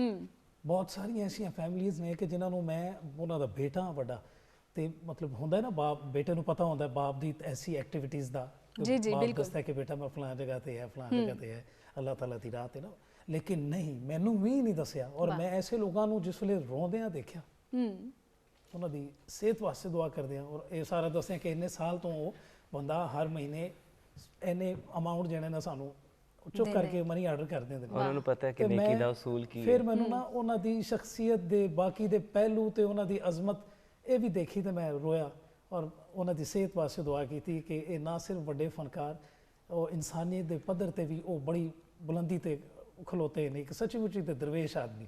ਸਹੀ, ਇਹ ਬਹੁਤ ਸੋਹਣੀ ਯਾਦ ਤੁਸੀਂ ਸ਼ੇਅਰ ਕੀਤੀ ਤੇ ਅੱਲਾਹ ਪਾਕ ਉਹਨਾਂ ਨੂੰ ਸਿਹਤ ਤੇ ਤੰਦਰੁਸਤੀ ਦੇ ਤੇ ਇਨਸ਼ਾਅੱਲਾ ਅੱਲਾਹ ਪਾਕ ਉਹਨਾਂ ਨੂੰ ਸਿਹਤ ਤੇ ਤੰਦਰੁਸਤੀ ਦੇਗਾ। ਅੱਛਾ ਮੁਜਾਹਿਦ ਹੁਸੈਨ ਸਾਹਿਬ, ਤੁਹਾਡੇ ਨਾਲ ਗੱਲ ਹੋ ਰਹੀ ਸੀ ਕਿ ਉਹਨਾਂ ਨੂੰ ਤੁਸੀਂ ਫਨ ਦੇ ਹਵਾਲੇ ਨਾਲ ਕਿਸ ਤਰ੍ਹਾਂ ਪਾਇਆ। ਤੁਸੀਂ ਇਹ ਦੱਸੋ ਕਿ ਕੀ ਗਾਇਕੀ ਦੇ ਵਿੱਚ ਉਹ ਅਨੋਖੇ ਜਾਂ ਵੱਖਰੇ ਉਹਨਾਂ ਨੂੰ ਮੰਨਿਆ ਜਾਏਗਾ ਗਾਇਕੀ ਦੇ ਵਿੱਚ? ਜੀ ਬਿਲਕੁਲ। ਜਿਹੜੀ ਇੱਕ ਵਾਕਿਆ ਜਿਹੜੀ ਇਹਨਾਂ ਨੇ ਮਾਲਾ ਦੀ ਗੱਲ ਕੀਤੀ ਹੈ, ਜਾਂ ਤੁਸੀਂ ਸਮਝੋ ਕਿ ਪਾਕਿਸਤਾਨ ਦੇ ਵਿੱਚ ਵੋਕਲਿਸਟ ਦਾ ਜਿਹੜਾ ਇੱਕ ਇਮੇਜ ਹੈ ਉਹਦੇ ਵਿੱਚ ਸ਼ੌਕਤ ਸਾਹਿਬ ਦੀ ਤਸਵੀਰ ਲੱਗੀ ਰਹੇਗੀ ਤੇ ਪਤਾ ਚੱਲੇਗਾ ਕਿ ਪਾਕਿਸਤਾਨ ਦੇ ਸਿੰਗਰ ਬਾਹਰ ਨਹੀਂ ਕੱਢੀ ਜਾ ਸਕਦੇ। ਔਰ ਉਹਨਾਂ ਨੇ ਆਪਣਾ ਇੱਕ ਐਸਾ ਸਲੂਬ ਰੱਖਿਆ ਹੈ ਕਿ ਉਹ ਗਾਇਕੀ ਸਿਰਫ ਇਹਨਾਂ ਦੀ ਸੀ, सब बहुत अच्छा आर्टिस्ट सन।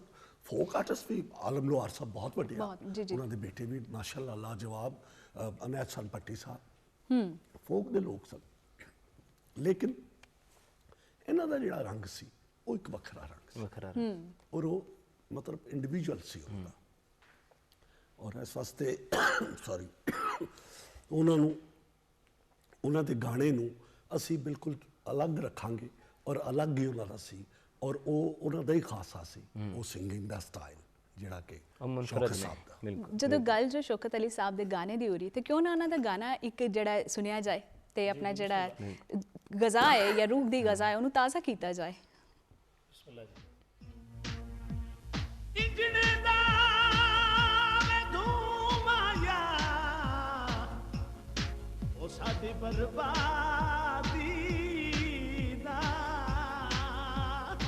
ਪਹਿਲਾ ਮੁਜਰਮ ਵੇ ਤੂੰ ਆਇਆ।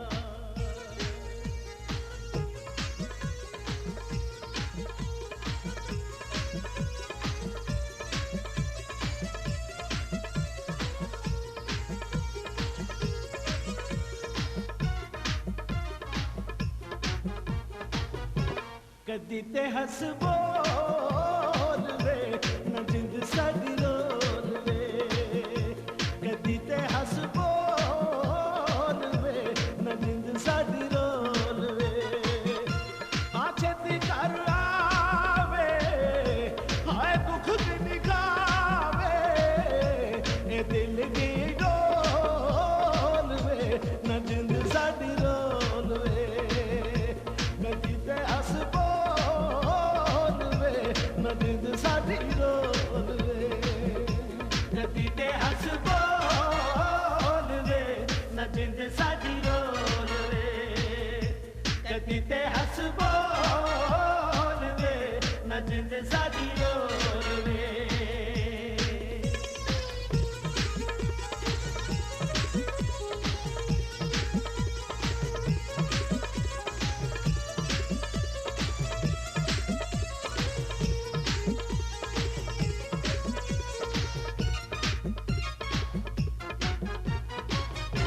वे नित दे विछोड़े अनित दे विछोड़े कि दिन साथोड़े आवाज गनी ढोल वे न जिंद साडी रोल वे आवाज गनी ढोल वे न जिंद साडी रोल वे कदी ते हस बोल वे न जिंद साडी रोल वे कदी ते हस बोल वे न जिंद साडी रोल वे।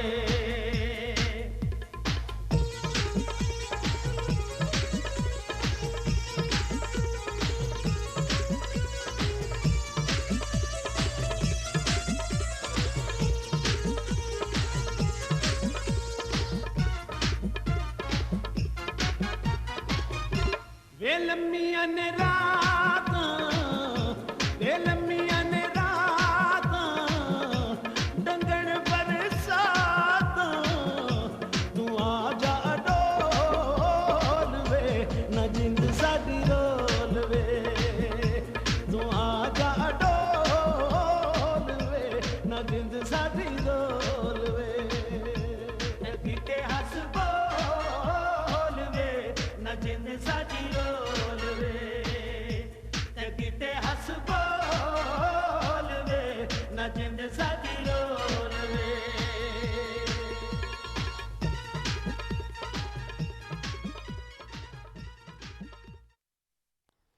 ਜੀ ਆਜ਼ਿਜ਼ ਸਾਹਿਬ ਜੀ ਐਸਾ ਆਈਟਮ ਇਹ ਵੀ ਵਾਲਿਦ ਸਾਹਿਬ ਦਾ ਆਪਣਾ ਲਿਖਿਆ ਤੇ ਉਹਨਾਂ ਦੀ ਆਪਣੀ ਕੰਪੋਜੀਸ਼ਨ ਹੈ ਕਦੀ ਤੇ ਹੱਸ ਬੋਲ ਵੇ ਔਰ ਬੇਸ਼ੁਮਾਰ ਗੀਤ ਛੱਲਾ ਜਗਾ ਕਿਉਂ ਦੂਰ ਦੂਰ ਰਹਿੰਦੇ ਹਜ਼ੂਰ ਮੇਰੇ ਕੋਲ ਉਹਨਾਂ ਦੀ ਆਪਣੀ ਕੰਪੋਜੀਸ਼ਨ ਔਰ ਵਾਲਿਦ ਸਾਹਿਬ ਦੀ ਸ਼ਖਸੀਅਤ ਦਾ ਇੱਕ ਐਸਾ ਪਹਿਲੂ ਕਿ ਜਿਸ ਵੇਲੇ ਸਰਗੀ ਵੇਲੇ ਹਰ ਪਾਸੇ ਅਸੀਂ ਮਸਜਿਦਾਂ ਦੇ ਵਿੱਚ ਅੱਲਾਹ ਤਾਲਾ ਦੀ ਹਮਦੋ ਸਨਾ ਤੋਂ ਬਾਅਦ ਦਰੂਦ ਸਲਾਮ ਆਕਾ ਅਲੈਹਿਸਸਲਾਤੁ ਵਸਲਾਮ ਦੀ ਪਾਕ ਜ਼ਾਤ ਤੇ ਫਿਰ ਉਸ ਤੋਂ ਬਾਅਦ ਜਿਹੜਾ ਤੀਸਰੀ ਜਗ੍ਹਾ ਤੇ ਜਿਹੜਾ ਕਲਾਮ ਸਾਡੇ ਕੰਨਾਂ ਦੇ ਵਿੱਚ ਪੈਂਦੇ ਨਾ ਜੀ ਉਹ ਸੈਫੁਲ ਮਲੂਕ ਸਰਗੀ ਵੇਲੇ ਜਿਸ ਵੇਲੇ ਮੈਂ ਬਹੁਤ ਸਾਰੀਆਂ ਮਸਾਜਿਦ ਦੇ ਵਿੱਚ ਦੇਖਿਆ ਕਿ ਸੈਫੁਲ ਮਲੂਕ ਜਿਹੜਾ ਪੜ੍ਹਿਆ ਜਾਂਦਾ ਹੈ ਉਹ ਵੀ ਚੁੱਕੇ ਇਹ ਵਾਲਿਦ ਸਾਹਿਬ ਦੇ ਪੜ੍ਹਨ ਤੋਂ 64 ਤੋਂ ਪਹਿਲੇ ਇਹ ਪਹਾੜੀ 'ਚ ਪੜ੍ਹਿਆ ਜਾਂਦਾ ਸੀ, ਇਹਨੂੰ ਫਿਰ ਵਾਲਿਦ ਸਾਹਿਬ ਨੇ ਕੰਪੋਜ਼ ਕੀਤਾ ਪੈਰਵੀ 'ਚ।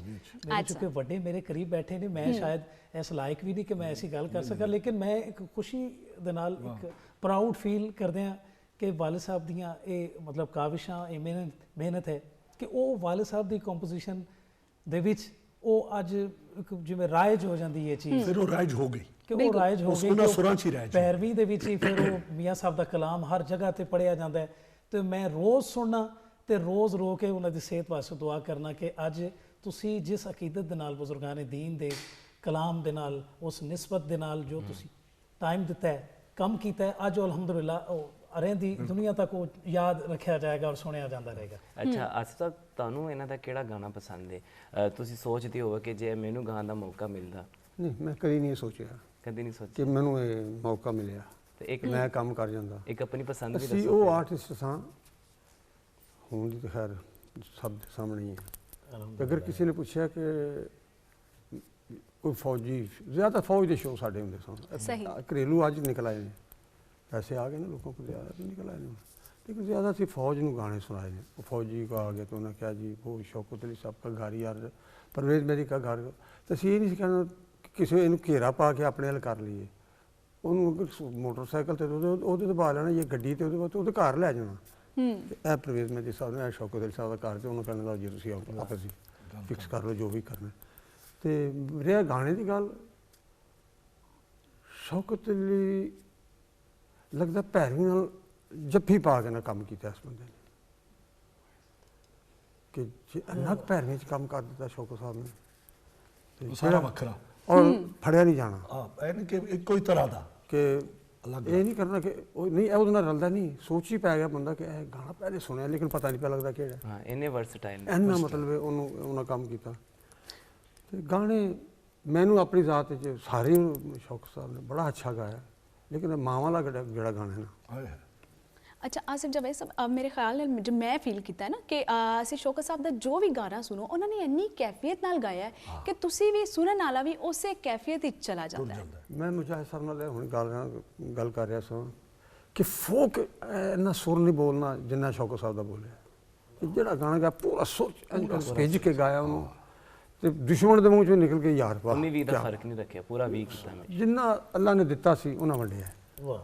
ਬਲਕਿ ਇੱਥੇ ਮੈਂ ਗੱਲ ਇਹਨਾਂ ਦੀ ਥੋੜੀ ਵੱਡੀ ਕਰਾਂਗਾ ਜੀ ਜੀ ਕਿ ਜਿਹੜੇ ਉੱਚੇ ਨੋਟ ਹੁੰਦੇ ਨੇ ਨਾ, ਹਾਈ ਨੋਟ ਜਿਹਨੂੰ ਤੁਸੀਂ ਥਰਡ ਆਕਟੇਵ ਦੇ ਨੋਟ ਜਿਹੜੇ ਉਹ ਕੰਪੋਜ਼ਰ ਬੜੇ ਕੌਨਸ਼ੀਅਸ ਰਹਿੰਦੇ ਨੇ ਔਰ ਸਿੰਗਰ ਵੀ ਕਿ ਉੱਥੇ ਜਾ ਕੇ ਸੁਰ ਦਾ ਚੜ੍ਹਨ ਦਾ ehtimal ਬੜਾ ਹੁੰਦਾ। ਅੱਲਾਹੁ ਅਕਬਰ। ਕਿ ਜਦੋਂ ਤੁਸੀਂ ਹਾਈ ਨੋਟ ਤੇ ਚਲੇ ਗਏ ਹੁਣ ਤੁਸੀਂ ਸੰਭਾਲਣਾ ਮਤਲਬ ਹਵਾ 'ਚ ਗਿਰਾ ਲਾਉਣ ਦੀ ਗੱਲ ਹੈ, ਮੌਸੀਕੀ ਦਾ ਨਾਂ ਹੀ ਹਵਾ 'ਚ ਗਿਰਾ ਲਾਉਣਾ, ਤੇ ਉਹ ਗਿਰਾ ਵੀ ਸਹੀ ਰਵੇ, ਨਾ ਸੁਰ ਚੜੇ ਨਾ ਉਤਰੇ, ਆਪਣੀ ਜਗ੍ਹਾ ਤੇ ਟਿਕਿਆ ਰਵੇ। ਇਹ ਕਮਾਲ ਸ਼ੌਕਤ ਸਾਹਿਬ ਦੇ ਵਿੱਚ ਬਹੁਤ ਜ਼ਬਰਦਸਤ ਸੀ। ਜਿੰਨੇ ਉਹਨਾਂ ਨੇ ਹਾਈ ਪਿਚ ਨਗਮੇ ਗਾਏ ਨੇ, ਹਰ ਨੋਟ ਉਹਨਾਂ ਦਾ ਐਕੂਰੇਟ ਬੋਲਿਆ, ਪੂਰਾ ਬੋਲਿਆ, ਭਾਵੇਂ ਉਹ ਜਿੰਨੀ ਮਰਜ਼ੀ ਸੁਰ ਉੱਚਾ ਉਹਨਾਂ ਦਾ, ਲੇਕਿਨ ਇਹ ਕਿਸੇ ਨੇ ਨਹੀਂ ਕਿਹਾ ਯਾਰ ਸੁਰ ਹੀ ਚੜ ਗਿਆ। ਨਹੀਂ, ਉਹ ਆਪਣੀ ਜਗ੍ਹਾ ਨਹੀਂ। ਉਹ ਸ਼ੌਕਤ ਸਾਹਿਬ ਦਾ ਜਿਹੜਾ ਸੁਰ ਦਾ ਕਮਾਲ ਸੀ, ਇਹ ਅੱਲਾ ਦੀ ਦੇਣ ਹੈ। ਸ਼ੌਕਤ ਸਾਹਿਬ ਦਾ ਕੋਈ ਕਮਾਲ ਨਹੀਂ, ਉਹਦੇ ਹੀ ਕਮਾਲ ਹੈ। ਜੀ ਬੇਸ਼ੱਕ। ਇਮਰਾਨ ਸਾਹਿਬ, ਤੁਸੀਂ ਸਾਨੂੰ ਉਹਨਾਂ ਦੇ ਬਾਰੇ 'ਚ ਹੋਰ ਦੱਸੋ, ਉਹਨਾਂ ਦੀ ਰੋਜ਼ਮਰਾ ਦੇ ਰੂਟੀਨ ਦੇ ਬਾਰੇ 'ਚ। ਅੱਛਾ ਇਹ ਦੱਸੋ ਕਿ ਉਹ ਰਿਆਜ਼ ਕਿੰਨੀ ਦੇਰ ਕੱਢਨੇ ਸਨ ਤੇ ਉਹਨਾਂ ਦੇ ਸ਼ਾਗਿਰਦ ਕਿੰਨੇ ਸਨ? ਸ਼ਾਗਿਰਦ ਉਹਨਾਂ ਦੇ ਜਿਹੜੇ ਰੂਹਾਨੀ ਸ਼ਾਗਿਰਦ ਨੇ ਉਹ ਪੂਰੀ ਦੁਨੀਆ ਦੇ ਵਿੱਚ ਨੇ। ਲਹਿੰਦੇ ਪੰਜਾਬ, ਚੜ੍ਹਦੇ ਪੰਜਾਬ 'ਚ, ਕੈਨੇਡਾ ਤੋਂ ਲੈ ਕੇ ਤੇ ਹਮਸਾਏ ਮੁਲਕ ਤੱਕ ਇੰਨੇ ਕੁ ਉਹਨਾਂ ਨੂੰ ਗਾਣ ਵਾਲੇ ਨੇ, ਇੰਨੇ ਕੁ ਸ਼ਾਗਿਰਦ ਨੇ ਕਿ ਮੈਨੂੰ ਉਹਨਾਂ ਦੇ ਨਾਮ ਵੀ ਨਹੀਂ ਯਾਦ। ਲੇਕਿਨ ਇਹ ਕਿ ਲੱਗਦਾ ਕਿ ਇੱਕ ਪੂਰਾ ਜਹਾਨ ਹੈ। ਮੈਨੂੰ ਅੱਲਾ ਬਖਸ਼ੇ ਯਾਦ ਆ ਗਏ ਅਮਜਦ ਬੌਬੀ ਸਾਹਿਬ, ਉਹ ਗੱਲ ਕਰਦੇ ਉਹਨਾਂ ਨੇ ਕਿਹਾ ਕਿ ਯਾਰ ਅਸੀਂ ਕਿਧਰੇ ਗਏ ਹਮਸਾਏ ਮੁਲਕ ਦੇ ਵਿੱਚ, ਤੇ ਮੈਂ ਜਿਸ ਵੇਲੇ ਤੇਰਾ ਜ਼ਿਕਰ ਸੁਣਿਆ ਜਿਹੜਾ ਮੁੰਡਾ ਗਾਵੇ ਉਹ ਤੈਨੂੰ ਗਾਵੇ, ਤੇ ਸ਼ੁਰੂ 'ਚ ਇਹ ਹੁੰਦਾ ਸੀ ਕਿ ਜਦੋਂ ਅਸੀਂ ਸ਼ੌਕਤ ਅਲੀ ਨੂੰ ਸੁਣਨਾ ਤੇ ਅਸੀਂ ਕਹਿਣਾ ਕਿ ਯਾਰ ਇਹ ਕੀ ਕਰਦਾ ਪਿਆ, ਇਹ ਕਿਹੜਾ ਅੰਗ ਗਾ ਰਿਹਾ, ਕਿਹੜਾ ਅੰਦਾਜ਼ ਗਾ ਰਿਹਾ ਜਿਹੜਾ ਪਹਿਲੇ ਨਹੀਂ ਕਦੀ ਸੁਣਿਆ, ਵੱਖਰੇ ਹੀ ਇਹ ਕੀ ਕਰਦਾ ਪਿਆ। ਤੇ ਕਹਿੰਦੇ ਨੇ ਅੱਜ ਮੈਨੂੰ ਯਾਦ ਹੈ, ਮੇਰੇ ਸਾਹਮਣੇ ਉਹਨਾਂ ਨੇ ਗੱਲ ਕੀਤੀ ਸੀ ਕਿ ਹੁਣ ਇਸ ਚੀਜ਼ ਦਾ ਅੰਦਾਜ਼ਾ ਹੋ ਰਿਹਾ ਹੈ ਕਿ ਉਹ ਅੰਦਾਜ਼ ਰਾਇਜ ਹੋ ਗਿਆ ਲਹਿੰਦੇ ਪੰਜਾਬ, ਚੜ੍ਹਦੇ ਪੰਜਾਬ 'ਚ, ਕਿ ਸਾਰੇ ਹੀ ਇਹਨੂੰ ਗਾਉਂਦੇ ਨੇ ਪਏ ਔਰ ਇਹਦੀ ਹੀ ਕੰਪੋਜੀਸ਼ਨਸ ਨੂੰ ਬਾਰ-ਬਾਰ ਰੀਮਿਕਸ ਕਰੀ ਜਾ ਰਹੇ ਨੇ ਜੀ। ਔਰ ਵਾਲਿਦ ਸਾਹਿਬ ਨੂੰ ਸ਼ੁਰੂ ਤੋਂ ਅਸੀਂ ਮੈਂ ਤੇ ਸਕੂਲ ਜਾਣ ਤੋਂ ਪਹਿਲੇ ਜਿਹੜਾ ਕੰਨਾਂ ਦੇ ਵਿੱਚ ਆਵਾਜ਼ ਜਿਹੜੀ ਹਮਦੋ ਸਨਾ ਯਾਨੀ ਪੈਰੋਂ 'ਚ ਸ਼ੁਰੂ ਕਰਦੇ ਸਨ, ਫਿਰ ਉਸ ਤੋਂ ਬਾਅਦ ਉਹ ਮਨਕਬਤ ਪੰਜਤਨ ਪਾਕ ਨੂੰ ਯਾਦ ਕਰਕੇ ਤੇ ਉਹਨਾਂ ਨੇ ਉਹ ਪੜ੍ਹਨੀਆਂ, ਫਿਰ ਉਸ ਤੋਂ ਬਾਅਦ ਅਸੀਂ ਤਿਆਰ ਹੋਣਾ। ਉਹਨਾਂ ਦੀ ਇਸ ਜ਼ਿੰਦਗੀ ਦੇ ਇਹ ਜਿਹੜੇ ਪਹਿਲੂ ਨੇ ਦਰਵੇਸ਼ੀ ਔਰ 3 ਵਜੇ 4 ਵਜੇ ਉਹਨਾਂ ਦੇ ਕਮਰੇ 'ਚੋਂ ਰੋਣ ਦੀਆਂ ਤੇ ਸਿਸਕੀਆਂ ਦੀਆਂ ਆਵਾਜ਼ਾਂ ਮੈਂ ਆਪਣੀ ਸਾਰੀ ਜ਼ਿੰਦਗੀ ਸੁਣੀਆਂ ਨੇ। ਔਰ ਬਾਜ਼ ਔਕਾਤ ਮੈਂ ਘਬਰਾ ਜਾਣਾ ਕਿ ਤਬੀਅਤ ਉਹਨਾਂ ਦੀ ਠੀਕ ਹੋਵੇ ਸਹੀ, ਤੇ ਮੈਂ ਗਿਆ ਤੇ ਦੇਖਿਆ ਤਾਂ ਜਾ ਨਮਾਜ਼ ਤੇ ਰੋ ਰਹੇ ਨੇ। ਮਤਲਬ ਬਾਜ਼ ਔਕਾਤ ਫਜਰ ਤੋਂ ਪਹਿਲੇ ਹੀ ਬੈਠੇ ਨੇ, ਤਹੱਜਦ ਤੋਂ ਬਾਅਦ ਬੈਠੇ ਨੇ, ਦਰਮਿਆਨੀ ਵਕਫਾ ਪ੍ਰੋਗਰਾਮ ਤੋਂ ਆਏ ਨੇ ਤੇ ਬੈਠੇ ਨੇ ਤੇ ਰੋ ਕੇ ਦੁਆ ਕਰਕੇ ਨਮਾਜ਼ ਪੜ੍ਹ ਕੇ ਫਿਰ ਸੁੱਤੇ ਨੇ। ਜਿੰਨੀ ਵਾਰੀ ਪ੍ਰੋਗਰਾਮ ਤੇ ਗਏ ਨੇ, ਰਿਕਾਰਡਿੰਗ ਤੇ ਗਏ ਨੇ, ਉਨੀ ਦਫਾ 2 ਰਕਾਤ ਨਮਾਜ਼ ਨਫਲ ਪੜ੍ਹ ਕੇ ਫਿਰ ਗਏ ਨੇ। ਮਤਲਬ ਔਰ ਇਹ ਚੀਜ਼ ਸਾਨੂੰ ਵੀ ਉਹਨਾਂ ਨੇ ਸਖਤੀ ਦੇ ਨਾਲ ਇਹਦੇ ਤੇ ਅਮਲ ਕਰਨ ਦਾ ਹੁਕਮ ਦਿੱਤਾ ਕਿ ਜਿੰਨੀ ਵਾਰੀ ਜਾਓ ਸਟੇਜ ਤੇ ਕੋਈ ਕਲਾਮ ਰਿਕਾਰਡ ਕਰਨ ਵਾਸਤੇ ਹਮੇਸ਼ਾ ਅੱਲਾਹ ਤਾਲਾ ਨੂੰ ਸਜਦਾ ਕਰਕੇ ਔਰ ਬਾਵਜ਼ੂ ਹੋ ਕੇ ਜਾਓ, ਕਿਉਂਕਿ ਇਹ ਚੀਜ਼ ਜਿਹੜੀ ਹੈ ਨਾ ਇਹਦੀ ਬੁਨਿਆਦ ਸਿਰਫ ਉਹਦਾ ਕਰਮ ਹੀ ਹੈ। ਇਸ ਹਵਾ ਦੇ ਵਿੱਚ ਹੀ ਜਿਸ ਤਰ੍ਹਾਂ ਖਾਨ ਸਾਹਿਬ ਨੇ ਫਰਮਾਇਆ, ਮੁਜਾਹਿਦ ਹੁਸੈਨ ਖਾਨ ਸਾਹਿਬ ਨੇ ਕਿ ਮੌਸੀਕੀ ਰੂਹ ਆਪਣਾ ਹਵਾ 'ਚ ਗਿਰਾ ਲਗਾਉਣ ਵਾਲੀ ਇੱਕ ਗੱਲ ਹੈ।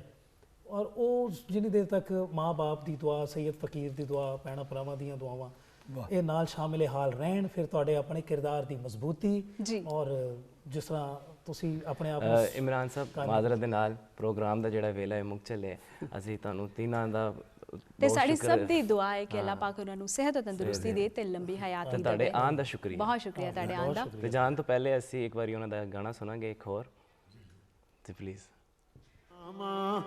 ਉੱਡ ਕਾਵਾਂ ਓਏ ਜਿਨ੍ਹਾਂ ਪੁੱਤਰਾਂ ਤੋਂ ਵਿਛੜਨ ਮਾਵਾਂ, ਕਾਵਾਂ ਉੱਡ ਕਾਵਾਂ ਜਿਨ੍ਹਾਂ ਪੁੱਤਰਾਂ ਤੋਂ ਵਿਛੜਨ ਮਾਵਾਂ, ਤੇ ਗਲੀਆਂ ਦੇ ਕੱਖ ਰੋਂਦੇ ਹੋ ਜਦੋਂ ਰੋਂਦੇ ਨੇ ਮਾਰ ਕੇ ਕਾਵਾਂ, ਕਾਵਾਂ ਉਹ ਉੱਡ ਕਾਵਾਂ ਜਿਨ੍ਹਾਂ ਪੁੱਤਰਾਂ ਤੋਂ ਵਿਛੜਨ ਮਾਵਾਂ।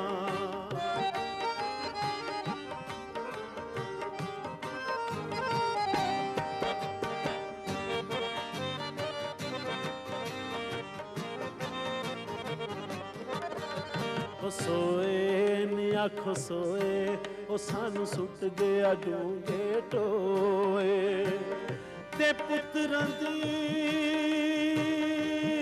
ਯਾਦ ਬੁਰੀ ਉਹ ਦੁੱਧ ਰੱਖ ਕੇ ਸਰਾਣੇ ਮਾਰੋਏ, ਸੋਏ ਨੀ ਆਖੋ ਸੋਏ, ਉਹ ਸਾਨੂੰ ਸੁੱਟ ਗਿਆ ਡੂੰਘੇ ਟੋਏ।